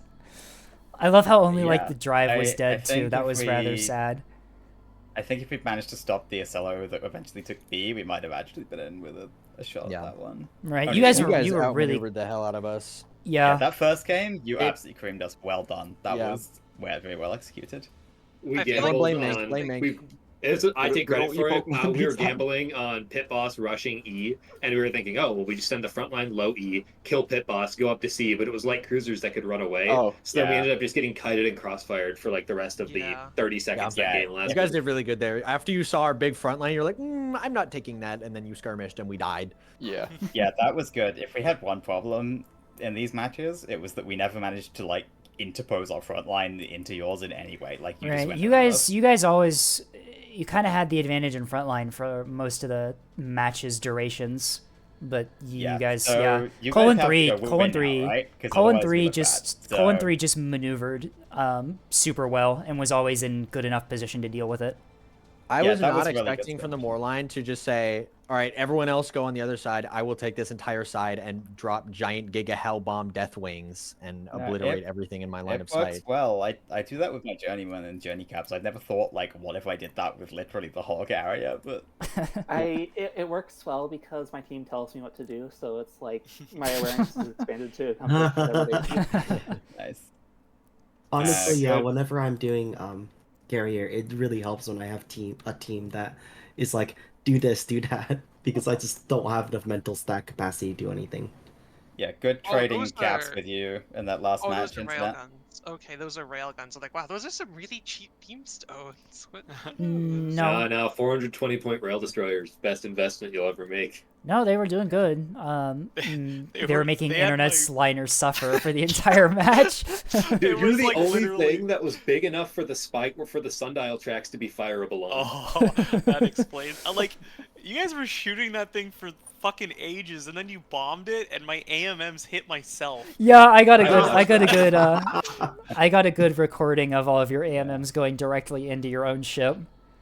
I saw that, yeah. Oops, too hot Yeah, we got maneuver. styled on in game 1, but game 2 was a good match. I enjoyed I that. really wish that like game 0 wasn't destroyed by a bug, because I feel like positionally we were in a very good spot. Yeah, we were in a very good spot. Oh yeah, game 0, dude, we were so cooked. I was feeling pretty good about game 0. I killed a lot of sprinters. Yeah, we had half their is that cap where- fleet dead before that ended on Yeah, Zero. that is true. Yeah, they Did you have two battleships that first game? a battleship and an axe. The actual cap fleet was fine. It was all like the friendship sprinters we brought that had died. Yeah, I had like lost like one sprinter and maybe another one on the A cap. I think I don't remember. We killed 5, so somebody was having a bad time. Yeah, you definitely match. killed my one on the A cap. Yeah, match 0 never happened. There was never a Valley match. Yeah. Nope, didn't happen. Fuck Valley. Me and my homies no. hate Valley. Okay, so you guys have to win now, right? Because otherwise we look bad. So Yeah, I wish you the best Grum of luck. Patriots need to continue the fight. All right. The Grum Patriots must take it to the top. We need to run Grugcellos at some point. We have to. I Pit wish bosses. I Deploy wish we had 8 done that pit in the first bosses rounds. now. Deploy 8 pit Mini bosses. boss. The fact that the pit boss is such a mainstay in the meta going on here is very. I funny. hate that it is. It's so good. I would like to I'm not used congratulate. to it. Sorry. It's not my forte, but it is very funny. If I may, I'd like to congratulate Colon 3 for their win, and hope to see you guys next week in the semi-finals. Commiserations to the guild, although I trust that you'll be playing in some more skirmish matches with the upper teams in the tournament server, just to help them with some more practice, or just to hang out there if you want. You made it pretty far. You made it further than 18 other teams, so I consider that an achievement. I'll be back. Oh yeah, you'll be back for my next one, will you? DM Vastal Seal picks, and they'll make another tournament. Yeah, that's how it works. Yeah, looking forward to the next one already. We at partway through that, about halfway through that game 2 there, we thought we were just fucked. We thought it was over. It turned so hard when those missiles landed. We were like, all right, we're back. We're so back. And then we just started shelling. Yeah, and then the beam, I the think beam it was- missiles. I think it was even before the missiles and beams. You were already like very. Cause Yeah. Our cap fleet got traded and like. Yeah. Yeah, The cap the fleet light didn't strike fit. just They- fucked all of our caps. Yeah. Like we just The guild. goofy. The guild I had think we're really just- good positioning on their anti-cap assets in the beginning of the second match there. They just chewed through all your shuttles pretty quick. Yeah, I think the one call that I would make if I was doing this comp again as the cap player is the pit boss would be out and I would have 2 more beam DDs because my god, the beams are so good. Like, Yeah. you need the restriction. I mean, so is Pit Boss though. I've never honestly- trusted Pit Boss. I think Yeah, what you but, should like- do with Pit Boss is you play it kind of near other assets, and it basically is just an extension of your front line that like defends a singular cap. You don't want to like do it too far away from your other front line, otherwise it's isolated and an easy target for Yeah, bombing and but like craft. I'm really feeling the beam DDs lately. Maybe this is just me and other people are not doing so well with them, but like I found that I am frequently able Yeah. to get beam DD onto a front line. they're from the very inside good. way that it swings Yeah. engagement. No, Beam DDs, I like Beam DDs much better than I like Pit Bosses. Pit Bosses, I feel, is just... Pit Boss is such an obvious target if it gets detected. Yeah, right? like I feel like Pit Boss is so common. It's, oh, that's Pit Boss. Deploy the fucking KBUs or something. Yeah, remove the Pit Boss. Send in the pit boss removal equipment. But with Yeah, like break the bank on the casino. beam destroyers, not only do you get more of them, but they're much easier to hide behind rocks and stuff. Yeah. Well, I mean that's why I'm saying you like play it near the front line, so you have like the air cover from the rest of your front line, and also I would say you don't want to go full investment or full bottom investment at pit boss, because it's like 1,200 points gets you a piece of shit. 1,400 points gets you something like that actually can a little bit defend itself against like torps and stuff, like just an interrupt, basically. It does pretty well. What were those shuttles made out of? For real. Oh, yeah, that was just you guys were just shooting RPF, tech shuttle. and then you know. The Heichi was overpenning. The tech with the shuttle is you put your roof to a thing, but when you're getting RPF'd, you just DC prio every fucking, what are they called? The thrusters, because they're really unlikely to get hit. And that way your DC team doesn't, because when you're getting RPF, your death, you die because your DC team dies. And if you have it in your drive, in your reactor, in your CIC, it dies in seconds. But if you put it in your thrusters, it just won't. That's actually good. really And then when they switch to remember HE, it'll just overpen if you're roof on. If you try to bout, because like, you know, if you try to bout, Yeah. that kind of works pretty well against it. Then they switch to HE and you get 2-shot. So you got to put your roof to it, and then that's just really good to try know. to put your teams into thrusters. Yeah, It's really useful tech. That's actually good tech, yeah. That's cool because it certainly beats the other method that I've had, which is like running it from one end of the shuttle to the other repeatedly, so it's never in. Run! Click that so fast with a rapid team on a shuttle. If you zoom in, like, you know the bit in Star Wars where like Han is running away from the stormtroopers over and over and over again? It's just that. I mean, the other thing is like the small DC like has 2 teams, so. Yeah. You know, Oh, you had small DC on that? I small DC all my cappers because I like, do too, yeah. I small or reinforce depending on how much investment I want in them. Reinforce. Oh, that's a In reinforce this investment. Shuttles, not shuttles, sprinters. sprinters, yeah. Oh, especially sprinters, if they're torp sprinters. I like having the damage soak. That's fair, I guess. Yeah. I mean, I don't know. Just a small, like, sometimes your engine gets shot out and you can limp it into a cap point and cap some stuff. So Yeah. it's worth 10 points. It is, yeah. Honestly, having good DC and cap assets is worth it. Generally, I feel.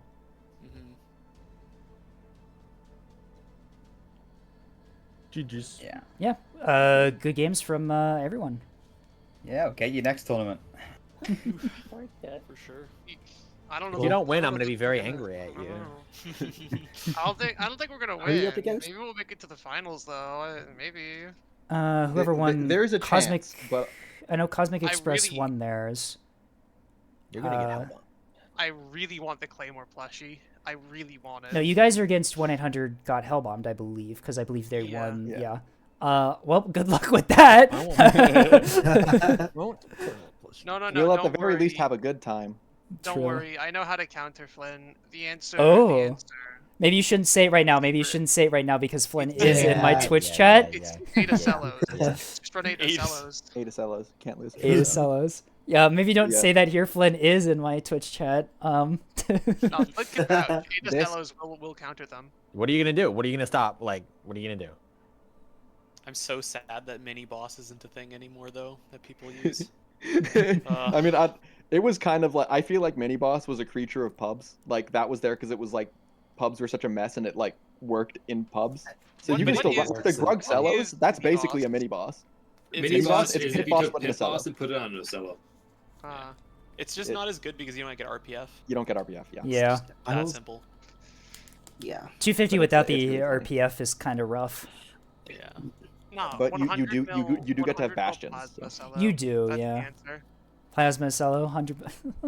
Like Plus the 100 Grug Cello. Cello fleet is just basically a slight. It's a better Mini Boss, but not by that much. Well, It's- and then Snipes- a Plasma Boss. Snipes in one of the matches I casted brought a Plasma Cello and then a swarm of gun shuttles. Yeah, the gun shuttles. that- Yeah, that thing. That shit's That good. thing. That is. It's fun. That's a little scary, actually. Wireless, You wireless. can just fucking like Yeah. Voxer. Wireless. Galaxy. I wouldn't Yeah. call it wireless. Bluetooth Throngler would be one that has bombers, I would say. Bluetooth. Bluetooth. The Bluetooth device has been connected. Sturgs. That's the real Bluetooth. Honestly, HEHC sturgeons are always worth it in my opinion. Like they do so much damage if someone has plasma to ship, and they're very cheap to bring. Someone's gotten blue, like 1 or 2 points, right? And then in case Yeah. someone gets plasmid, and I know. I always bring them and it's because sturgeons have insane 100 mil fire rate, and especially in the capitals where your accuracy matters less, you just screw them up pretty badly. I have had several times where I see a capital or anything like DDs. I know I've had it to DDs and to Solomon's where they get bloomed, and then I immediately go to my carrier, cancel what's going out, and I just switch to HEH. Yeah, honestly, fair. They're very effective. It's way safer, and then you can cycle it way faster, and you can do it. And it even does like the same damage. If not yeah, more. and it's like damage, 40 and it's, times 70 times and it's 0.6. and it's 3 points to bring. If you want ammo, like it's just worth it. Yeah, each one of those has 1,700 damage potential for each Sturg, which is like, quite a bit considering they're all gonna hit, and you're putting them at 0 risk basically. Yeah. And like they cycle super fast. You're not spending any ammo on your R3s or anything. It's really funny. I just like them so much.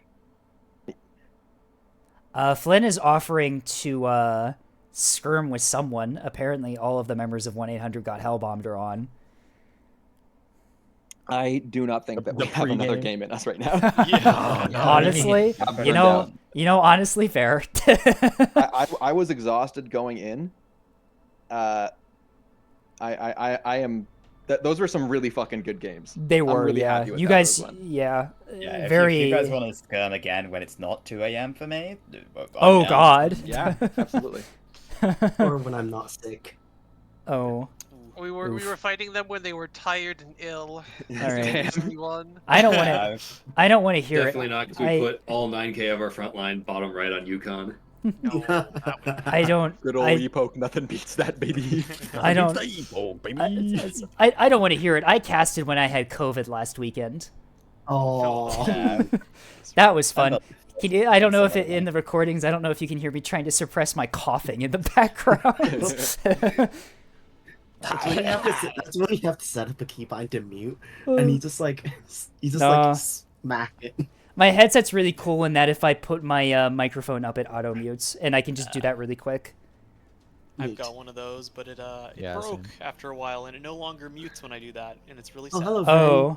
Hi. Hello. Hey. What's brought you here? I'm the sub for it to go technically, so I was just like thinking about the match, and then just thought to say hi. Yeah, if Ren had been here, you would have been completely done. It would have been over. I don't know. Maybe if Ren wasn't here, the first game the bug doesn't happen, and who knows? Whatever. Butterfly effect. I did notice that we maybe shouldn't have said the 450 battleship on Safari. I think, but it's hard to tell what information you have on that dime. True. So what can we do? I was asking Potato to move independently of me because I thought Potato was following me. Commander Mink. Our game plan there was to just take the underside of that. Like, we saw a bunch of stuff drop high, so we just figured we're just going to push underneath, take this rock. We have a close range composition, well, minus the rail sailor or whatever, with the monitors. And then, we hold 3 caps, and it's going to be extremely hard for you guys to push anything, because we have monitors sitting under a rock, and you can't really approach it from, that did end up panning out, because, the battleship had to push up, and then we were able to brawl it, but it got a lot messier than we wanted. There was a really big bit in the middle where we were trying to go and do what we wanted, but weren't really. The biggest scary part of that, I think when it really turned, at least when I was watching Spectator, was when the pit boss went down, we lost a lot of our front line, and then you could that pit boss was built different. It would not die. Yeah, but then when we lost 18 R3s and then a bunch of KBUs and exactly. But when we lost it, then suddenly you had freedom movement again, and you didn't have to think about where to confront. And so I was like, why? But at the same time, it's difficult for me as a spectator to be like, what was going on in everybody's heads at that time. So I was just shutting up and okay, let my team do the thing. The pit boss was kind of doomed. It was gonna die because we would just send more bombers at it. Yeah, I mean, no, yeah, which is fine. But what we I'm had saying. no competition. Like we weren't in positioning to like counter it once it did die. And Yeah, so there was a lot to of fun. rain. I thought my wing of 6 Coil Tantos loaded with ASF missiles would be enough to scare off strikes, and then there was more Sturgeons, and I had Kudas. Tantos on top of 3 times that number of Kudas escorting the strike. So it's just like, well, we've lost that. Yeah, that's why if you're gonna run CV, you kind of just run double levy unless you're like playing in pubs or for fun. Right. Well, I mean, like, it wasn't like I wasn't getting value out of my levy. I was killing a lot of cappers with the light strike. That's its primary goal. Yeah. It's the Coil Tantos. I only have 12 of them. They're there. I have a wing of 6 parked on the battleship. And in this case, normally the other wing of 6 would be parked on the light cruisers, but I parked it on Pit Boss because the light cruisers and battleship were on top of each other, and they did their job scaring off strikes from the battleship because I got most of the torps and forced a price in Sturgeons for trying to torp the battleship. But the Pit Boss ones just died because the Moorline threw its full weight at me, and I can't hold that off with 1,700 points of levy. I think what happened is you were trying to shoot your Tantos were shooting at the bombers because a few of the bombers did get shot down, but not many of the Kudas did. So I think it was just like the numbers I was meant that you were shooting at the Kudas, but I think the craft Maybe. AI was saying, "I'm gonna go kill the bombers." It could be. I don't know Craft AI exactly does how it that, works, doesn't it? but I know that it shot down some bombers, and that there were enough Kudas that it would have been a decent fight, even in a vacuum. But like I think the fact that they were shooting at the bombers was what tipped it. Yeah, because like the time that the Tantos were shooting at the bombers, and I was spam clicking on the Kudas, like, no, go fight the Kudas. Yeah. All of the time that my flashbangs had bought was torn up by them shooting Sturgeons. So I only have one flashbang on each Tanto, so I salvoed the flashbangs, but then they decided to go try to coil the Sturgeons, and it's like, well, there goes the advantage my flashbangs gave me. I think that might have been because the Sturgeons were closer to the Tantos at the time. Because I was watching that fight happen, and I was worried because the Kudas were behind the Sturgeons by a fair bit when the merge started. So I think that they were shooting at things that the Sturgeons because they were closer, and then the Kudas were basically able to join after that initial merge there. Yeah, it was cooked. I That's my probably guess. would have gone down anyway, but I was hoping to at least get a few of the bombers and stop the strike. But that's what Did get a happens when few I of the have- bombers, but did not stop the strike. There was a lot more investment in the enemy air than my air there, so it makes sense that I lost it. I'm going to hop out, but good games. Yeah, same here. Yeah. Very good games. Good job, everyone. Yeah, it was fun. All right, have a good night. Good night. You too. Later. All right, I am also probably going to head out here as well. I have a stream to manage. Have fun. I maybe will. Who subbed for Vren? I think that Vren was a sub for one of the players on Guild, potentially.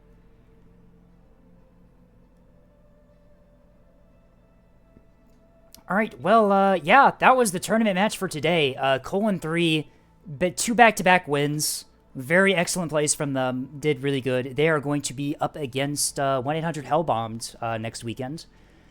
I believe that this casting match was probably my last casting match for the tournament, unfortunately. Vastal, I believe, wants to take over from here. We'll see. I might be on as a guest caster potentially, but if not, that's fine too. Had a lot of fun casting, but yeah, unfortunately, I think that this was the last one for this particular tournament. That being said, yeah, even if I'm not casting, I'm still going to be live next weekend. Regularly scheduled Nebula stuff. We'll do some matches, we'll do some fleet review, we'll hang out.